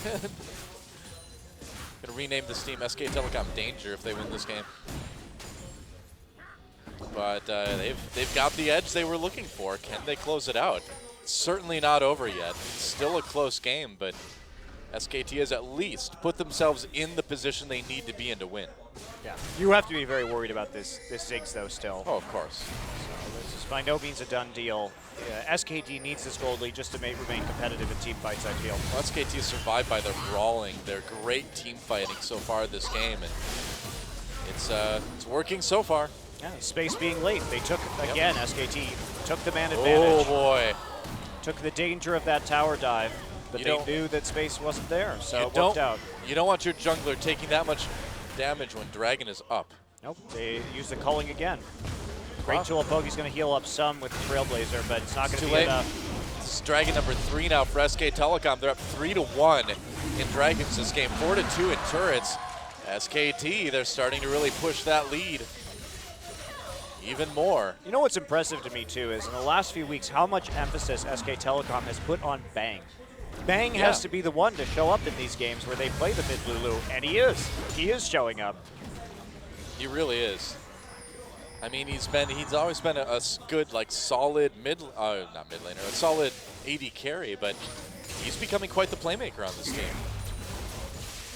Yeah, that's one of the big stories I think for SKT is how much Bang has improved and how well he's gelling with this lineup. Righteous Glory nearly done on Annie as well. They're going to have two Righteous Glories to come in right here as a substitute for that Sivir ult that they're lacking. So at least they have another tool to catch people out with this pick composition. It looks like FLICKR's going to split push a bit while the rest of his team gets the Dragon pit area set up vision-wise. I will say what worries me about SK Telecom in this particular situation and running these comps is this is going to come back to bite you in the ass at some point. Yeah. I feel. Well, it would lead to a very interesting finals at GE. Uh-oh, FLICKR may be in a bit of trouble here. He's got his summoners up. He's got his ult. There's a flash knock-up. There's a nice ult from Gragas onto FLICKR. Wide up himself. Here comes SK Telecom. Can they turn it around? FLICKR's still alive. Zigzag comes in, does quite a bit. FLICKR managed to get out of it with a flash, though. Marin just brawling with everyone. Wolf looking for opportunities as well, too. Bengi getting the backlines. There's a knockup onto Space. Oh, they take down Space. Shy and the rest of them back up. Here comes Bang. Gets in the back. Oh, man, Lucian, you don't want him in your backlines. Shy getting low. Nice satchel charge from Coco, but Ambition still taken out by FLICKR. Bang continuing to chase, gets the double. Low health. He's going to back away and heal up a little bit on the Krugs, but another fantastic team fight from SK Telecom. Only Coco available. Do they want to go for the Baron here? It looks like they will. They responded so quickly to FLICKR. FLICKR immediately all-inning on that fight. And just, I mean, Bang, too, coming in with the Lucian flank on the back line. Are you Seriously? kidding me? He cut Coco off from actually engaging that fight sooner. So again, it was another like 5v4 for a lot of that after FLICKR managed to survive that initial burst. He's got the Infinity Edge now. So let's take a look at this. FLICKR caught actually coming in. So FLICKR using that wild growth on himself, protected enough to make it work. And even though there's that damage coming in, watch what Bang does. Comes into the tri-brush. He chases Coco out right there, actually, and then finds himself in the back line. Oh, man. What a boss culling into cold. the back, and then just dodging the minefield, coming through. These Lucian mechanics are ridiculous. Wow, oh, another team fight actually. FLICKR, he may not make it out of this one. Nope, Coco gets the kill. FLICKR was pushing that one a little bit too far with that attempted blue steal. Yeah, that was. Whoops. Ooh. That was kind of dumb. That's a little bit of a risky pickup right there, At and especially 35 minutes in, it's extremely risky, and he just gave away a Baron buff too. Yeah, that's not a good choice. Not like that's delicious, but like that was really bad. They have to play defensively with the Baron. Then. Right. Well.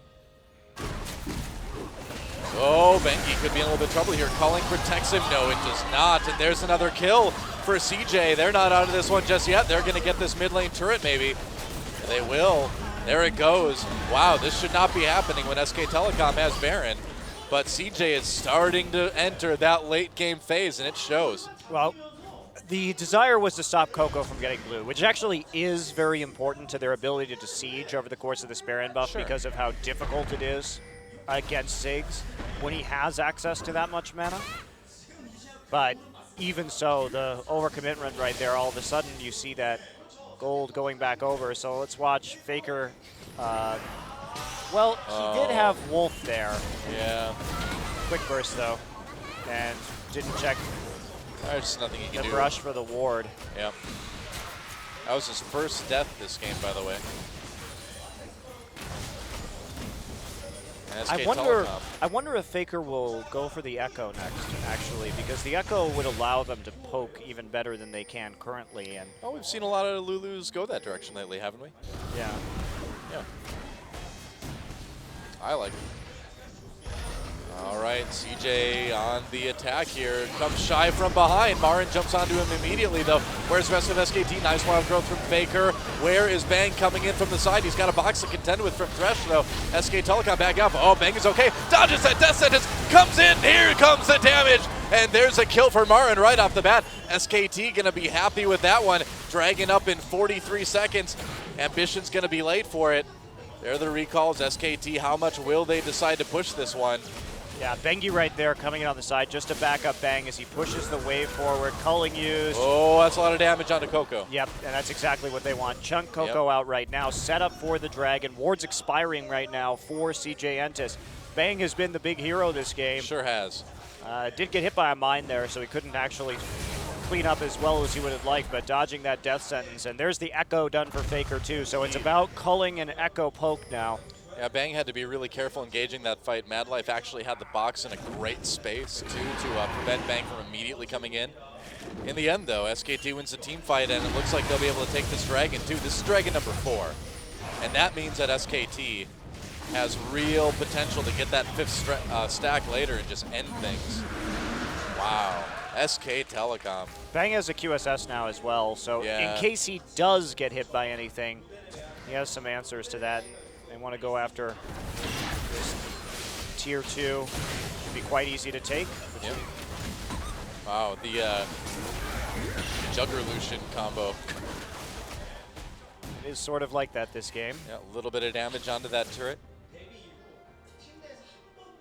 Marin has the teleport rather, so he's just going to go up into the top lane, it looks like, and keep that pushed. SKT just playing a little bit more defensively. Tiniest of gold leads at this point in the game. 5,000 when it's 66-61. That's not a big gold lead. Now it's funny too, the echo on Lulu, because probably not going to be whimsying yourself too much, but if you do, just charge it up. Yep. True enough. It's very annoying. I wonder what he's going to buy as his final item here. You can never sell that Doran's ring, man. One ring to rule them all. Oh, it's going to be Sheen. Okay. Yeah, I was going to... Lichbane is probably the logical choice with their comp. Want to get those turrets down as fast as possible once you poke somebody out. So they're following through with the strategy here. But Sivir's going to be more difficult to poke out soon. Echo 2 onto Coco. We didn't see him buy that in the last series that he played. You know what I just noticed too is that 3 of the CJ players haven't upgraded their trinkets yet. That's a little bit surprising at 40 minutes into the game. Especially because they know they're dealing with a pick comp as well. Yeah. That vision is very important. No scrying or for space or anything like that. Wow, and there so goes many the top shields. turret. Yep. 5-4 turret wise, Baron up in about a minute. Now they've really stretched that gold lead though. Ambition, what are you doing, buddy? Trying to get away from certain doom, and he'll make it out on the lantern. Has to flash though. Not so certain doom, after all. The Wolf took some pretty decent damage there. Whoa, that was close. If Wolf had been a little more to the center, he would have died. I know. It's actually a good call from Coco. Yeah, that was a good attempt. And they're going to keep this blue buff away from it. It looks like they will, yeah. FLICKR takes it. Like you said, what too, did very Marin crucial. take it? I actually couldn't see. Both of them have blue buffs. As long as Coco didn't take it, nothing else really matters for SK Telecom at this point. That's right. We'd like this game to end at some point, though. What Ziggs with the blue buff is... I mean, we already saw one near record-breaking long game this season. Oh, bang. A lot of damage onto Ambition. There's the culling. And they're going to push him away again right before Baron comes out. Oh, bang. Oh, that's so dangerous. He's got a ward there, but what is he doing? The rest of his team isn't around. Bang. Bang, you're crazy. You're actually insane, He's Bang. giving me a heart attack. Jeez. I can't take this anymore. This has to be a 4-game set. Tie, fine, both of them go to the finals. It's like a, I don't know, we need a 3-team map now. Well, here comes Baron. SK Telecom in a position to bait this one if they so desire. Not electing to start it just yet. Here comes CJ. They have popped the Sivir ult. They try to catch SK Telecom here. SKT backing away. Bang, so fast with that Whimsy.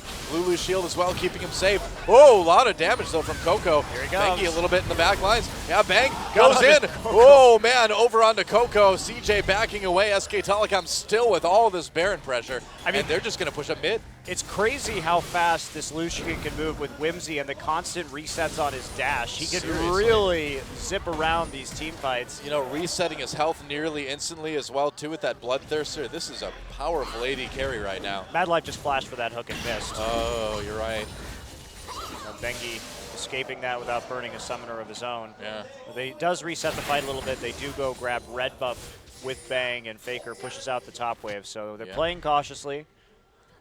Man, look at the enormous pressure that SKT has on the map though right now. You've got Baron up. You've got the 5th Dragon for SKT in about a minute and a half here. Whoa, Coco taking a lot of damage. Nearly gets culled. Oh boy. And the thing is, SKT is going to get one of these has things. GA now as well. It's going to be really difficult. Well, what do you do if you're CJ? Do you give up the Baron or do you give up Dragon number 5? You're not going to be able to protect both, are you? No, you're not. And also Bang can solo Dragon right now very easily. Yeah. So they can actually, SKT can put Baron pressure. Gonna try, it's a do or die play. Oh, teleport. They canceled. They canceled. And Coco wasn't there. That's pretty big too. Now a huge teleport advantage. Everything going SKT's way. CJ's still capable of winning fights, but it is not looking good overall. Oh boy.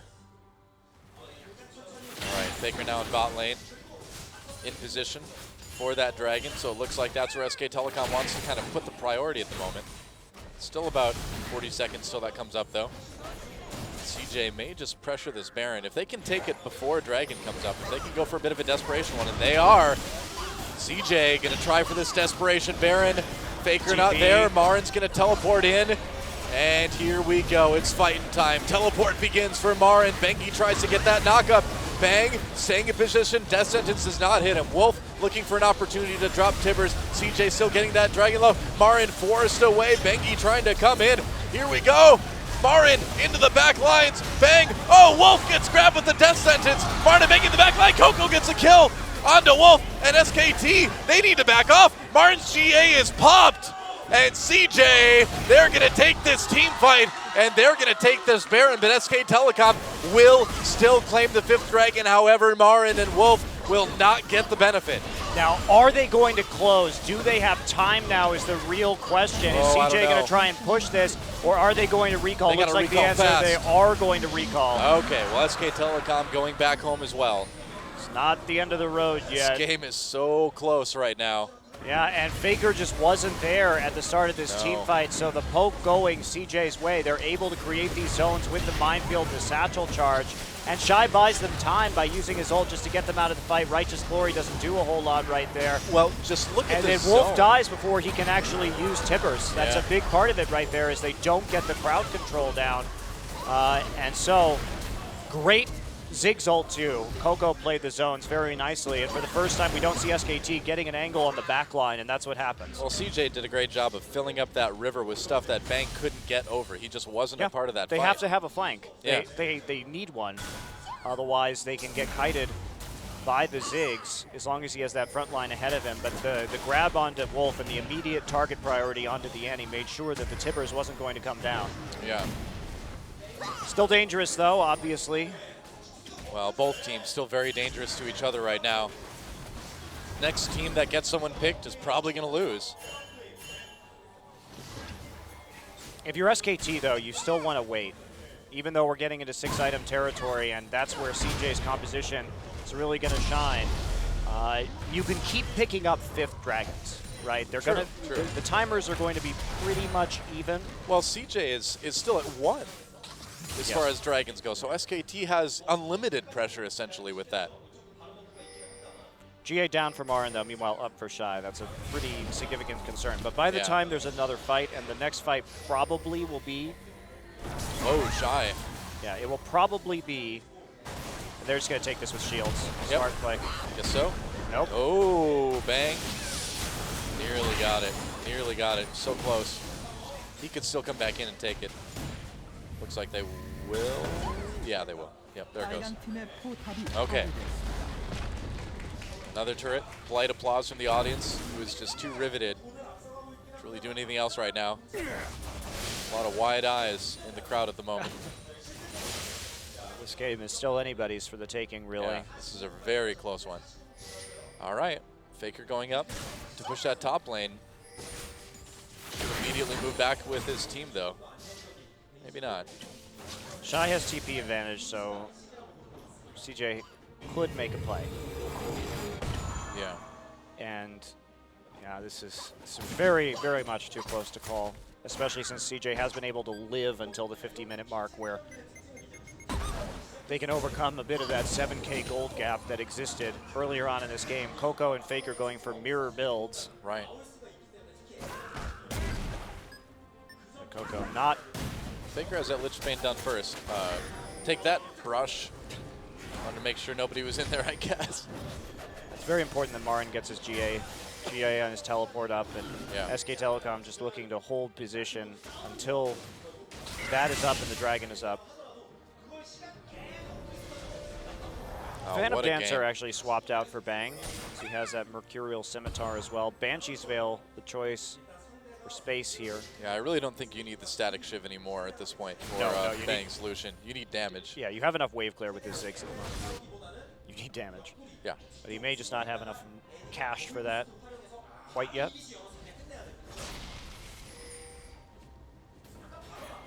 All right, well, both teams treading so carefully right now. Baron buff is gone now for CJ, I believe. Should be gone. 5th Dragon stack still up for... No, nope, looks like it's gone now, yeah. The overlay doth deceive me. Oh yeah, you're right. It shouldn't it go back down to 4? One would think. One would imagine. Maybe it'll say 6 if they get another one. Ooh. All right, here we go. A push onto the bottom turret, the farthest away from Baron. SK Telecom gains the most out of an objective kill here. Meanwhile, a minute 30. This also lets them protect their opportunities to take that 5th dragon again. Here comes Coco, though. He's not going to get a blue buff for a long time, though, if SKT has this jungle. Yeah, they have done a good job of getting the pinks down right there. Yeah. We're even on the Oracle's lenses at this point in time. A little bit more ward coverage, though. Double ward totem. Oh, dangerous, dangerous, dangerous. Oh, here we go. A little bit of damage onto Ambition. That was close. Culling used. Didn't do a whole lot. Dragon up in less than a minute now. Culling will be back up. Should be. SKT backing away. Man. You know, CJ's lost a lot of games like this from either Mad Life or Ambition getting caught. It's happened many times. Ambition nearly another example right there. Everyone recalling on SKT. I wonder what they're going back for in terms of items. Maybe just getting pots. Can they get back in time to contest this dragon? I mean, it's about 20 seconds out. Looks like they can. Everyone's got home guards. Well, nearly CJ everyone. already grouped, though. No crab advantage to SK Telecom, but they can't fight another fight where... Oh, boy. They may try and just trade the inhibitor for this. Yeah, but they're going to need to be ready to fight. Wolf is on his own. They need to go back to him. Marin not set up for the TP either. Yep. SKT really kind of spread out at this point. This seems kind of dangerous. They want to be spread out, though. Yeah. Okay. Otherwise, you get hit by Ziggs and Gragas, AoE, and ults and everything, so... It didn't seem spread out in a good way, but maybe it was. Here comes SKT. Marin is extremely fast. CJ has the right angle, though. This is the same angle that got them that win. There we go. Marin coming around the side. Yep, there's a flank. CJ knows it's coming, though. Oh, they're going to turn on to Marin immediately. SKT needs to get down there. Dragon at about 2/3 health. Bengi gets grabbed with that Descent. It's box used, but doesn't do a whole lot. Marin's still threatening from the back. And SKT, there's the culling. How much can they poke down? Not a ton. Not a lot. And CJ may be able to grab this Dragon. Marin still threatening. Dodges the Death Sentence. Yet again, bang. Here he is. A lot of damage onto Shy. Marin pops that ultimate. He's going in. Oh, Dragon taken by Ambition, though. SK Telecom, can they win the fight? Death Sentence onto Marin. Wolf coming in. What a Tibbers! What a Tibbers from him! Can they make it work, though? SKT going deep. Bengi and Marin all the way in the back. Wolf still throwing in damage. Coco gets a kill, though. CJ with 2. SKT with nothing. Ambition with another one. I think it's over. Wolf backing away. Only Wolf and Marin remaining. CJ Antis take the Dragon, and they are going to take this series along with it. I'll see how fast they can move. Can they move down there? It does seem likely. They are low. Here's the TP coming back. Shy should be able just to tank the turrets right now. There's a full minute. That GA. Can they do it? So Marin's trying to save this minion wave. He's proxy farming just to keep his team in the game. Yep, Marin just doing everything he can. I think he's actually going to delay long enough, but it's still going to be a 4v5. Marin, can he get a kill onto Coco? Maybe. No. There's the GA popped. Yeah, shield from Mad Life just make sure he stays safe. But man, what a heroic effort from Marin there to delay CJ. They're immediately going to pop the Sivir ult. Do they have time to burn through all this, though? I'm not sure. Boy, this could it's gonna turn be around. Really close. But they're they do taking it down fast. They have a Lich Bane on Coco. They do indeed. They end up winning the game. Okay, they're just going to take that. They're going to go out and get Baron, it looks like. Oh, or just recall, maybe. I don't know, Doa. They had Coco's low, but he has that Lich Bane. I think they can still take Baron, and I think they think that too. Yeah. SKT coming back up, though. Oh, man.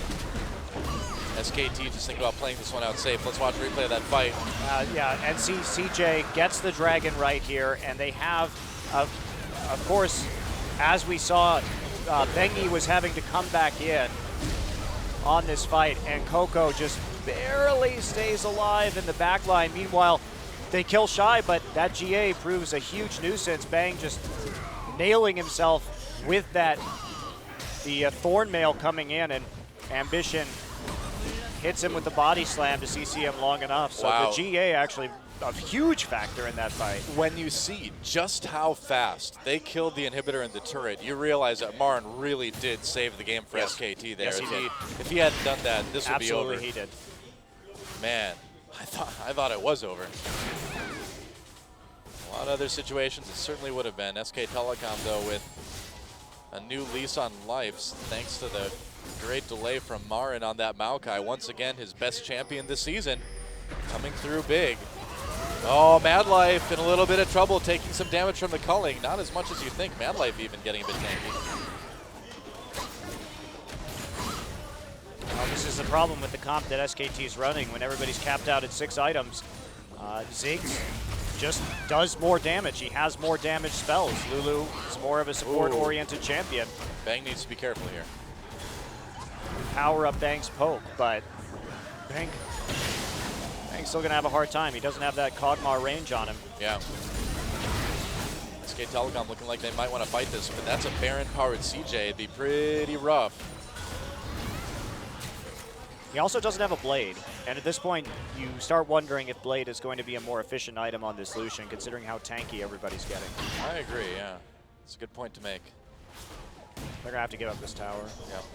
Well, against the Baron-powered CJ, there's just not a lot they can do. Maybe if they would have been able to get that 5th dragon, but doesn't look like it. And if they had had that 5th dragon and that buff from it, I think that teamfight would have gone a different way too. Yes, it would have. Yeah. This game is incredibly close. Oh, Bang! It's like my 3rd heart attack this game, at least. Jeez, this guy's insane. Oh, is he possessed by the spirit of Imp? What is going on here? It's incredibly impressive to watch, though. Sure is.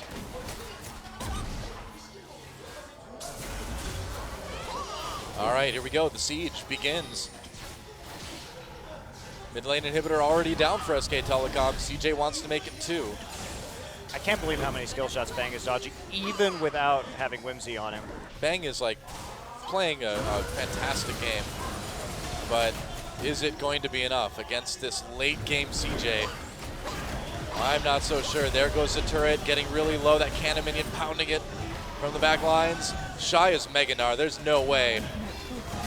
SK Telecom can't defend it. CJ takes it. The inhibitor is vulnerable now. Dragon up in a minute, though. So CJ needs to be careful that they don't get poked out before that comes up. Yeah, they're playing this really, really, really conservatively. Well, they know. Oh, here we go. On to Marin. Marin in a bit of trouble. Gets pushed back into the back lines. He doesn't have a GA right now, I don't think. Gets really low. Back into the base just barely. But look at all the damage that SK Telecom has taken. That's going to be a couple trips to the fountain for SKT. It looks like CJ, though, they'd rather go back and get that dragon, maybe. I still have 30 seconds to get it, though, and this inhibitor is going to be coming up sooner rather than later. CJ wants to recall. They should be able to get there in time, but we're probably going to head to the ultimate fight in this game at 57 minutes. Yeah. This is going to be, this is like the end times, guys. This is Ragnarok. This is Armageddon. This is a season on the line for SKT. Can they catch Shy? I think they might have. A little bit of damage onto him. He had the GA anyway. Oh boy. Shy getting up there in terms of rage. This is a 5th dragon again. Are they can going to blow rush this it? thing immediately. They can destroy it so fast. Dragon getting low. CJ needs to stop this. Can they do it? 5th dragon will go to SK Telecom. And they're going to turn this one around onto CJ. That buff evens things out in terms of power between these two teams. Oh my, this game, Noah. One of the most exciting games I've ever seen. This turret in big trouble. Culling pushes CJ back a bit. Got some damage down. They still can push this turret a little bit harder. And Marin recalling right now. He's got the teleport. He's got home guards. They need to worry about that vulnerable inhibitor in bot lane. SK Telecom warding up the Baron area, I suppose. No Baron for a while yet. They don't have the timer on it, though. I'm like dying of a heart attack right now. I know, seriously, man. I mean, I don't know. It's such a difficult call for CJ to go in on that bottom inhibitor and take it right there, right? That may be a misplay that loses them this game. Oh, but at the same time, how badly do you want to go in on something like that? Trinity Force, interesting. Yeah, ditched the boots. He actually bought Zephyr, got rid of Zephyr, bought Trinity Force. A bold move. Well, bold moves are the order of business for SK Telecom today. Does have 412 move speed. He is going to do enormous damage to everyone. I've never seen this before. That is creative item building on the fly. I want to see how well it works. Well, Bang is absolutely the MVP of this game for SK Telecom. The only question is, are they going to win it? Here comes SKT. That pressure is on. They've got that 5th Dragon stack for a little while longer. Just a bit. Look at the damage on that turret from Bang. Well, he has the Sheen now. Yeah. So 2 Sheens for SK Telecom. They're going to be burning objectives pretty quick. Calling used.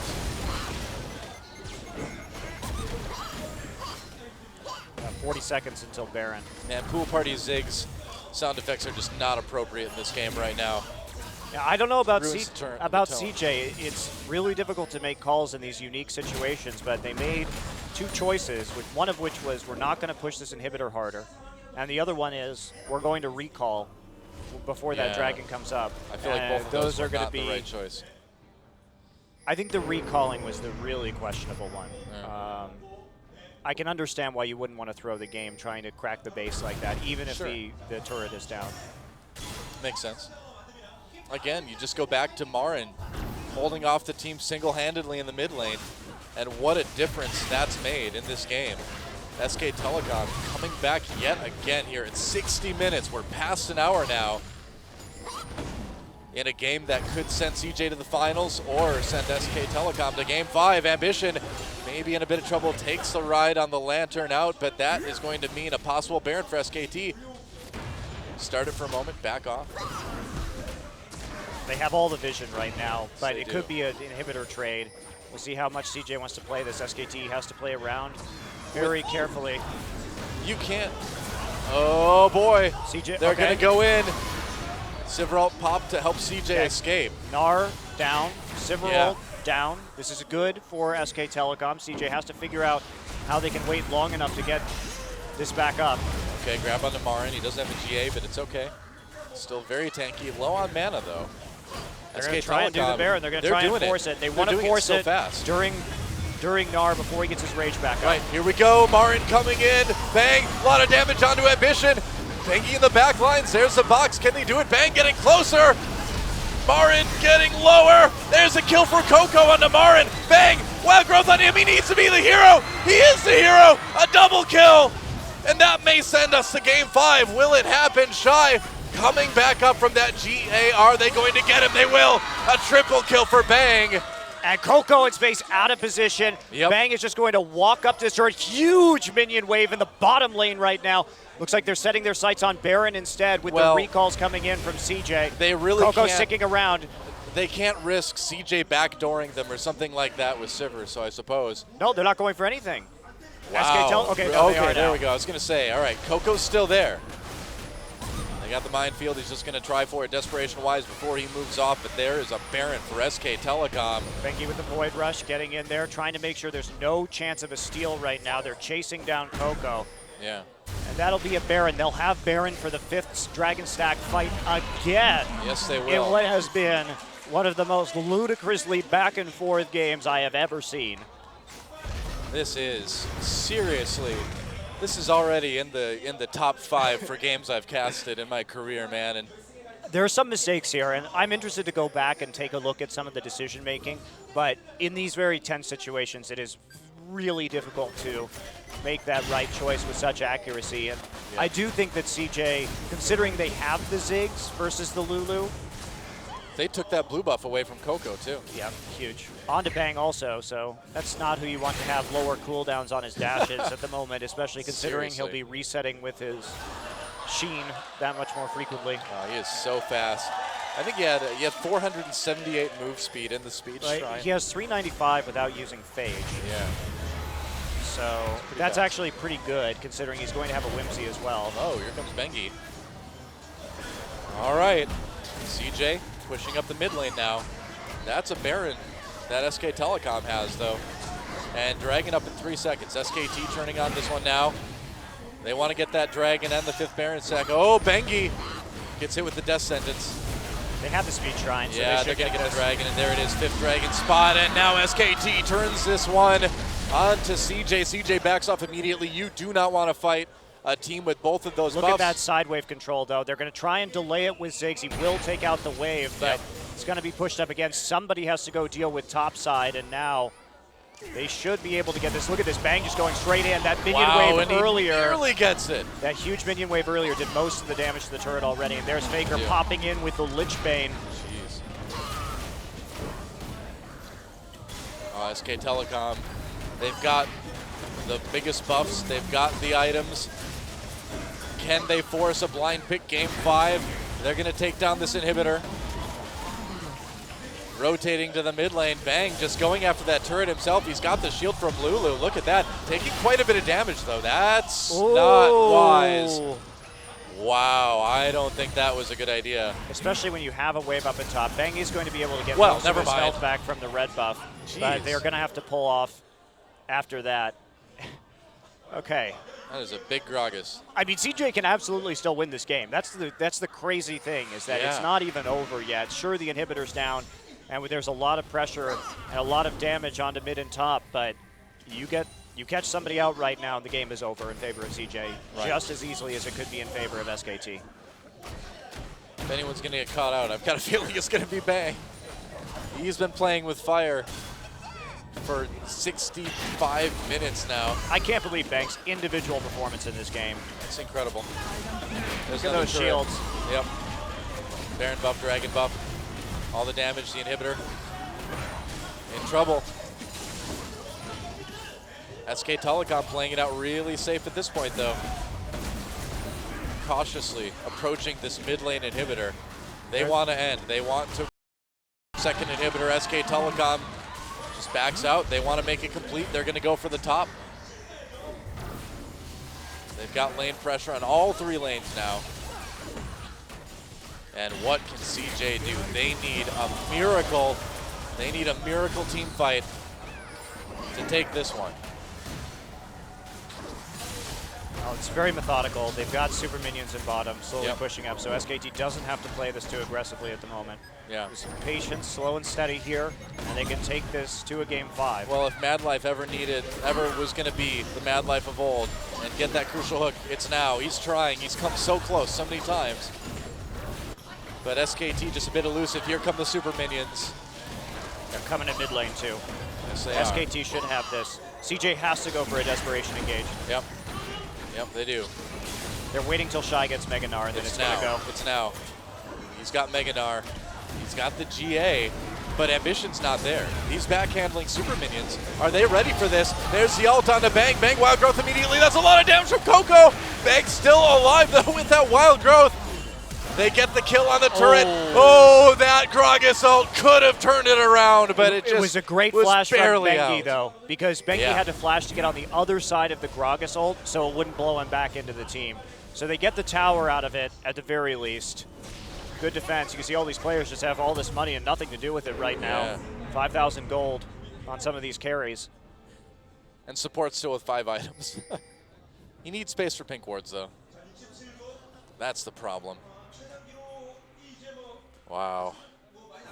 This game. Oh, God. 67 minutes. And it's just been so tense and so action-packed the entire time, too. Yeah. What an incredible game. Talking less now just to save my voice. Got to save for game 5, the blind pick hype, Noah. I think so. You weren't prepared for tonight, sir. I am always prepared. I'm just not always ready. I don't think anyone was ready for this, though. I was not ready for this game. I thought this series would be good, and it was pretty disappointing the first couple of games, but it's really been gold totals. 111,000 gold for SKT, 106 for CJ, as SK Telecom tries to take this final inhibitor. Oh, Miss Coco barely dodges a culling. Shy is Mega Gnar again. Here we go again, guys. The craziest thing about this to me, Noah, is that SK Telecom is riding this weaker team composition entirely on Bang's performance. Yeah. It's been all Bang in this game. It really has. FLICKR's had some great plays too, but Bang is putting on one of the best AD carry performances that has ever been seen in this game. Oh, that inhibitor's gonna go down. Nothing CJ could do, and now the Nexus turrets, one goes down. Can SKT finish it off? They're backing off, they're playing it so safe. Another Dragon, another Baron. With all this pressure, do they want to maybe try to take that first? No, they just wait for the super minions, do the safe thing here. Yep. SK Telecom backing away. They want more buffs. Yep. Well, I think it's wise. They've got pressure on all three lanes. Three inhibitors down, take the buffs. This is how you close it out. Close it slowly. Yep. Absolutely. They have to deal with this inhibitor in the top side that's going down right now. SK Telecom, they don't see people defending. They should not be doing this, Baron. Whoa, boy. Okay, here we go. Here we go. Baron getting taken by SKT. Here comes Shy. There's a ward over the wall. Shy jumps in. Can he make a miracle? No, the Baron goes SKT. Shy in a lot of trouble. He's still got that GA. Where is the rest of CJ, though? CJ needs to protect their top laner. They can't. He goes down.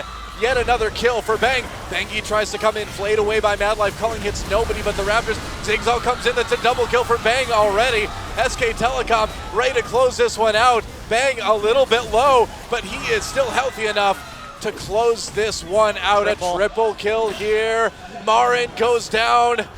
Ziggs gets a kill as well. Oh boy. Here we go. There's a kill for Marin. Revenge. Ambition comes in, but it is over. SK Telecom, they will take down this Nexus turret. They will take down the Nexus, and we are going to the blind pick game 5. GG. Holy crap, Noah. What an insane game. I can't believe that SK Telecom took that out. Marin, so many great stories this game. Bang's positioning, otherworldly.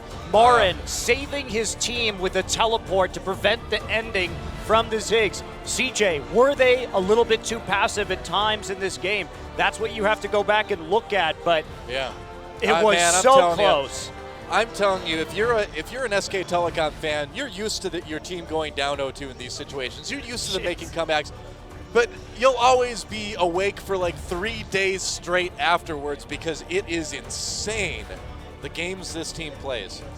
And this is that point, guys. This is where you tell your friends to turn this on. Yeah. If you haven't, I mean, I trust you already told them after what you were seeing in that last game, but this is the moment. Blind pick, you only get to see it here in Korea. This is where you knock on doors on your block, you wake up the neighbors, you get the dog to watch too, because even though he can't speak English or really comprehend, you know, he'll be amused by the lights.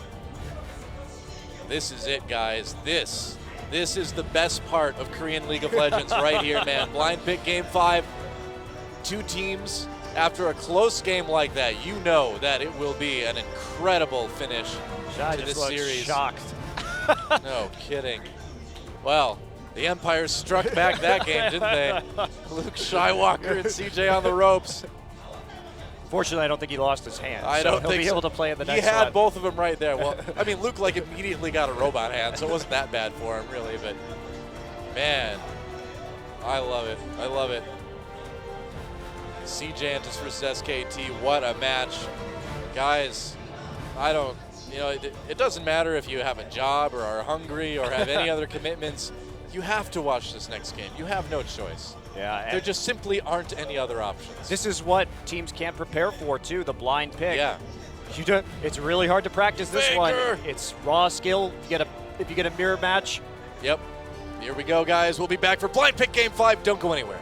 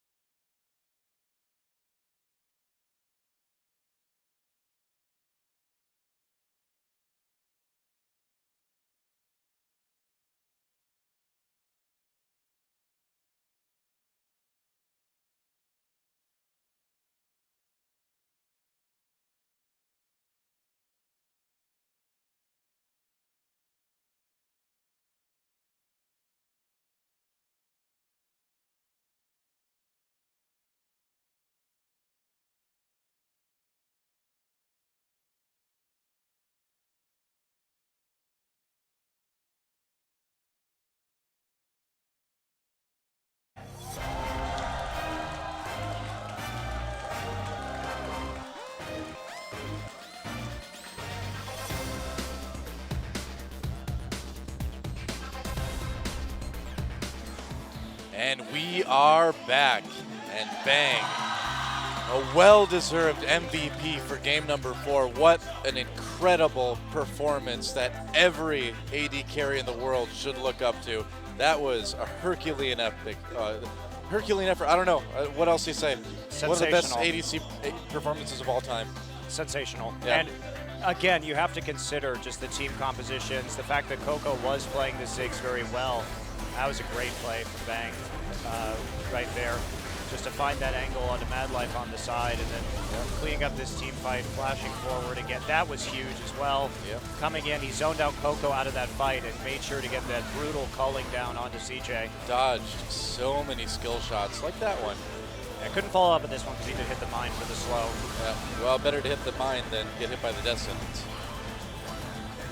And, you know, you got to mention Marin as well, too. You know, if he hadn't had that 1v5 delay in mid lane after SKT lost that team fight, this broadcast would be over and CJ would be going to the finals. Exactly. And CJ, could they have pushed their advantage more? Yeah, they could have. But the logic for CJ, what they're thinking is, hell, we've got the Ziggs. We're going to be the ones who can wait this out. And you can't really fault them for that logic either, because it really required almost perfect play from Bang, which he delivered over a period of not just 20 minutes or 30 minutes, but 70 minutes in this game. Yeah. We watched him die at the end, but didn't matter. Yeah, at the end he was he traded himself for, I believe it was the final kill that made the ace that won them the game. So SK Telecom down 0-2, comes back, 2 wins in a row, including that epic 70-minute nail biter. And we are going to blind pick. If you're new to this, because it's been a while, guys, here in Korea, if it goes to game 5, we play blind pick, and it is an entirely different set of strategies for these teams, because now the mind games really begin. What are they going to pick? What are you going to pick? Also, it just unlocks all those champions. And the rationale, too, why OGN likes to run this format is, first off, you get to see a lot of signature champions that would be banned out, like the LeBlanc that we've seen gone. Of course, the Callista hasn't come into play, neither has the Urgot in the last couple of games. And if you are playing in a game of this importance, why shouldn't you get to play your best champion? Yeah. Well, it's also creates a lot of weird mirror matchups, which makes it incredibly difficult for these pro players to account for. It does create snowbally situations, because if you get an advantage in a blind in a mirror matchup, it does tend to go downhill for one side pretty quickly. But also the pick advantage, like the blue side, red side pick advantage, vanishes as well. Something that I really love about casting here in Korea. Me too. I'm just curious about what Faker's going to play. You know, I suppose I should say too, if blind pick didn't exist, that Zed versus Zed, Faker versus Ryu duel would have never happened. Yeah, probably the greatest single play in League of Legends. Yeah. So what will they pick? We're going to see it's definitely going to be trolling as they talk about this. And the strategy here, you're trying to find, you either all in on one strategy, or you try and find something that could deal with a variety of different situations. And of course, like you said, the mind games, what are they going to pick? Is it safe for me to pick this powerful champion right now? What do we go for? Cassiopeia hasn't been on the table tonight either. It's true. And, you know, I would imagine we'll see that Callista from at least one of these carries. Now, Wolf, yeah, he could play the Blitzcrank, and that's a very snowbally champion to bring into blind pick, but also very risky, especially with the 5.7 nerfs that Blitzcrank got on that W. Man, my heart is pounding, Noah. I am so excited for that last game. And the Azir taken out in the last couple. Coco had that pretty strong performance on the champion in game 1. Faker's played Riven before, but I would be surprised if we saw it right now. What do you think? Yeah, I believe is professionally undefeated on Riven. True for enough. what it's worth. All right, looks like we're getting serious. It's happening. There it is. Listen to that crowd. It's Faker on the block. He is undefeated on this champion. He's 11-0 all-time professionally. Wow, this is just a superstar comp from both of these teams. Shy opting for the Shyvana.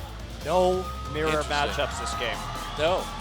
We somehow have avoided it. Oh, this is going to be a great game. This is going to be amazing. Let's check it out. We're wasting no time getting into this one. So coming in, of course, FLICKR on probably his signature champion. He's got a lot of great champions, but LeBlanc is the one that he has gone the longest and had the most wins on while remaining undefeated. Right. They are looking to get some early advantages with right. Ballista. This is it, Game 5, blind pick SKT versus CJ. Let's do it!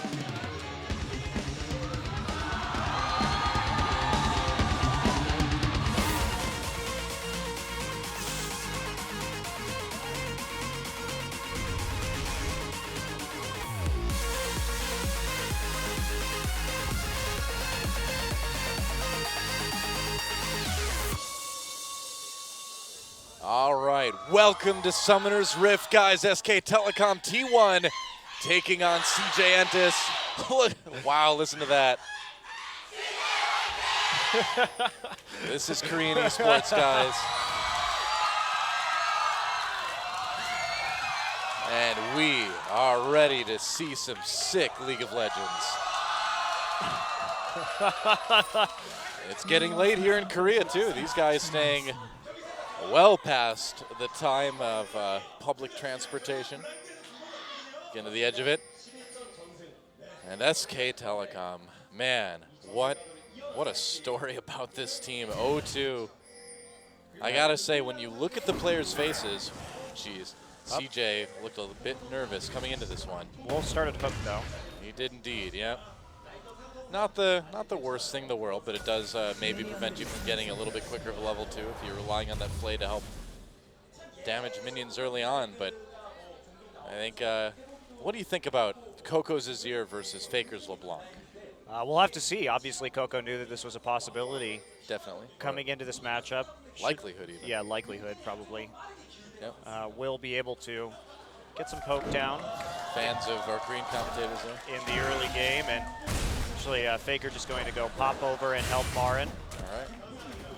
They're going to give the Krugs to Bengi, it I'm looks not sure like, who too. got the experience off that Wolf, actually. It looks like Marin did, but Okay. Shy will be on that Shyvana where he drew bans for a lot of this series after some strong performances to start out the night. Yeah, and we've got a Smite top laner versus a non-Smite top laner too, interestingly enough. And this is one of those positions where it's going to be, again, hard for SK Telecom to overcome the tankiness of CJ if they find themselves going even late. Right. Didn't stop him last time, just took him 70 minutes to close it out. And an absolutely sensational performance. Oh, FLICKR wow. getting chunked early, faster, like level 2. Oh, FLICKR going in onto Coco anyway. Look at this. He's got a flask.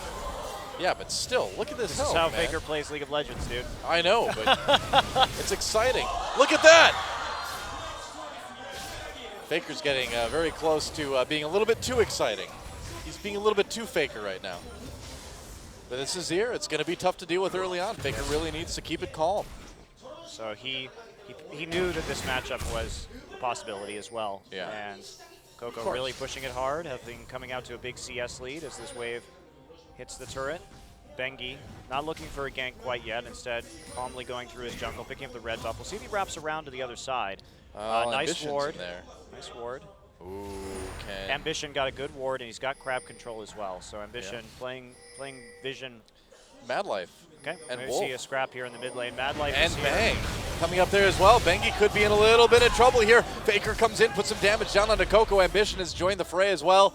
Everyone backs out, but a close call there. Even Bang coming up from bot lane. They pushed that wave up, and he had a little bit of breathing room to do it. But now, Bengi didn't have to use his flash there. Yep. Flash and Ignite, gone from Mad Life, and that's great for wow. SKT because the kill pressure of the Thresh Ballista lane is huge. Well, flash gone for Coco in mid as well, too. Yeah, so actually SK Telecom coming out with a win right there as Mad Life got there first, but SK Telecom showed up in the nick of time in order to turn it around. Now they're looking to push this lane up just a little bit more. Mad Life comes back. So nothing exciting yet, but there are options now for SKT, of course. That is here. Pretty immobile, and FLICKR with the Ignite might be able to make something work right here. Went back for the idol. Yeah. Meanwhile, Coco just going to try and build that Athene's. And Marin with the double rings to start off with. And that's going to help him do duke it out with Shy in the top lane. So FLICKR's going to get the first blue of the game, actually. Hand it off. They really want FLICKR to snowball this. So there's a lot on FLICKR's shoulders this game, and no better champion to have him do it on than this LeBlanc. He missed his chain. They may have gotten first blood with that if he had hit it, but good dodge by Coco. Coco's Azir looked extremely good in game number 1. Banned out the rest of the night. And when he has the chance to play it, here in blind pick, picks it up immediately. And you know FLICKR's going to play LeBlanc. But I still feel like it's a pretty dangerous situation here for CJ overall. Mad Life lurking in Tri-Brush as Ambition comes down into lane. I don't think they're going to fall for this. Ward right in the river brush right there, so they know the score. Also, Sentinels coming out will eventually detect Mad Life. Man, the Sand Soldier's doing so much damage. FLICKR actually coming up to a 12 CS lead out of all that, though. That's incredible considering the deficit he started out with. But Coco's scared now. Real scared without that flash and the threat of the Rek'Sai still FLICKR there. has Ignite. Oh, how did that not hit? That was a little weird. Yeah, that was very strange. That looked like it was dead on. That flask really coming through for FLICKR. There we go, that one hit. Coco may be in a little bit of trouble now. FLICKR trying to dodge. Coco doing a lot of damage. Ignite not used yet. Here comes Ambition. FLICKR has to back away and use that flash. Did not use Ignite the entire time, and Ambition could be in trouble. Bengi coming in, getting very low. Ignite used now, and that is it. First blood goes to Bengi. FLICKR didn't get it, but they got the kill for SK Telecom either way. Yeah, and targeting the player without the barrier as well. So Coco was able to get out of that one, and Shy has to, looks like he ulted there up in the top side. And he's going to get his recall delayed by a sapling, so Marin getting a very small advantage. We'll see if Shy wants to stick around. Looks like he will. Doesn't want to go back quite yet when he still has some HP to work with. Makes sense. Nice deep ward from Marin, too, during all that, looks like. Unless that's an older one that's about to run out. Yeah, it looks like he was put up there earlier, but I didn't see him walk up there, so I'm not entirely sure. Well, FLICKR with a nice little lead now in this lane with that Fiendish Codex along with the Idol. Just a chalice for Coco. And so the pressure is going to continue, and FLICKR already nearly 20 CS up against his lane opponent.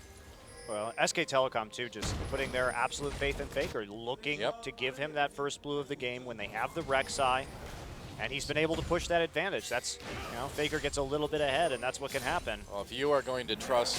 Oh, Wolf gets a Descendants onto Coco. Bengi right there as well. Coco manages to make it out, but... Had the Sand Soldier there waiting just in case anything weird happened. This, and it did. Something weird did happen, so... Okay.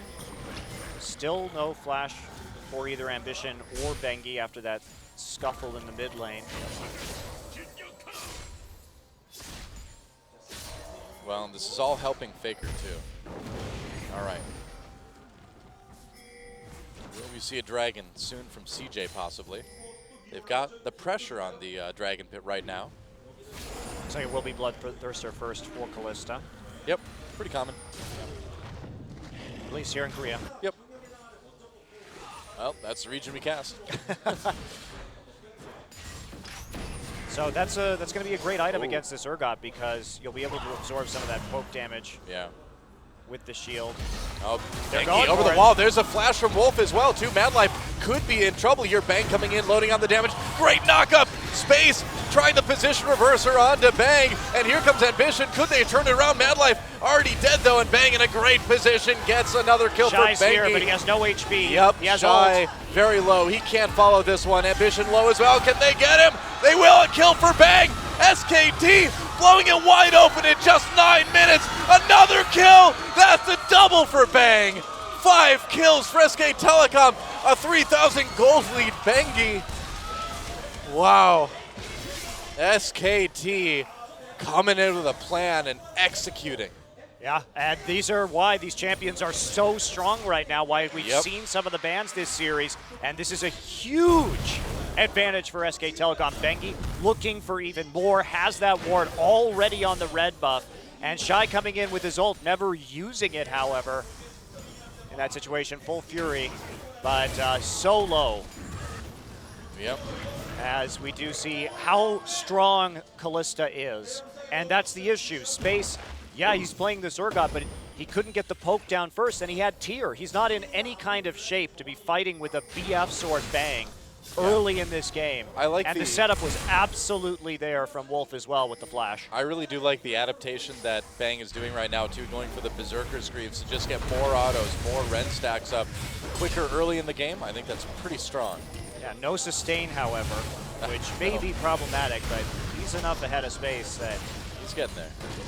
Feel good. Shy just TPing to his demise in the bottom side, and looks like this is SKT's game to lose right now. It is hard to imagine that with the composition that they have and the early and mid-game power that they're going to slip up enough to come back. It's going to take a really heroic performance from CJ. Yeah. Man, SKT, in a match like this, besides who goes to the finals, Coco taking some damage there, to experiment with your roster in the first 2 games and then be like, oh, okay, we do need to actually play FLICKR and Bengi. Let's try to win this, guys. And here we are 2 games later. Wow. No dragon taken off of that skirmish, though. No, not yet. Now they may... They're going for it. Okay. Well, Bang again, you know, with those Berserker's Greaves is going to stack these spears really fast, as you can see. And the Ren damage is a lot. All right, first dragon of the game goes to SK Telecom. I can't believe they're 5 kills up already. Cannot believe it. 2 kills on Bengi, 2 on Bang. And FLICKR still pressuring this mid lane, not quite as far ahead as he was before, but Coco still with only that chalice and the ring. Well, Coco actually has done a good job of catching up in terms of farm, at the very least. So he's sticking in this one. He's doing what he can. And obviously, this Azir is a great pick for him. The fact that FLICKR still hasn't solo killed him, it's pretty amazing. Coco is good. Yeah, big advantage though. Cinderhulk already completed for Bengi, who does have his 2-0 and 3 already, zipping to the other side of the map. Yep. Shy low in top. Wow, look at that turret. It's already nearly done. And SK Telecom, if they can go a turret, a dragon, and 5 kills up before 13 minutes, Coco in a little bit of trouble. Emperor's Divide, it didn't work.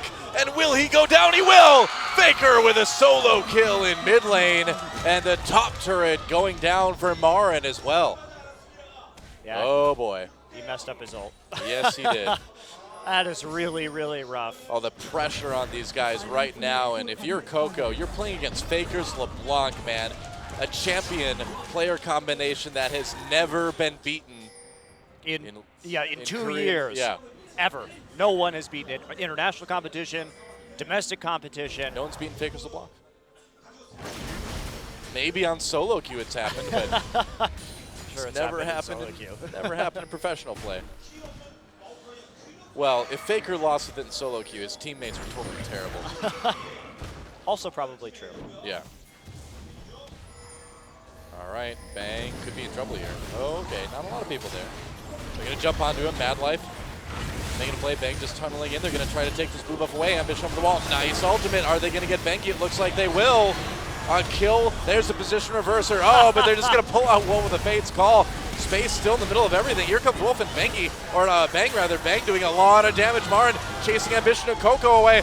And Bang is starting to destroy people again. Goodbye, Coco. Another kill for FLICKR. And meanwhile, Wolf getting bloodthirsty in the river, taking down Mad Life. And there was nothing Shy could do. His TP was a few seconds away from being up when that fight started. Yeah.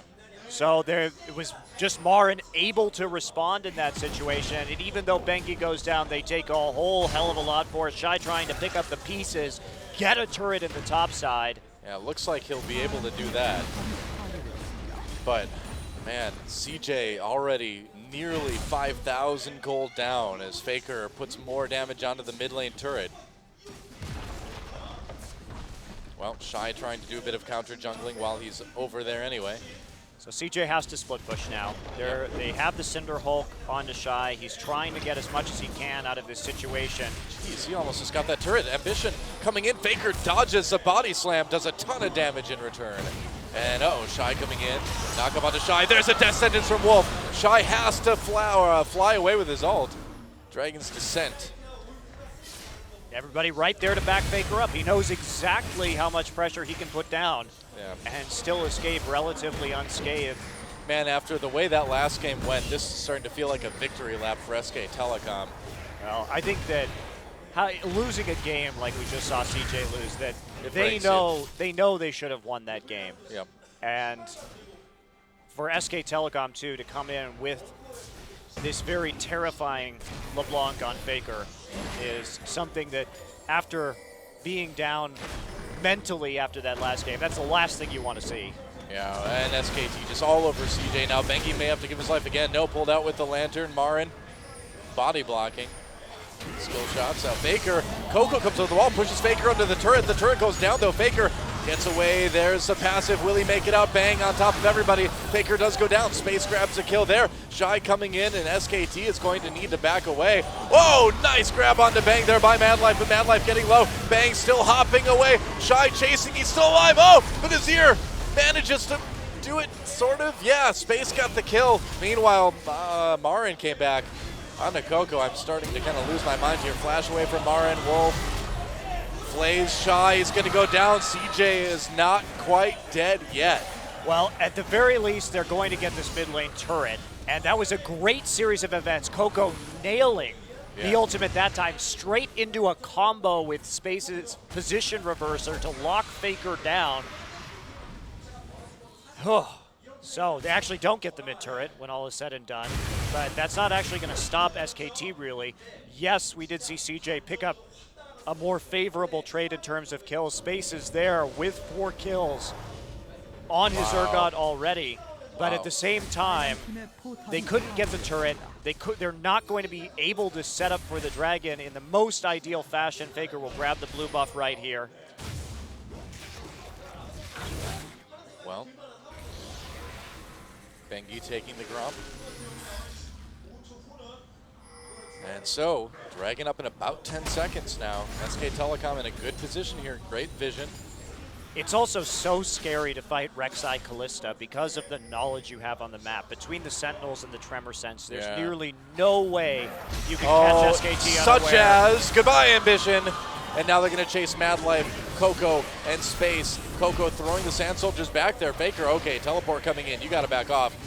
Wolf with the death sentence doesn't actually hit anybody amazingly. Gets poked really hard though. FLICKR over the wall to try to take down Coco is close. Used his Ignite there as well too. Marin coming in. There's a kill onto Coco. Madlife in a lot of trouble now. FLICKR with yet another kill. And here comes Bengi over the wall. Space in a bit of trouble, backing away with that summoner heal. Oh, FLICKR, can he actually grab him? There's the damage. A lot onto Space. Space pretty tanky already though. Shy in the back lines, and SKT may have done this a bit too far. Bengi under the turret there, and SK Telecom backing away. Wolf in trouble. Maybe a kill for Shy. No, make it a kill for Space. A double for him, and SK Telecom just being too overeager with this one. They could have pulled back. They could have taken the Dragon. Maybe they still can. But this is a dangerous situation for SKT. No, they just need to back off. Yeah, they're playing very sloppy now. They're committing to some of these tower dives that they really shouldn't be. Yeah, really can't do that. FLICKR looking to see if he can pop someone right here, but he's just going to recall. So. They had such an edge after catching Ambition and then over-committing, and that's going to be a Dragon over to CJ. This is where comebacks can start. Yep, especially with a composition like CJ's and the fact that this Urgot has 6 kills. Space absolutely keeping his team in this game, and he already has a Frozen Heart. So tanky, so difficult for Bang to deal with just a Bloodthirster. Space even had that Frozen Heart before the last team fight. Oh, there's a ward there, though. They see CSK Telecom. Wolf trying to come in again. This is insane. Actually, CJ is all right there. Teleport coming from behind, though. They have to be careful. Fate's Call. They get the flash right into Marin.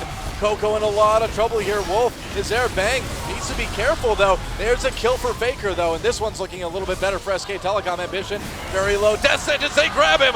Another one for Marin. And SKT I think they learned their lesson. They're going to back off instead of pushing this one any farther. The thing about SKT and their composition this game is because they're set up as a pick comp with all the hard CC coming in to complement FLICKR's ability to burst people down, and same with Bang with the Rend, is that they're able to continue fighting. And it's like, as long as they have this massive gold lead, it is to their advantage to continue skirmishing, because over time, they will win the war of attrition with better items. Right. 5 kills done to Coco, 5 deaths, I should say, for Coco. And also, they're keeping CJ off their objectives in all of this.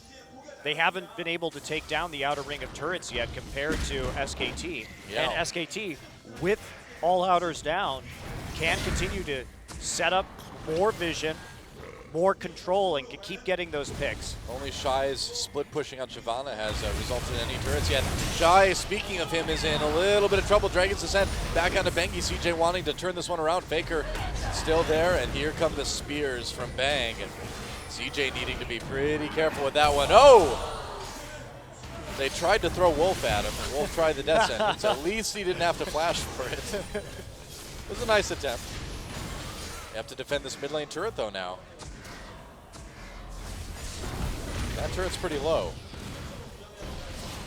Yeah, and FLICKR, it's too dangerous to come in. Oh, here we go. Marin from the side jumps right onto space here. Got to be careful. Bang hopping around the back line. Shy trying to get in onto him. There's the ult. Oh, Bang gets a kill onto Madlife right away. FLICKR picks one up onto Shy. And here we go. Marin in onto Ambition. There's a death sentence onto him too. FLICKR with a double kill. Position reverser. Bang hopping away immediately again, though. Shy in a lot of trouble. You can't fight this 2v5. And that is nearly an ace. It will be an ace as Coco, I don't think he can escape from this one. Death sentence misses, but there's Coco, and there goes a perfect ace in favor of SK Telecom. 21 minutes. Can they maybe even do Baron off of this? No, they can't. It would be really early. They're going to try. I don't think so. Well, they will. There's no TP for Shy, so this is actually pretty safe. Okay, well, I mean, they've got the big burst from the Ren, stacks from Callista as well. I can see it. All right. This game, compared to last one, just feels so accelerated, but a 9,000 gold lead for SK Telecom. 21 kills to 6 gives them every right to take this 22-minute Baron. Wow. SKT, pretty much kill a minute for them this game. Yeah, I think in the end, CJ just cracking a bit under the pressure. QSS already done for Bang, so the Urgot ult not going to be too much of a concern for him any longer. He knows that space is really the only threat he has to worry about. Plus, he doubles down on MR for Azir and Shyvana and Ambition and Gragas and Nautilus as well. So it's actually extremely efficient in this situation, even though he's foregoing. Oh, hello. Marin going by himself, 1v3, waiting for the rest of SK Telecom to catch up. Marin, a bit low health. Death sentence misses, but Madlife in a little bit of trouble. The hopping death has begun, and Bang picks up his first kill. Shy teleports down. Marin still low, and Ambition thinks about coming in. He turns around. He's like, nope, nope, I don't want to be a part of that. Just split pushing with Baron buff right now. Yeah, why not? Wow. SK Telecom, they are winning this one hard, and now it's a 12,000 gold lead at 23 minutes.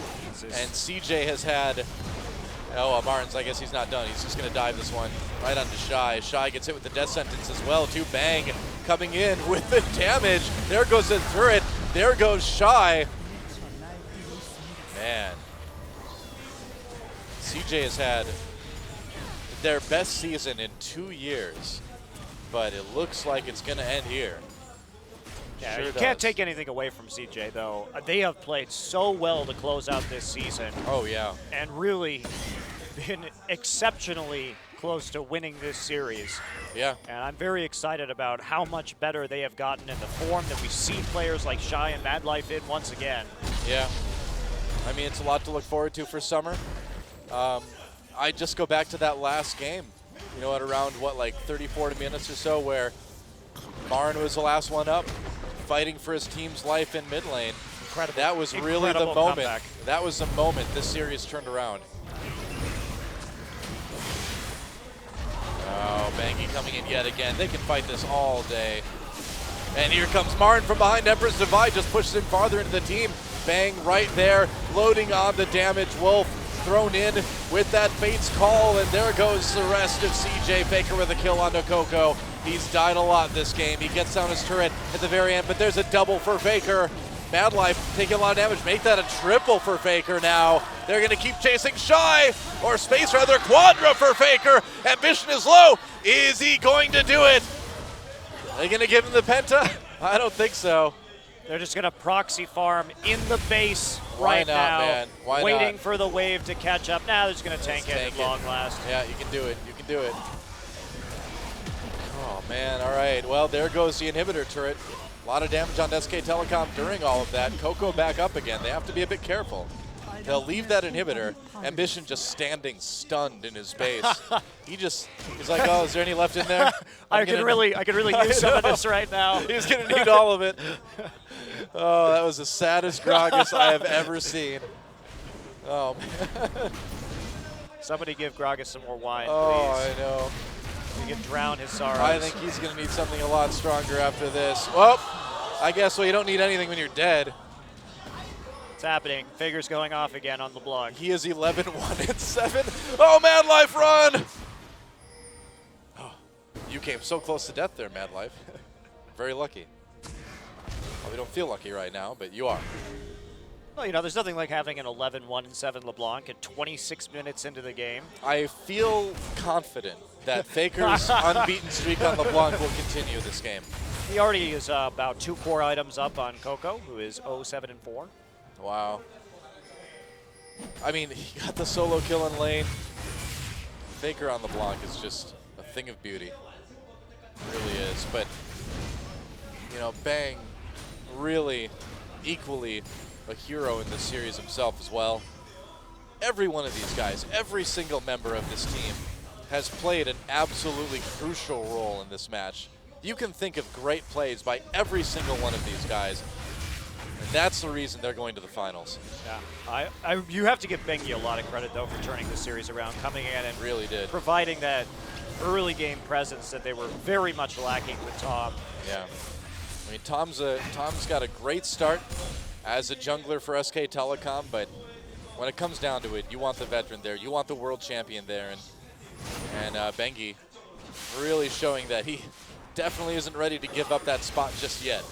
Well, you know, the thing about Bengi is when mechanically demanding junglers aren't in the meta, he does make good decisions. He just botches his mechanics sometimes. That's why watching him play Lee Sin, sometimes he'll overcommit or miss some critical skill shots. But Rek'Sai, not a lot of mechanics involved, really. We have more kills than minutes in this game, and that makes me very happy. Yep, we're turning into the LPL slowly. Yeah. Well, there goes another turret. And SK Telecom getting ever closer to that season finals next Saturday against the GE Tigers.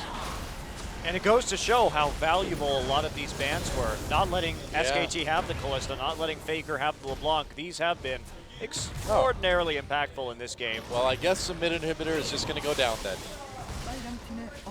There it is. Well, nobody can fight FLICKR, so you can't even walk close to him. Nope. Wow. I know I've said wow a lot, but it's because I mean it every time.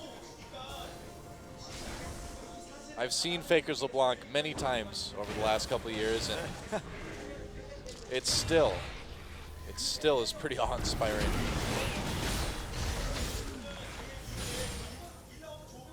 Looks like they're going to beat a retreat for the Baron now that they have the inhibitor pressure. SK Telecom looking to slow down this game just a hair. Yeah, there's no reason to rush.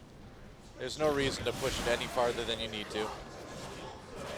It brings up a lot of questions about the final, too, that it looks almost really certainly like SK Telecom will be attending, because Marin wasn't able to hang with Shy on some of these teleport top laners, and he switched over to the Maokai, but I mean, just with Smeb's champion pool, you think he's probably going to be able to punish him a little bit more effectively with Shy, considering how good he is at Gnar. I agree. I think it's going to be a very interesting matchup in the top lane between Smeb and Marin, presuming that they're going to be heading to the finals, which again, I mean, if you look at that scoreboard, 20,000 gold ahead, 28 to 6 kills. That's their second Baron already at 29 minutes. It's ridiculous. I really don't think that CJ is going to be coming back in this one.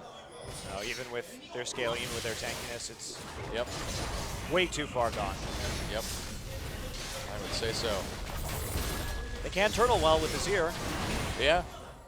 They thought they could with Ziggs too.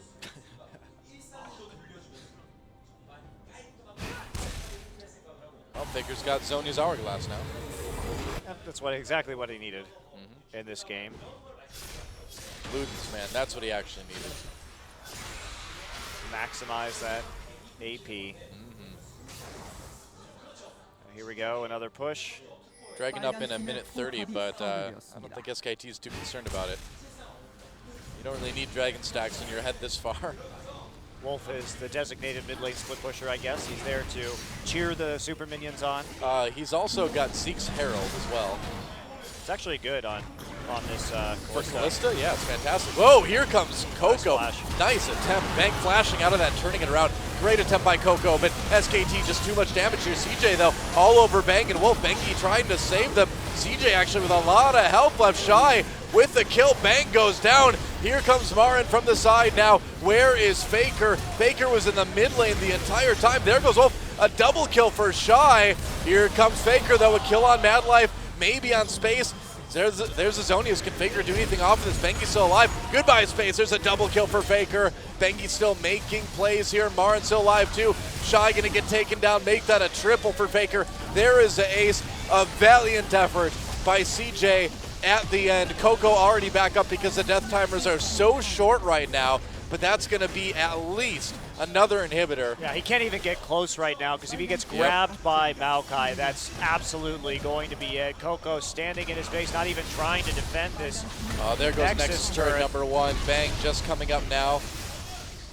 SK Telecom's going to go ahead and call it a day for now in the base. Faker just going ahead and using that empowered recall before it runs out. A little bit greedy. A little bit greedy. Worked out. Of SKT, and that was about as good of a fight as CJ could have hoped for coming really in, was. considering how long it took Faker to move from the top side of the map. Well, he was like, I'll get there eventually. I just want to, kill a couple more minions.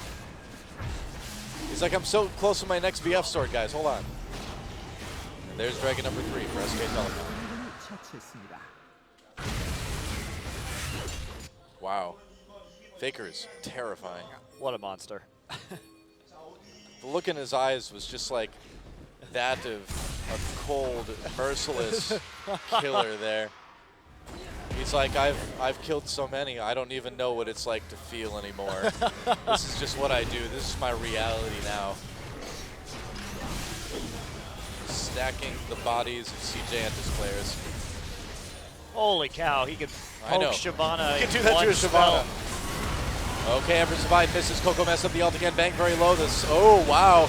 Baker gets a kill into Coco. Bang does go down. Space with a nice play there.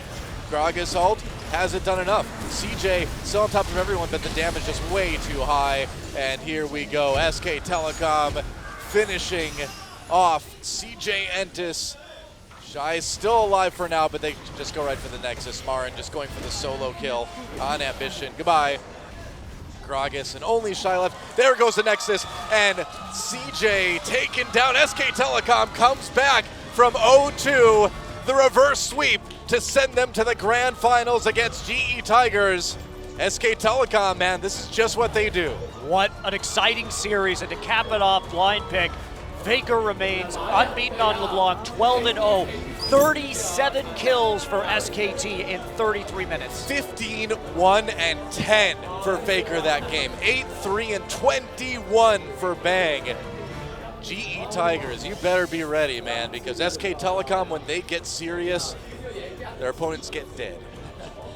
Well, those power picks really working well for SKT. Yep, sure is. And wasn't the cleanest series. SK Telecom starting not really operating very well as a unit in terms of their map play or their teleports, but they pulled it together by the end. Faker just sitting there at the end of it like, I died once. Mad Life. I'll say it again, one last time. Mad Life is back.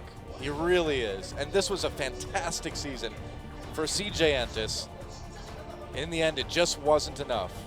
against a team like this SK Telecom team. But CJ, I think, is going to be back in a big way in 2015. I sure Great hope start for him so. so far. You can go out proud in this season, taking Sure that can. third place. Sure can. SK Telecom, you know, they're the only team that could do this. They really are. They're the only team that could do this. FLICKR is so clutch. That's one of the things that makes him great. And Bengi, to his credit, too, came in. Yep. Game point for CJ, and he won all 3 games. They just look exhausted. And but it's like a happy exhaustion, you know? That game 4, though, really was one of the best games I have ever seen in my life. I hope that we get a series this exciting in the finals, Noah. Me too. Because this best of 5, this could have been a finals. This could have been a finals. It's actually man. been It better had than most of our everything. finals. It's true. It's true. It's true. But you know, the GE Tigers have had a long time to practice, a long time to get ready. I think we're still going to have a great finals next Saturday. Ambition, you know, a really great first season for him in the jungle. Got a lot of stuff done, made a lot of progress.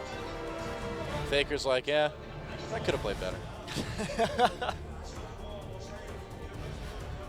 Man, Marin 7-0-18 that game as well. Bengi 3-2-24. Wolf with a bloodthirsty 4 kills, 3 deaths and 26 assists. Very nice. SK Telecom coming out of the booth now and going over for their post-game interview. Absolutely insane semifinal match here.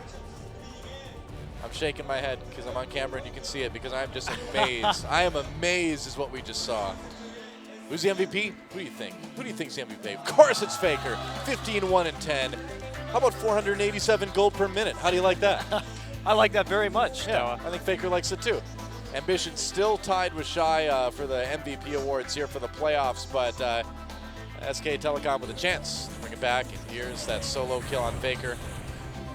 Coco, he had a couple not so great all-set series. But he did bully out FLICKR early, and it was about the synergy between Bengi and FLICKR that got them back in. Flash right into Marin. Out of the frying pan and into the giant tree creature. I think that's how the saying goes.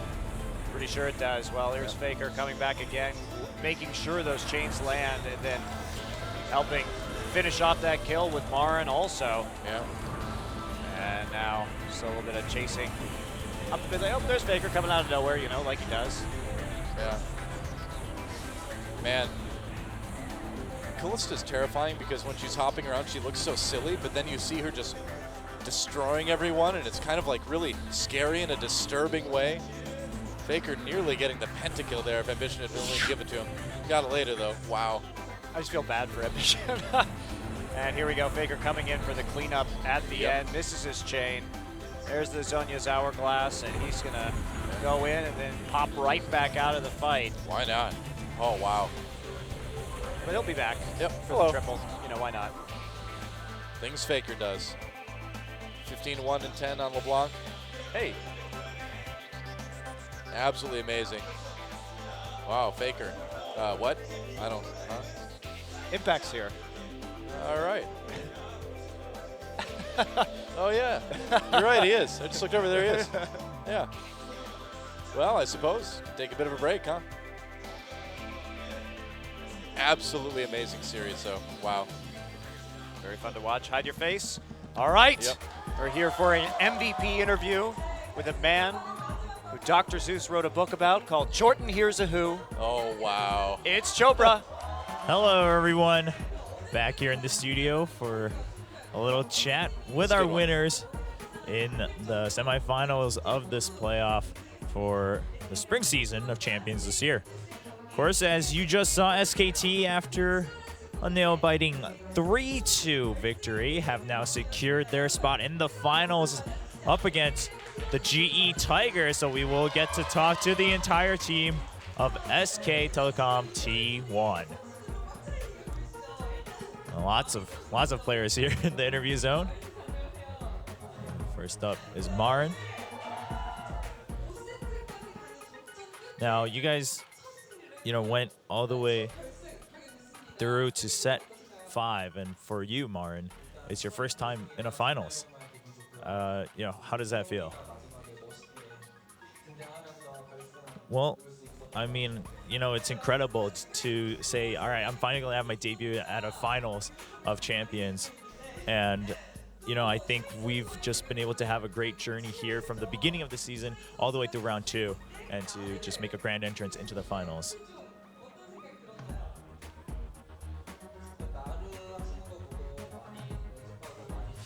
And about Shai's Gnar pick in the middle of the series.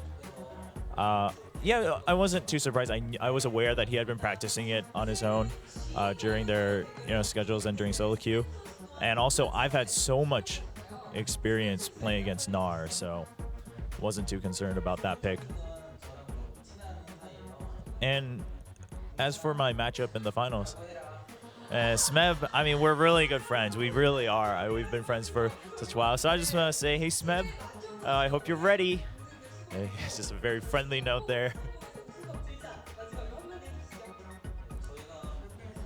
And just a message to the fans and his teammates. And yeah, I mean, we came kind of a hard route here where we had to make the reverse all killer, the reverse win here from 2 losses going to 3-2. So we're gonna make sure that was worth it in the finals. Bengi, the superstar of the day, coming in to save the entire series for SKT.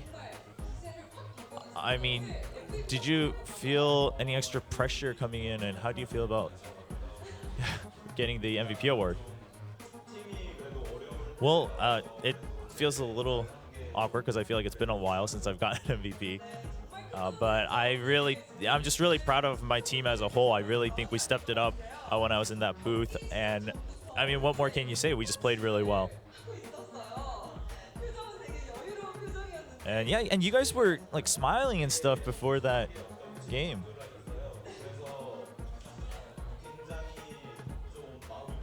So what was going on there?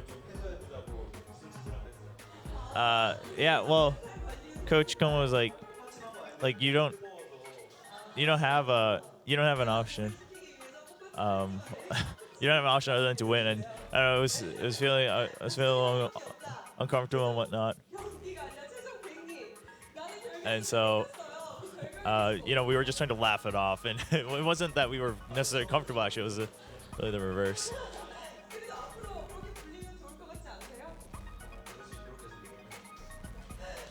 And there's a community in Korea starting to call him Final Boss Bengi, shutting down the dreams of CJ Edges.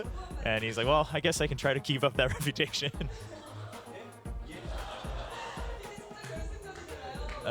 He's completely out of it, not able to hear the questions here, but just his mindset for going to the finals. And he says, well, I really want to beat the G Tigers and earn our trip to America. Of course, the MSI happening in Florida, so now it's FLICKR's turn. A year and 4 months since he stood on a final stage here in Champions. Yeah, it's been so long. It feels a little surreal. Feels a little new, and FLICKR stuttering here a little bit. But yeah, I just want to say that I really want to make it count because it's been so long. And it's not that the finals feel that new to me, but I think the adrenaline is still rushing through me, so I'm stuttering a little bit. I'm a little nervous here during the interview. And of course, Impact came to watch the games. FLICKR is trying to send a give a little shout out to Impact, but can't really gather his words here. Yeah, I think bottom line, it really did help to see our ex-teammates come, and just knowing that they're there cheering for us too. I think it mattered actually.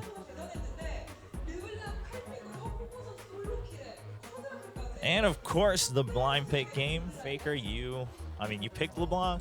You got that solo kill. It's pretty straightforward from there. And the fans loved it. What are your thoughts on that? Well, I think LeBlanc and I were meant to be. I think it was fate. That's all I have to say about my LeBlanc pick. Okay. And yeah, I mean, you have so many fans here cheering for you guys, and they've been holding their breath for the whole series. So just give them a shout out. Yeah, once again, it's been so long since we were able to make it to the finals in Champions, and I'm so thankful for our fans who have been supporting us through that kind of drought coming in to the finals this season. So I really want to emphasize again, we're going to make sure it's worth it. We're going to make it count and, you know, give back to our fans like we used to.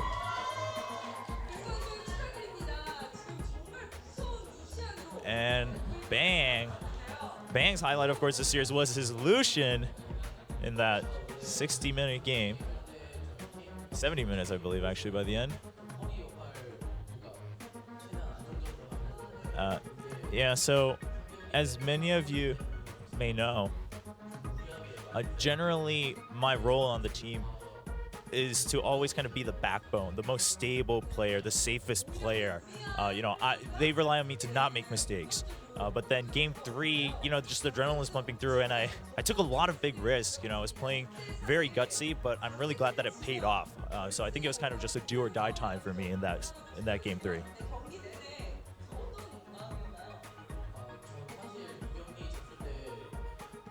And yeah, after game 2, to be honest, I just felt defeated. I was like, all right, I'm done. Like, the series is over.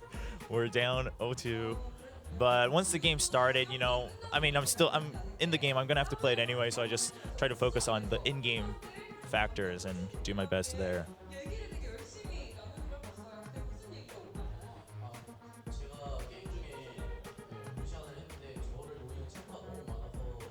And you were talking to your coaches a lot right after that game 3. Kind of what were you talking about? He's like, well, man, I was playing Lucian and just everyone was trying to target me and come after me, and my heart was pounding, and I was actually getting a migraine because I was so nervous during that game and my hands were shaking. So I was actually just asking my coaches for some water just to help to calm down. It wasn't like a strategic discussion. I just needed some help. I miss Mandu. It's a SK Telecom reunion. Yeah, just need Piglet here now. And Bang, the fans are calling him the best AD carry in Ilsan, which is where their team house is. Which I don't know. It doesn't really sound like a compliment when you'd rather be the best AD carry in Korea, but I guess you got to start somewhere. So, Bang says, well, yeah, you know. I actually think I have a long way to go still. I don't think I'm necessarily the best. So I think there's still things I can work on to really be that kind of shining star in the AD carry role. Now let's talk to Wolf. Wolf sounds a little bit more energized and a little bit more relaxed. And he is #1 in the KDA rankings this season in the support role. Nice. Yeah, well, you know, now, like, after the game ended, I was like, all right, well, we have the finals left, and I'm the only one on my team that has, like, I'm in the top ranks of the KDA. So it kind of felt pretty good knowing that, you know, I had that to brag about in the team.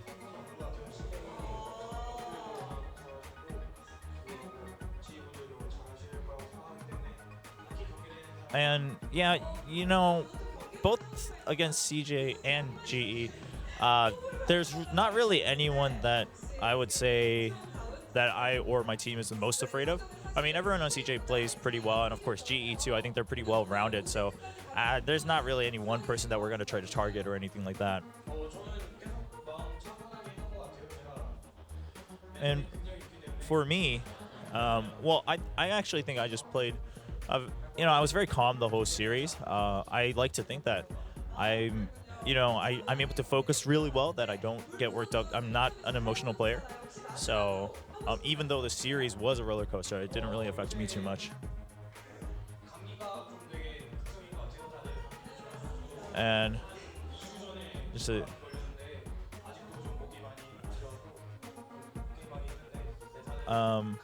Shout out to the fans. Oh, that's cute. He says, you know, these days there's like a nasty cold going around. Maybe it's like the flu.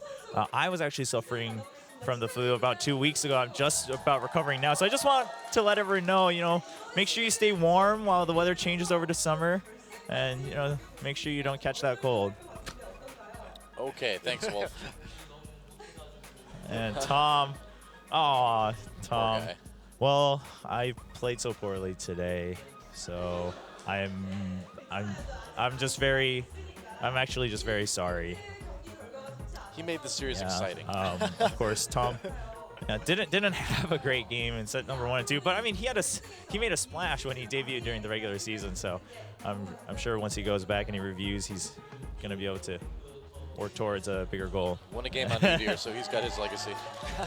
Tom saying, well, yeah, you know, I think for me, it just ended as a good experience today, and I'll just try to learn from it. I think that's all I can say, really, after my performance.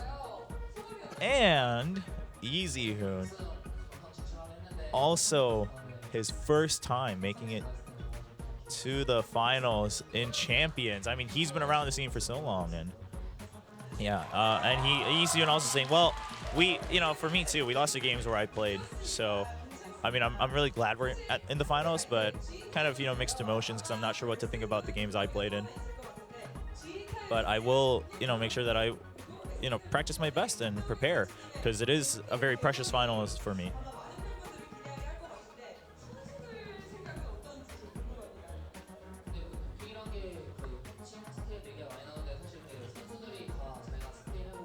And for the picks and bans, I mean, there's a lot of talk about what's going to happen against the GE Tigers. And these days, I mean, the meta is so flexible. And for instance, in today's game, you know, I want everyone to know that everyone talks about the coaching staff's role in the picks and bans. And yes, they help us, but at the end of the day, it is the players who will have to do the practice themselves, who have to try those picks and bans and scrims. And we do have a say. You know, we have to say how comfortable we are and what we think of it, because we're the ones experiencing the game itself when we're in the booth. So, you know, for instance, even today, it's not just the coaches who ultimately made those decisions. It is the players who kind of step in and say, hey, this is how I felt about this pick. And so I think even in the finals, it's really going to depend on how the players also prepare individually going to the picks and bans. All right, I blame FLICKR for Xerath then. Yeah, totally FLICKR. He only played Xerath because he wanted to play LeBlanc in the long run. He just wanted to make it exciting. Yeah. And pick up what you're saying, man, I mean, we were losing 0-2, and you know, I wasn't able to play, so I was just so anxious for the team, but I'm so happy that we were able to win 3-2. I'm so proud of my teammates, and I'm just so glad that we're able to, you know, go on that final stage. And yeah, you know, I'm a little miffed that because I wanted to kind of debut as an MVP winner, like during one of our games in the regular season. But of course that wasn't able to happen. But I'm glad I'm still able to come here and talk with everyone as we are now going into the final. So that's, I'm really thankful for this opportunity. And you know, I think just given the track we've been on, I think we are making so many improvements. I think we're really on the right track. I think if we just continue on this road, that we're in really good shape to take the season. And I really want our team to win. And I want to give a shout out to our coaching staff, of course. They matter so much to us. I mean, as a whole, I think they're really people that we respect as a whole, and they're role models, so shout out to them. Well, that is it for the winners interview between SKT and CJ Entus today. SKT, of course, winning 3-2, moving on to the finals. against GE Tigers. So stay tuned for that. But for now, I'm going to throw it back to Doa and Monte Cristo to wrap up today's match. All right, thank you, Chobra, as usual. Excellent translating. And there we have it. SK Telecom headed to yet another finals. Their first, of course, since the big merger of all the teams out here, but really coming back and playing fantastically in the second half of the season, going undefeated in matches. Kind of a scary moment being down 0-2 today, but bringing it back and crushing in that final Game 5 blind pick. Well, you have to wonder, too, if they're going to put in Tom or Easyhoon in the finals as well, considering the scare they had today versus CJ. Yeah, I kind of doubt it. It's time for Spenu's shoes. Yay, shake the box. So we've been having like special days for each lane, right? And so today is bot lane duo day, and I can't quite translate what's on the hat today, so deal with it. Shake the shoes. No, not your fist, shake the shoe. Bang is confused. But hey, if I had to play the Lucian game he did, my mind would basically be fried for the rest of the night too. What an insane performance on that Lucian. No kidding.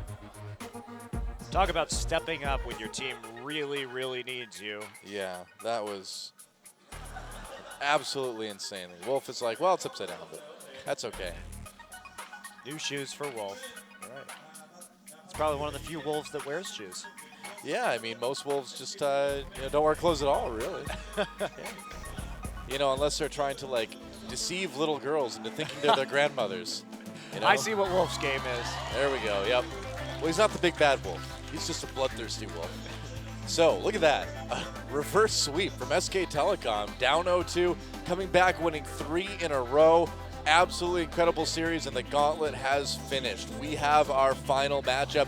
GE Tigers versus SK Telecom will be next Saturday at COEX, and it is going to be an absolutely insane match. And remember, you can still go to OnGameNet Global on Facebook. If you would like tickets to that event, there is a link there. Come join us for this match right here, GE versus SK Telecom T1. And if we make it to the blind pick in that one, my head may actually explode. I don't know if I can take another match like this, though. I don't know. I was having heart palpitations in Game 4 there. I came back after that break, and my heart was still racing. I can't imagine what it would be like to be banging that game. That's like that's the really incredible thing to take away from tonight is Bang's performance on Lucian in Game 4. If you missed it, well, sorry, you missed probably one of the best AD carry performances that's ever been seen. But you can go back and watch the VODs later, I guess. But man, that was good. It's going to be exciting to go back and review that game, too. And what a great season for CJ overall. They can really go out with their heads held high. I think they made this match even more competitive than we thought it would be. And I look forward to seeing them next season. Yeah, me too. I mean, I really do think Mad Life is back. I really hope that CJ can kind of continue the momentum that they built up in the second half of this season and come back even stronger in summer. Yeah, and they still have that shot at Worlds. Got a lot of circuit points for placing third, so they are primed at least to continue rolling and see if they can carry that momentum throughout the rest of the year. So I'm sure most CJ fans are actually pretty happy considering we didn't expect them to do anywhere near this well at the start of the season. Yeah, and they certainly didn't just kind of like roll over and die. Nope. Like sometimes we see CJ with very, very high highs and low lows, but today it was a solid performance all series through. A couple mistakes, but that's all it takes at the highest level, guys. What a match. Thanks for watching. From Seoul, South Korea, Doa and Monte Cristo, we will see you next week for the Champion Spring Grand Finals. Until then, I'm probably just not going to talk and just kind of chill out. Yeah. Take a break, review some of these matches. Watch the LPL Finals, which are coming up on Sunday. Of course, LGD versus EDG. So I've got a lot of really big matches coming in the next 7 days. It's a good time for League of Legends, that's for sure. Lots of finals, exciting matches, blind pick once in a while. We'll see you next week at the Grand Finals, guys. Thanks again for watching. We'll see you next time. They're still talking. This always happens. See you later.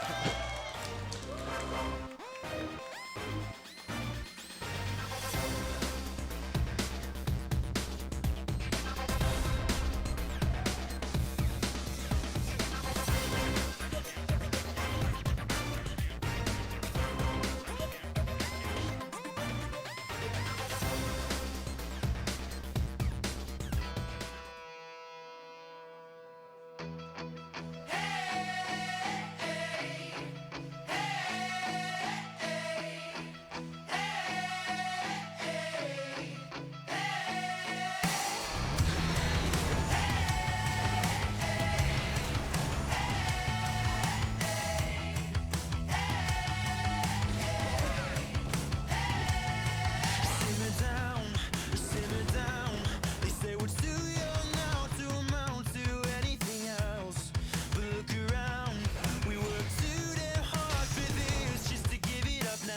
if you don't swim, you'll drown.